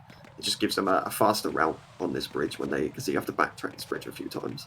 Yeah, you're only giving up 1 second on the bridge to pick it up, then risk the 2 or 3 seconds it would take to go around it every time. It's just making their lives easier when they come back. It's just one of those little things, Yeah. You'll see them, like, they'll do it because they'll be doing a trick called Coolant Rise. You'll see, like, Griff there. He basically he's in the coolant, and he'll stand up, and as Raiden is just beginning to stand up, his animation starts, he'll unequip Coolant, and that'll take him out of first person, and it'll actually skip Raiden's standing up animation, which is a relatively long animation in the grand scheme of things. Like, it's like a second long, but no one wants to waste a second waiting for him to get up so you can move again. So we just unequip the coolant, and he stands right up, skips the animation, we can get up immediately. No worries. So, yeah. Here it goes. There we go. There's the conveyor trick. Gone first try. Very nice. Very clean. That is trickier than it looks. The amount of times I've failed to get on there, and sometimes you just go to get on it and he doesn't. He just slips off. And I mean, like I said, you save 7 seconds in this category for this difficulty, and failing it first time, you pretty much lose all that time. Like, you've lost any benefit for the most part. So it is a trick that if you're going to land it, you want it to land first go. Here goes Proof Rock. Looks good. Nice. Yay. You have to be careful on that. There is a little, where that little strut pillar is, in between them, the little scaffolding pillar, there is a little square in there, and if you fall off into that side, that's it. You're soft locked. You cannot get out of there, because you're not supposed to be able to get in there, and you have to restart. there's no way to get out of it, unfortunately. It is a complete reset. It's a risk, no. And it has happened in races, it's happened in just runs in general. You can get around it. If you equip the box, you can't actually fall off once you're on it if you get the box. But obviously you're tied to box movement for a little bit. So it depends how you play it. Like everyone does it differently. But as long as you don't fall into the soft lock and you stay on the conveyor belt, that's all that matters. Proof took an interesting route down here. Curious to see how this plays out. He did the new, what we refer to as the new strut D strat. It was discovered that people they were messing around with it, and they did. Someone came up with the strut D. I think it was Bees. Came up with the strut D strat. He dropped down early and came. He didn't do it fully, but you open the door where the bomb is on the other side of it, and then you turn. You do a little movement. Crouch, and you get the fast spray bomb on the other side, closest to the side that you want to run out of the room on. So it's potentially time save, because once you finish spraying and you skip the codec, you're actually already facing the right direction. So interesting. I don't know if it's ever been timed fully, but I think people have timed it, and they seem to have come up with like better times in there than the standard route. So. Looks like Proofrock having a little bit of trouble trying to switch to the box required. Or he's got the wrong box, maybe. Not sure. I think he just had trouble equipping the correct box. And now he's having trouble getting the... This is what I'm saying. It's conveyor belt can be... You have to get the right lineup. There's two ways that I see that people do the lineup. I prefer the way of using the M9 still, where you ADS with the M9 and you just line it up with that scaffolding strut there. And you just shoot around, and then you let go of FP and press triangle, and you'll get on. And then there is a visual lineup, which they both use, which is they look at the red sticker, the red and white sticker on the other machine in front of them. And when they're halfway between, when it's like 1.5 stickers left on their screen, they should be able to get on. But I find that way a lot more like finicky. And like, if you don't get it right on that one, it's like, fall off. Or you saw there where Proof could get on. With the M9, you just can't miss, pretty much. We'll be in the same room here for a little bit, so it's close. And there's still 40 minutes left, give or take. Yeah, they're not far apart. Proofrock's probably like 10, 15 seconds behind. That's not too bad. And I didn't know if there was any starting difference between the two of them. I think he said Proof started just a hair late. Yeah, he had a few issues with the menu, but IGT, we don't have to worry. We see Fortune here. This fight looks random, and you may think it's random when you played it casually. You were like, oh, I don't even know what to do. I can't kill her. Like, I just run around and avoid her. It's not random. It is if you don't manipulate it, but we found out how to manipulate it, or Tino actually found out an older runner, and he loved it, and yeah, it came up with, oh, okay, we can actually like manipulate this to make it faster. So what Griff and what Proofrock are going to do is they're doing a setup. And it is a little bit RNG still, like, because she can just miss shots or just take a while to shoot, or like just not do what you want to do. But generally speaking, we manipulate her so that she shoots certain items. These two barrels that they hide behind, these orange barrels, these have to be destroyed to continue the fight. And you can get her to shoot these earlier than she would normally, which is why you see Proofrock and Griff were hiding behind him.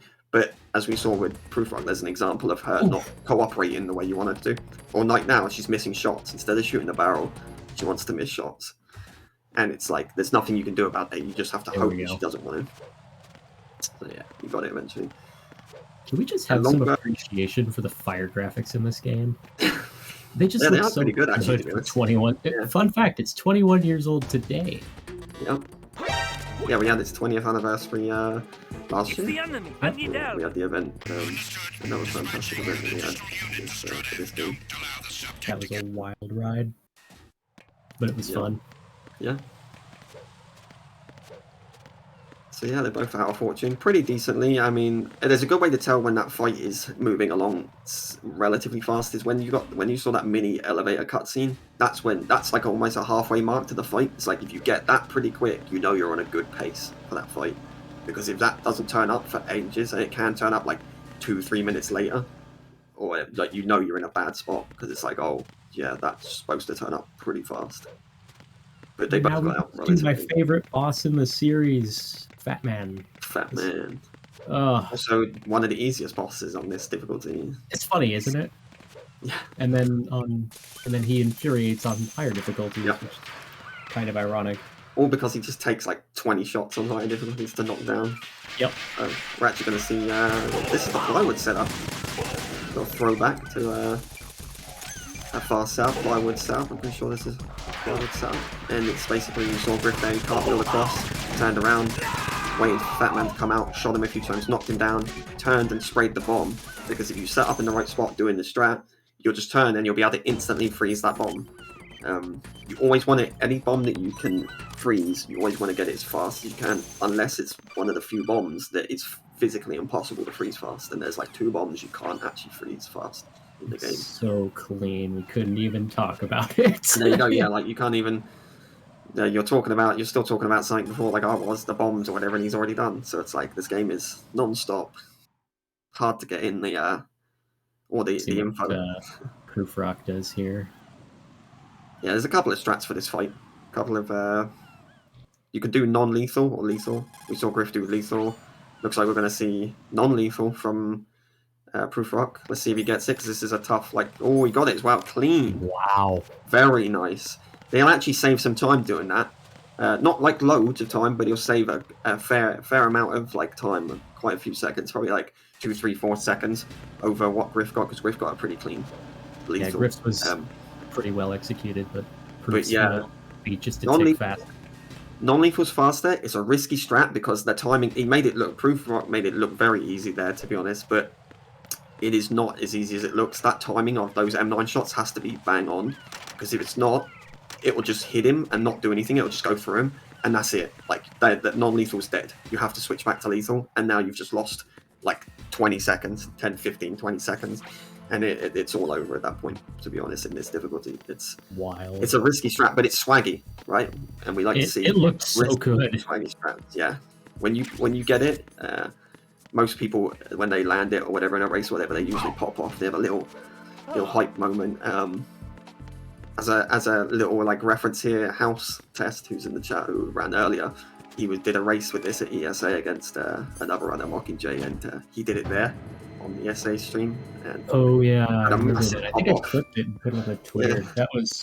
That was a very genuine pop off. Fair play though, like getting it. It's like anybody that runs this game, every runner knows. In a race, in a marathon. Yeah, everybody that runs this game knows how difficult that is to get, even just in your own runs, let alone in a race where you can't reset right. You just have to go with the flow, take any hits as they come. Yeah, we saw the stun strat there. You'll see like, so all these guards are stunned instead of them being here. The elevator stays open, and you don't lose any time. You don't have to wait for the elevator, so you can go straight in, as we saw one Griff there do it. There is an older strat, but the Claymore strat, which does the same thing. You just plant the Claymore in the elevator, you shoot it, and then do the same thing. You run down, grab the D-mic, and run back up. Does the same thing. It just doesn't knock the guards out. So. And then, yeah, biometric scanner in. They did a little trick at the beginning here to start the cutscene immediately. One Griff immediately leaned and then held X. And what happens is the game, if you don't walk outside the elevator, the cutscene doesn't. What did he get? Oh, he got pretty okay. So check for aims in first person. That's smart. And he got pretty good aims for his strat that he used there. Oh yeah. So. Let's see what Proof gets as he heads down to B1. They're gonna high five again. Yeah. Proof using the same stun strat. Clean, easy, knocks all the guards out. You don't have to worry about them. They're hitting their strats. Just I think Griff is having just slight better movement, and a couple of kicks I think on the Proof's end, which is unfortunate, but. Setting up, they both did the same setup. You just choke the guard. You do a dub, you do 2 punches, you're perfectly in line for him where he doesn't bump you. Hit both triggers to unequip the AK and the BDU. And the reason why they unequip the BDU is this little thing that happens in this game where when cutscenes render, if you have the BDU on, it has to render the BDU on Raiden because it's a separate outfit. So the cutscene, if you have the BDU on, he'll actually appear in the cutscene with the BDU. That actually causes it to load slower. So even though we said like lag and things like that don't work against the IGT, you don't have to worry about it. cutscenes loading slower do work against it because IGT is continuing to tick. So if you make the game have to load the cutscene slower because it has to render some extra stuff, then you're just losing time. So we remove it here, and then we don't ever wear it going into Shell 2 because there's another cutscene where it will render in. Luckily on VE we don't have to wear it, but on higher difficulties you would actually wear the BDU going to Shell 2 because it actually gives you a little bit of camo index. It's almost like MGS3, it actually does act like a camo, and it reduces guards' vision ever so slightly. In VE we don't have to worry because they're blind completely. You could stand right in front of a guard and he probably still wouldn't see you. It's just unfortunate. They pretty much got the same aims, but because Proof didn't do the first-person view strat, it cost him just a hair, just a few seconds. Did Griff do the pause strats, or did he just FPV? No, he just FPV'd. Okay, so they didn't do the pause strat there. Oh, he did the fast E to D, the bridge strat there. When he walked out the door, he shot at the right time to alert the guy above him. And you actually, if you do it right, you don't get the mini cutscene. The guy just gets alerted and starts radioing back up. And then by the time, if you're fast enough, you do it correctly, you get to the end of the bridge, and you cartwheel through the door, because the backup unit guy comes to the door, opens it, and you just cartwheel straight through him. And it saves you, like, time. It just saves you, like less than a second just getting through the door. It's just the fastest strat. Yeah. But it's hard to pull off, because you have to make it to the door in time. If you make it too slow, that guard's going to be there, and he's going to kick you. So, like you say, they're pulling off the good strats. They're just... They're doing the good stuff, and they're getting them pretty clean. Just it's coming down to a couple unfortunate things. Here's the make or break for the runner, the Harrier. The Harrier. This is make or break for the run for most runners. It's unfortunate you missed the fifth shot. You get the +1. So you get the +1. You got the +1, but he missed the 5 shot. So there's so many ways you can do the Harrier. You can do 0 shot, you can do 1 shot, 2 shot, 3 shot, 4 shot, 5 shot, and 6 shot. And then we've got +1s, which is... Did you miss 5 shots? I think he did. That is super unfortunate. So that's Proof's chance to shave a couple seconds off. There's a lot of time. There's a lot of time to be made up, you know. Proof has got a chance to make up a good chunk of time, like 10, 15 seconds. Getting hit by there is rough as well. He could have had the extra shots overhead. Now he's actually... Now I think we're going to see missile phase. Yep, this is a lot of time lost. This is like 20 seconds plus. Yeah, this is a rough area. In VE, you never want to see that phase. You should never ever see that phase in VE, missile phase. If you see that phase, like Griff got there, it's just unfortunate. It's rough. You're in a bad spot, unfortunately, because you can finish. 4. Looks good. 5. Yep, you got the high damage as well. Needs the +1. You're getting the 5 +1. Yep. Yes. Oh. Looks like you should be good. Is it basically a new race? Looks good. He just needs this last hit. Nice. Boom. Nice. So that's what Griff was going for. It's what we call the 5 +1. It's pretty much like outside of a 6-shot Harrier, which is next to impossible, like it's an IL strat. The 5 +1 is the most common strat people use. It's the fastest, like, legit strat that can be done, generally speaking. You can do a 6+, or you can do a 6-shot Harrier, but it's really hard. It's usually reserved for the IL strat, because it's just next to impossible to pull off in a run. Like, if you don't get it, you're resetting. And that's like 30 minutes worth of gameplay you just did. Yeah, it's not worth the time of your life. Yeah, exactly. So have fun with it. Griff went for it, unfortunately didn't get it. That's usually just timing. He probably unequipped the stinger at the wrong time. It can just be angles. If you're too far over to an angle that's not correct, the missile just obviously travels for too long and blows up, doesn't hit the target. But we saw Proof Rock actually saved a lot of time by getting that. It is the fastest strat that you can generally do. You get 5 first shots, as you saw, and then the +1 is that one as it comes across the background. And Proof hit it, saved a lot of time over one riff. That actually makes it very close now.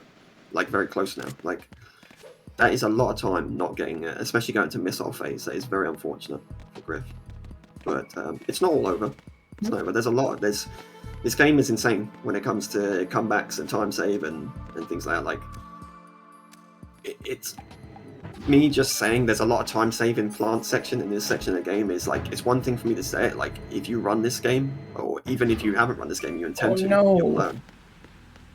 Oh, that is unfortunate. Mistimed the cartwheel. Just a hair early. Fate is cruel. That is super unfortunate. That's another time. That's another run killer. At least it puts you back here. Yes. Still isn't technically the beginning of the room, but so thank God for that. Convenient checkpoint, thankfully. If he fell off any earlier, he'd be back at the Harrier, like the end of that fight. Yeah. Which is a bit far back. Got it that time though. Yeah. So we're good. Just unfortunate. This cartwheel section is or aerial section. That's another risk. It's just mistiming. Yep. Because casually they just want you to kind of sidle it up against the railing, and we don't have time for that. Let's speed run. Nobody got time for that in this hobby. So we're going to go into the president here. We're going to see one Griff hit the electrical panel. Boom. Knock out the electrified floor, and now you can get in there and continue. Still trying to find a way to get in there, because we know that if we can get out of bounds, we can get into that room and we can destroy that panel without the Nakia. And if we could figure out a way to out of bounds legitly in that room before we have to pick up the Nakia, we'd save a whole minute. And it would completely destroy this category. That's something Shard has been messing with for ages now. Yeah, and he's just nothing has come out the way we want it. So what was it? You could cheat your way into that room. You could blow that up with just about anything. Yes, you can chuck a grenade. You can chuck a magazine, like an empty magazine that you get for emptying an M9 or your SOCOM magazine. You can chuck it at the corner of the panel and it blows up. It's just a trigger. We're going to see one of the few glitches and tricks that this run has, because you'll probably have noticed by now that this run is pretty much just movement for the most part. And boss fights and just optimizing stuff. There are like loads of glitches. We saw the ladder glitch in the tanker, where we just like skip animations or overlap animations to drop down the ladder without dying. We're about to see another glitch called the swim glitch, and basically this is going to allow us to get out of bounds and skip an entire swimming section and just go straight to the end of that section and onto the Vamp 2 fight. It's pretty weird that this game is pretty much one of the more well put together in the series. Like just getting there's plenty of ways to get out of bounds. None of them are useful. Yeah. Like you can use the vents and crouch sidling and just mashing equip and unequip and doing it that way. You can get out of bounds. It's not particularly useful anywhere yet, but so far, no one's found anything. You can do the MGS1 vent glitch in MGS2, but it's got no use. Yeah. All the vents seem to be conveniently placed for us not to be able to do that. Don't blink on this fight, because it's going to end in about 3 seconds. And that's Vamp 1. And he's dead. Question mark. GG's. Any questions? No, we're good. Yes. What happened? Well, he shot a stinger at his feet, and his damage animation pushed him into the other stingers, and he died because of it. Well, to make a SpongeBob reference, do it again, I wasn't looking. Yeah, pretty quick, that boss. Funny enough, that boss fight in all difficulties is, except for, European Extreme, is relatively, simple. It's not as hard. In high difficulties, you do it slightly differently, but, you can still cheese the boss fight if you do it, if you know what you're doing. Even the European Extreme, it's pretty much a cheese, the way it's done. Both his boss fights, I don't think any of his boss fights are actually, anywhere near as hard as any other boss fights. So... Come on. On the contrary to MGS4, where we actually see more of them, this game we see nothing. Yeah, he just exists. Well, this is unfortunate. We got Proof who's struggling to get up the wall here. This trick isn't easy. These two, one Griff made it look easy. Proof it looks easy when he's doing it, even though he is struggling. It looks easy, but it's really not. Right, Stay on that corner. Get out of here. Looks like he's high enough. He should be able to bounce off the wall. There we go. Yeah, there he goes. Yep. Okay. Yeah, that trick is not easy. There is a rhythm to it. And for a long time, I wanted to figure out how to explain to people how to do this trick, because for a long time, it's very hard to explain how to do this trick to new runners, because there's no real way to explain it before, where it's like, oh yeah, you just do a timing thing. You just do this. It's just a feel. I used to say for a long time, it's like, I can tell you the setup, anybody that runs it and that knows how to do it can tell you the setup, and a setup to use. There's multiple setups, but they can tell you what setup they use. But it's hard to tell you, oh, you just feel out. Because for most runners, you just feel it, right? You've done it long enough. You just feel out the timing. But I did come up with it. I figured out the timing that I personally use for my setup. This doesn't work for every setup, but if I tell people, if you want to try my setup for doing it, I can give you the rhythm that I do the inputs on, which should help people. But yeah, like for the most part, you just got to figure it out. Like, you can only explain how to do it, and then you just got to do it and figure it yourself. It's really just a comfortable thing, like a comfortability thing with your inputs. But it saves like 10 seconds, or a little bit more than that, actually. It's like 15. So it's generally worth it. Games where it was designed at a time where you had to save as much memory as possible. So one of the things that was pretty common at this time was if they didn't think you could get to it, there's probably no collision. Yeah. And that's... They can't test everything, unfortunately. Yeah, it's just a memory save, so I mean... Do you blame them for not looking at that? I don't. Not really. Now we're going to see one of the newest tricks that was found, like last year or the year before. There she goes. Nice. Griff got it like second bump. It's called Emma Zip. Was found by a runner by the name of Miss Chelsea. Randomly found it. She was like hiding from a backup unit. Emma was right next to her. She like moved forward after the backup unit left, and Emma just disappeared. She completely just walked out on the map. And we took a clip of it. And in like 5-10 minutes, we had a bunch of us sat in Discord, like labbing it out, found out what it was, found out how to do it. And then from there on, it's just been a slow progression of people coming and going, trying to figure out better ways to do it. And we've nailed it down quite a bit now. It's still not perfect, but it's the best we've got so far. So, all things considered, that was really good. Yeah, 2 bumps. Can't ever complain about that. I wouldn't. Easy. He's just doing a couple of different setups. We got a bunch of different setups from different people that everyone sort of like prefers to use, so they just try what they can. He's struggling a little bit with KL, but he did get it. The Shell 2 one that you saw him do, the first one you saw him do, is much easier. It's pretty much at this point, it's just execution. The setup he did that we use is set up by another runner, BMN, who actually made these tools. Glenn mentioned them earlier, like the timer on the screen there and things like that. Like these were made by a member by the name of BMN. Fantastic tools that he's made for us over the years. And he gave us that setup that we saw Griff do, and we'll probably see Proofrock do if he's going to go for zips. And it's pretty much execution at this point. You can't fail it without just like not having the right execution. It's not like an RNG thing. You can pretty much get it every time as long as you execute properly. But the KL one that we saw Griff fail on quite a few times and like eventually got it, that one is still pretty much like relative RNG. You just set up for it and hope. Come on, Proofrock didn't have the correct setup. Got her eventually. This trick between She just didn't want to go through the collision. It's fine. Yeah, and that's what I'm saying. Like, if you don't have it, if you just miss by like a hair's length, it's like that's it. Like, good luck. Like, you're out. It's not happening. So I think, and most people just give up because there is no real backup other than to give up, reset the room, and just walk her the normal way that you would normally do. Grab her by hand and just walk it, or attempt again. Like we saw Proof go for like a final attempt, and he got it in the end. So both these zips, if you do it first go, first bump, like first attempt or whatever, and she goes through on the first go of it, you'll save a total with both of them 16 seconds, 15 to 16 seconds across both of these rooms. Okay, he's not gonna go for the second one. That's smart, to be honest. Like this, the KL one is for a lot of people. KL is harder. I don't blame them for just walking it.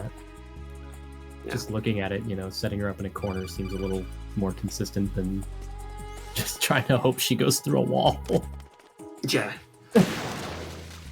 It's really, this is a good point that determines like newer runners from older runners a lot of the time, or veteran runners, because like veteran runners will cut their losses. Like we know where we stand when something goes wrong for the most part. And a lot of time you'll just see a cut losses. A lot of newer runners will just want to push that for that strat or whatever, which is it's cool to see because that's how you find more optimization. But Absolutely. It's pretty normal for veterans to get stuck in their ways. We all get stuck in our ways, and me. Yeah. I still haven't switched to turbo. Same for this category. Being a more like longer runner in this category is like there's certain things that I just won't do, and I'm like, I'll do them eventually, and I just won't do them because I'm so used to the way I do things. I'm always like, I want to optimize where I stand now. Yeah. How much better can I get with what I have? How much better can my execution be now? Because I'm like, okay, I suck at this, and I can still save like a minute. Yeah, exactly. Like, So, we just cut our losses it's little sometimes. things like that I'm like, yeah, I'm not learning that stuff. Yeah. So we're on the sniping section, Twilight sniping. This section is the most boring section of the game. Can't do anything, can't skip it currently. We'd like to find a skip for it, but right now, nothing. If anybody says they got a skip for it, unless they can prove it, like, then it's not true. Nobody's buying it, and the bounty's not yours. There is a bounty, yeah. There's a monetary bounty for finding a massive skip in this game, because there just isn't one currently, and we'd like to have a skip to technically make this a real any percent category, because we call it any percent, but we don't skip that much. We pretty much play the whole game. It's one of those things, you know. But in recent, like I said earlier, MGS3 is more broken than this. Yeah. Appel broke the crap out of MGS3 in the last. The thing I feel sorry about MGS3 is Appel finds all these tricks and they're just not useful. Like, there's nowhere to use them that's like remotely useful. So they get all these massive time saves and they just can't do anything about them. It's unfortunate, because we found time saves in it. Like, we got them as zips and stuff, and we can use them, right? They just happen to be in a position that's useful to the run for the most part. Recently though, this category did get a breakthrough. We got the first hour run. That's the current world record. It's like an hour and 30 something. Before it was 101. 101 was the time to. It still is the time to get it for a lot of runners. Like, I'd like to come back to this game eventually when I've got more time, because I haven't had much time in the latter half of this year to do any speedrun. I've just been taking a break from a lot of stuff. I got burnt out, as you do. And I'd like to come back and get my 101 in this category, because it's a really nice time to achieve personally. Just especially like how much I put, like how much grinding I did early on in this game, and like how far I got to it. Oh, and then proof rock put up. That's how nice that is. It's always got a message to put up on the screen. Yeah, I'd just like to come back and do the 101. And for a long time, the record was 101. But Platonic guy, one of the best runners of MGS, probably the best runner of MGS2.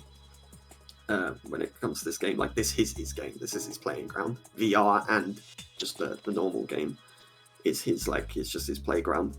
And he managed to crack the 101. He got a sub 101. He got the first hour, and he knocked it down to like 1 hour 37, I think. And it can go a little bit lower, like even there. And then I think we're pretty much getting to the physical limits currently without a major skip, or without just like being able to do a Taz run in this, which obviously you can't really do on PC. But yeah, outside of like a computer assisted run or a massive skip, we're pretty much at the limit for VE. It's that optimized now. It's wild. Yeah, I didn't think we would see the day where we got an hour out of someone. Yeah, because I know there was the print screen thing to mess with the IGT a little bit, but that was the only way you were getting a sub hour. Yeah, and then you can't do it because we would mark it as cheating. Like, no. So, yeah, but yeah, we're there. That is what it is. Vamp 2, don't blink. There we go. Boom. Vamp 2 done. Oh, what? Both Do it again. I wasn't looking. Both fights are completely they're trivial. Jokes. Yeah, just absolute jokes. I remember when the boss IL for it, I remember like there was a load of old time, so I went and swept the board, and then it got swept back, and then I swept some back, and we went back and forth. I think it was me and a few other people went back and forth. It's a free world record. Like, anybody can have a whole set of them across the difficulties. It's so trivial. It's a fun time. Yeah. And everybody likes a free world record, right? Ghost Babel Stage 1. Yeah. How about 6 of them?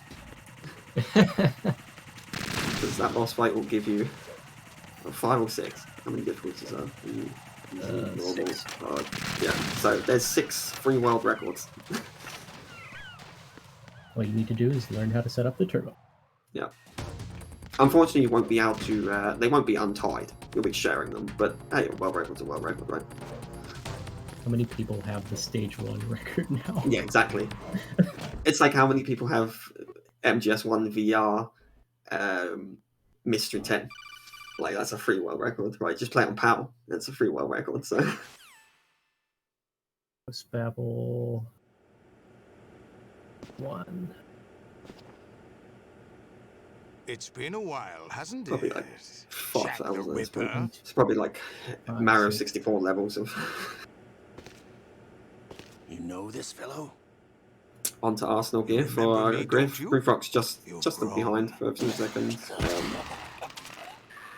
Not a massive deficit, but this section of the game, like the toilet sniping and then onto Arsenal, you can really see how far apart two runners are in a race.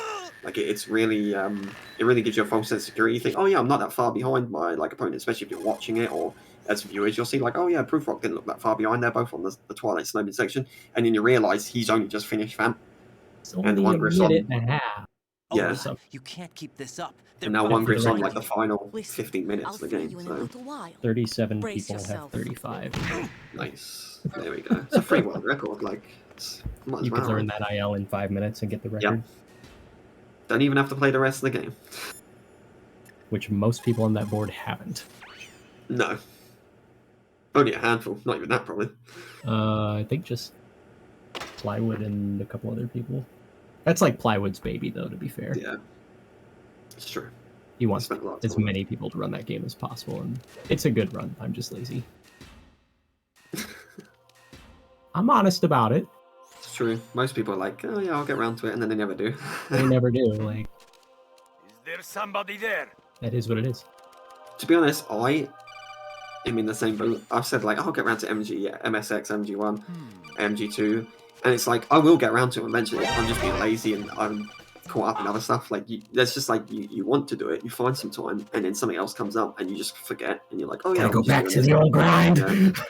Yeah, and then you just forget, and then I even said to House a few months ago, or about a month ago, that like, because we were talking about something, like, it was just a bunch of us in Discord talking or something, and I said like, next year I'm going to find some time to come back and actually do. I need to do TTS stuff still, and still waiting. Yeah. So Arsenal gear. Griffith's just stuck in this tunnel here. He just got past the jejunum. Yes, this entire like section of the game is named after parts of the body, stomach to be exact, the intestinal and stomach tract. Yep. Don't know why they just decided to name every part of this entire like floating base. The jejunum, the duodenum, then we get this, our small intestines, ascending colon, descending colon, and rectum of large intestine. So it's great. Everybody laughs. Everybody laughs at the rectum. Here's your anatomy lesson for the day. Yeah. So he's just in this little tunnel here. He's got to wait. He's actually moved. He moved away from where he came into the room, and he's going to move away from Snake because if you don't, it like takes longer. And also this section, you can't see it, but you need to swipe the sword to start a 45-second timer. The timer is invisible. It's just internal. It's a separate timer. Game doesn't explain that to you casually or in any capacity. It was just had to be found out. But I guess people just did it and timed it and figured out that it's 45 seconds, and then it skips over because this section is basically just a training section for you to get. I do wonder who was the first person to realize that if you didn't swing the sword, you were stuck in this room. I don't know. It was probably found a long time ago. Is my guess. Probably like back with like Magnum and stuff. Maybe might have. I don't even know if that is some casual guy in YouTube. I can't get out of this room now. We saw them get across the gap. Hopefully we'll see Prufrock get across the gap. This is the gap of unfathomable doom and sadness. Because if you drop down here, and it's very common for people to drop down here, that's 14 seconds lost, and there's nothing you can do about it. You are just 14 seconds down. And crying. Unfortunately a victim of gravity. Yeah. Especially if you're on PB pace, because that's more than enough to kill your PB pace. Like, and when I say PB pace, I mean like PBs of like, oh yeah, I'm ahead by 1 second. I'm about to get a 1 second PB if I complete this game. Like that's how like ridiculous time is in this game. It's like the amount of times I've gotten a PB and it's like, oh nice, I got a PB at 5 seconds. Like, and I'm stoked because 5 seconds is a lot indeed. Yeah, Chris on the next part, we're on Tengu 2, just did Tengu 1, where you sort of do a PPK, skip through the door. You can do that on a lot of other doors in the plant section, not useful in anything but that door, unless you want to just get out of bounds and get soft lock, for the most part.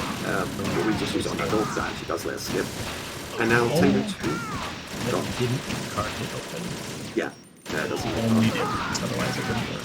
You have to kill Tengus and you have to wait. I think it's actually on a timer. It's not about how many Tengus you kill, but I think it's on a timer. I could be wrong. It might be like but basically you just kill Tengus, but you can just do that glitch and skip through it. Like you don't have to wait around. And then Tangle 2 on VE and easy. We just do this fight normally. You just sit here with stingers and you just keep shooting stingers up until it's done. On normal and above, we use a trick called the coolant skip, which was known for a while and was only doable on console for the longest time, or thought to only be done on console for the longest time.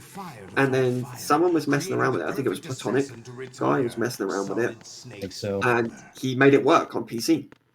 And we're like, what? Like, because this trick had been known for a while and been done on console multiple times over the years by console runners, or just people, even just like runners that went to PC and did console. And it was like, cool, well, we got this skip, but unfortunately it's just locked to console, right? Whatever. And so we used to do that fight differently for the longest time on PC. And then all of a sudden he got it working, and then it got labbed out by a few other people, made it more efficient, and boom, you can skip the second fight on normal and above. Unfortunately, it doesn't work for very easy and easy, because the fight, to do the trick, you'd have to wait longer than the actual fight takes anyway in those difficulties. The fight in those difficulties is somewhere around 40 to 50, it's like 45 to 50 seconds long, naturally. The trick that to do coolant skip requires you to wait like 1 minute 7 to 1 minute 10, so you'd be wasting time doing the trick. So we don't use it on those two difficulties. So that's why they're using the stinger trick, because it's still faster to do this. I'd like to be out there. You know, I wish there was a coolant skip that lasted like 20 seconds on this point, but unfortunately not. Beggars can't be choosers right now. It's okay. It's fine. It's VE, right? It's the fastest category anyway. Right. So. It's fast enough. Come on. Yeah. I just want a sub hour. I want the sub hour to be real. That would be insane. Some seconds to go. On to raise. It just takes 4 shots total required to do this fight.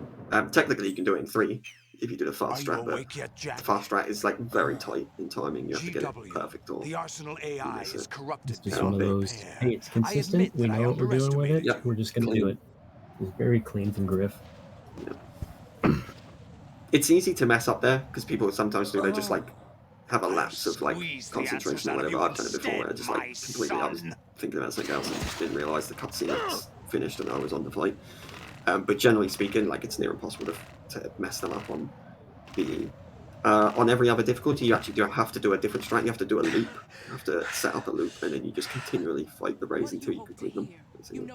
And it's different. You have to do a certain amount of health damage to all the rays. Like it's combined. It's not like you have to kill 7 rays, but you have to do on like normal. I think it is. You have to do 7 health bars worth of damage. It's a combined set amount of damage across every ray.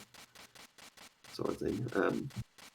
But yeah, on very easy, it's 4 shots, 3 rays, 1 shot each, 1 crit shot each, basically. Does it. And then you're on to Solidus. Just have to go through the longest codec in the game.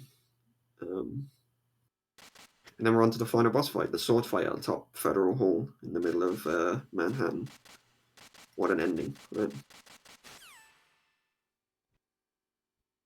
So we'll see how Griff does in this. This fight's pretty easy on VE as well. You just swipe him and then you step far enough away so he does his missile attack, and then you just cartwheel past his missiles, swipe him again, do the same thing until you phase him. So the next you'll have 1 more set of swipes, this one, and then he'll be on phase 2. And then what you want to do is actually get far enough away from him here if you can before the cutscene starts. Yeah, you got it. You got the short dash. You always want him to get a short dash because that means he dashes to the cutscene quicker. If you don't get far enough away, which can happen sometimes, it depends on the way he sat, where he was set up when you got to phase 2. He'll do a long dash and it just like you lose like a second or 2 as he has to dash across before the cutscene starts. But he's sort of Griff got a quick cutscene, which is what you want. And he's going for dodge strats. So he's actually letting Solidus dash, and then he's moving forward so that he can't hit him, and then he's just coming around and hitting him. Nice. Very clean. You got the people's elbow for the finish. Very nice. Do you remember this place? Of course. 55, 15 This is the where credit. Yeah, I think his IGT was 53, like 20 something, so... Nope. It's not him I want the answers from. Something like that. Should be in the 102 range. If I had like 9 minutes 25, so it's like 102, like 30 something maybe. Something like that? Yeah, and Proof Rock should be like 103, high 103, maybe. Which are still very respectable times. Yeah. This is one of those games that's gotten so optimized now. Like my PB is a 104, I think, on the board. That's 105 on the board. That's 22nd. And that's not the easiest time on earth to achieve anymore. Like, yeah, I remember when I came in and started learning MGS2, there was like 2 or 3 102s. Like 102s were not even like people like it was like it was a handful of 103s, and then like 104 and down was like there was a lot more of those. And then I remember getting the 103. It was a struggle getting the 103, and then I got to the 102, and then all of a sudden like there was a point where top 10 were all 102 or under. Yep. It still is, I think, now, but like that's crazy. Even when I started like compared to other runners before me, like there's a lot of people that have been running, not just this game, but just in general Metal Gear speedrun. Yeah, 10th is a 102.55, and 11th is a 103.03, so it's knocking on the door right there. Like, when I started, that was not even the case. Me neither. Top 10 was like nowhere So near that, but it's crazy. when I started learning the game, I think Mac was still holding the world record. It was like a 104 or 105. Something like That's that. an OG for this game. Talk about someone who pioneered. Yeah, Mac was one of those guys that got a lot of people into running this game. Do you remember this place? Yeah, always a champion for VE, that guy. This is where we first met. That's GG's to both runners. Respectful times for both of them. Like, especially for a race, because anything can happen, especially in this game. This game has, like... That's it. Like, the amount of times I've done runs and other people have done runs this game, it's just MGS2 things, right? It just happens. Something just goes wrong. It's just an MGS2 thing. Because this game has some weird moments with its mechanics. Absolutely. I think my favorite part about this whole race was just the fact that they didn't lose time because they failed tricks. They lost time to little things. Yeah. That just that's added up usually what over the happens. course of the rest of the run, which I think I found it just happens, you know? Yeah, it's usually the case with MGS2. It's just like it's one of those runs where like no one ever gets the perfect run. Even the world record holder at the current time, like even their run has like mistakes. Yeah. And it's aren't the only it's a run where it's like everybody wants the perfect run, but VE is so tight, like everything is movement. One little movement mistake, boom, you've lost a second in a room. That could make or break anything. When you're at those levels, that's why it gets frustrating. But it's such a good feeling when you hit a really good PB that you've been working for. It's a game that I feel like, because I've run other games in the series, a lot of other people run games in the series, but for me, like this is my home. It was the first game I started to run, and I don't think I get that from any other game. It's just like getting a PB in VE is insane to me. Getting a PB in other games, it's like it's nice, but it just doesn't have the same feeling to me. There's something about VE and MGS2. So, I'm sure everybody has that with their games, right? Respective games that they started in. It's like a lot of MGS1 runs. Like there's something about MGS1. You get a PB, it's so good. It feels so good when you hit it after so long. So yeah, one Griff manages to pull that out. Sick runs from both runners. I don't know if they want to speak or talk or. Griff's here. Hi, Griff. Can you hear me? Yeah. GG's. GG. You guys were both clean and pretty close for the longest time. So what was going through your head on a lot of the strats? Like what was your game plan? Just tried to not fuck everything up, to be honest. I haven't had much time to practice. I was on holiday, and then God of War come out, so I've just been playing that. So I've done 2 practice runs today, and they went pretty terribly. But apart from that, it was only I had bad RNG on Olga with the left side, and then got the cutscene. And then the only other thing apart from that was just Harrier, like execution wise. Everything else, like you said, was just the little things. I tried a few like stereos and fell over on the stairs, but apart from that, just movement. You got good first. KO is always rough, but the first zip was solid. Luckily, the zips today in both my practice runs have all been good as well. I didn't have any trouble with them, which is you don't normally see that. The Harrier was probably the biggest gripe of the run. Harriers, it is what it is. Yeah, I messed up I think it was the 5th shot, and then once you miss that one, then it's just over for the 5+1. fair. But I mean, Proof had a good run as well. Proof hit the area. Like that was the big thing. It was like, oh, like that's unfortunate. Like Griffith's in because you never want to see missile phase. I even stated it's like in VE, you just never want to see that. And like when you as a runner, when you see that, you're just like, oh god, you're just thinking, oh Jesus, a great. Like I know how much I have a rough idea how much time I've just lost. And then Proof did it, and it just made it. It was so because it just keeps it interesting. It's like okay, like. Griffith doesn't get it. It's unfortunate timing, just execution stuff, because like that's what this game is, right? Boss fights are just executions. Like you have to execute them, and then you see that catch up, and it was just interesting. Like I mean, both of you played fantastically. There was very few things that either of you had like that went wrong, and the stuff that did go wrong, even Glenn said, it's just a lot of like just little nitpicks here and there that always go wrong. Like no one ever gets the perfect run. You always get it's MGS2 things, right? It's always something that has to like play up, not. Yeah, especially in like a race setting where obviously there's no resetting when you're going for PBs and little things go wrong, you just reset and try again until you get that perfect run. Obviously this one you don't have that opportunity, you just got to go for it. Proof, how do you feel about your run? It was all right. I PB'd earlier this morning and missed out on a 102 from Emma sniping, believe it or not.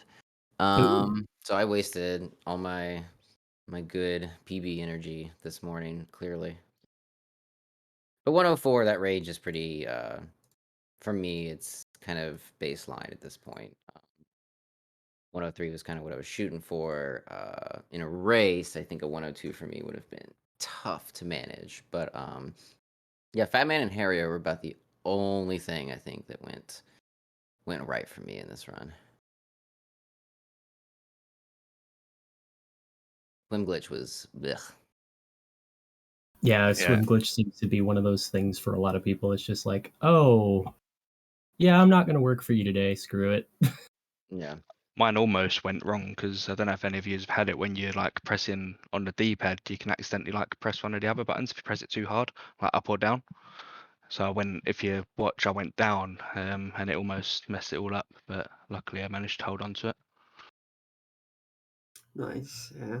To be honest, like I like commentating MGS2 is my home, VE is my home, just MGS2 in general, and it's like it's always a challenge to commentate MGS2 because it's non-stop until the sniper section. So you're just trying to like the amount of times like I'm trying to get stuff in, Glenn's trying to say something, and it's like we just have to skip some of it, we just have to cut off and just be like, oh yeah, not on to the next thing. Like especially because so much of the stuff is just little things. So by the time you try to explain it, we're already like into the next strut or something like that.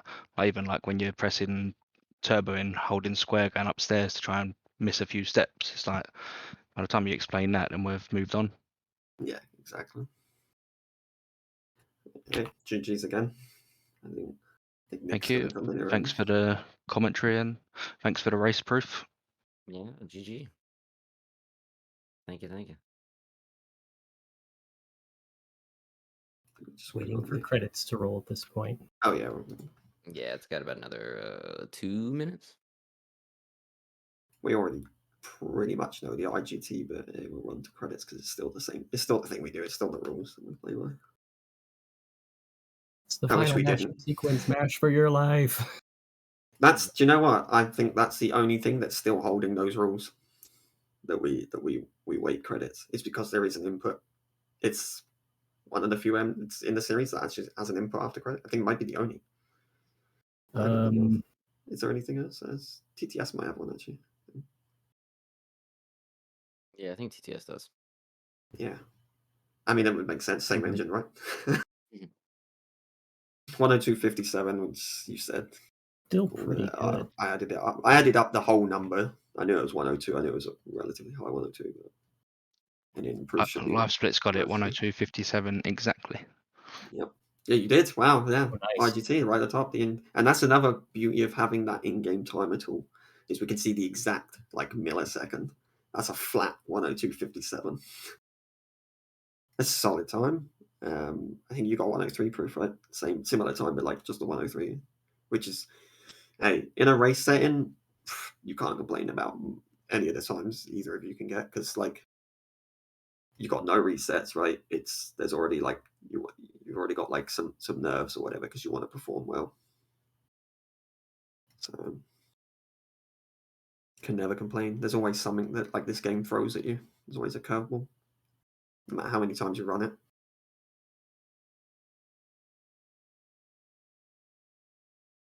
Unfortunately, we got all these credits, but I can't skip. 9 minutes. Yeah, 9.5 almost. Almost 9.5. It's 5 minutes less than 9.5. Or 5 seconds, sorry. That's 9.5. Whoever finds the 9:25. credit skip in this game will be the hero. Yeah, a legit one. In some runs. Yeah. No, that's why the rule set got changed. Because in the end, it was like, if your CPU lags on the credits, it induces lag. It's like having a screenshot. So it's the only time that the IGT gets a lag induced to it is during the credits. And so you can save time by having like your CPU spike. And it happens quite often on lower end systems, more than it does on higher end systems. And so it was just to make the case of like, why don't we know what time it is exact relative, it's 9:25. Why don't we just even it across the board, give everybody 104.40. GG's. Not bad. So like, no one can complain about 104 is a solid time. Mm-hmm. I remember trying to get 104 and it was a struggle. So don't forget to enter your code in. Oh yeah, enter your code. That website does not exist anymore. You can go try it if you want. It just doesn't exist anymore. And that's it. Jeez. I think Nick's going to step in and end this up now, hopefully, if he's here. Hello. Yes, I am. Cool. Thank you for that. Was a fantastic run. Well done, both of you. Very entertaining, particularly for MGS2, which is also kind of what I'm here to talk about. Before I do so, first of all, a huge congratulations to Team Cyborg Ninja, who have won the tournament 4-1. So congratulations to everyone on that team. Commiserations to Team Mr. X. Thank you to everyone who's been involved, all 10 runners, all 10 commentators. Actually, it wasn't 10 commentators. Some people commentated twice. Never mind. Everyone backstage. It's been a bit of a quick turnaround towards the end to get the tech set up for this. We're still kind of dealing with a changeover of tech from the last time we were putting on events. So really, heartfelt appreciation goes out to everyone who's been involved in making this event possible. And we don't want to stop. We are very pleased to announce that we are going to be holding an MGS2 normal tournament, hopefully before the year is out. Submissions for that tournament are now open. As soon as I hit enter on the MGSR Discord. So if you are on the MGSR Discord, go to the announcement section and you will see that there is now a sign-up form for the Metal Gear Solid 2 normal tournament. We are, of course, still looking for anyone who wants to volunteer behind the scenes as well, whether that's commentating, hosting, moderating Twitch chat, or providing social posts for Twitter. So please go and check that out. The tournament is open to any MGS2 runner who is also a member of the MGSR Discord. So if you're not in the MGSR Discord and you'd like to participate in the Metal Gear Solid 2 tournament, then you know where to head. And yeah, that's it. Thank you very much for watching this relay. I hope you will join us again for the MGS2 tournament. And with that, we are going to raid Greasy Dan, who is live speedrunning some MGS2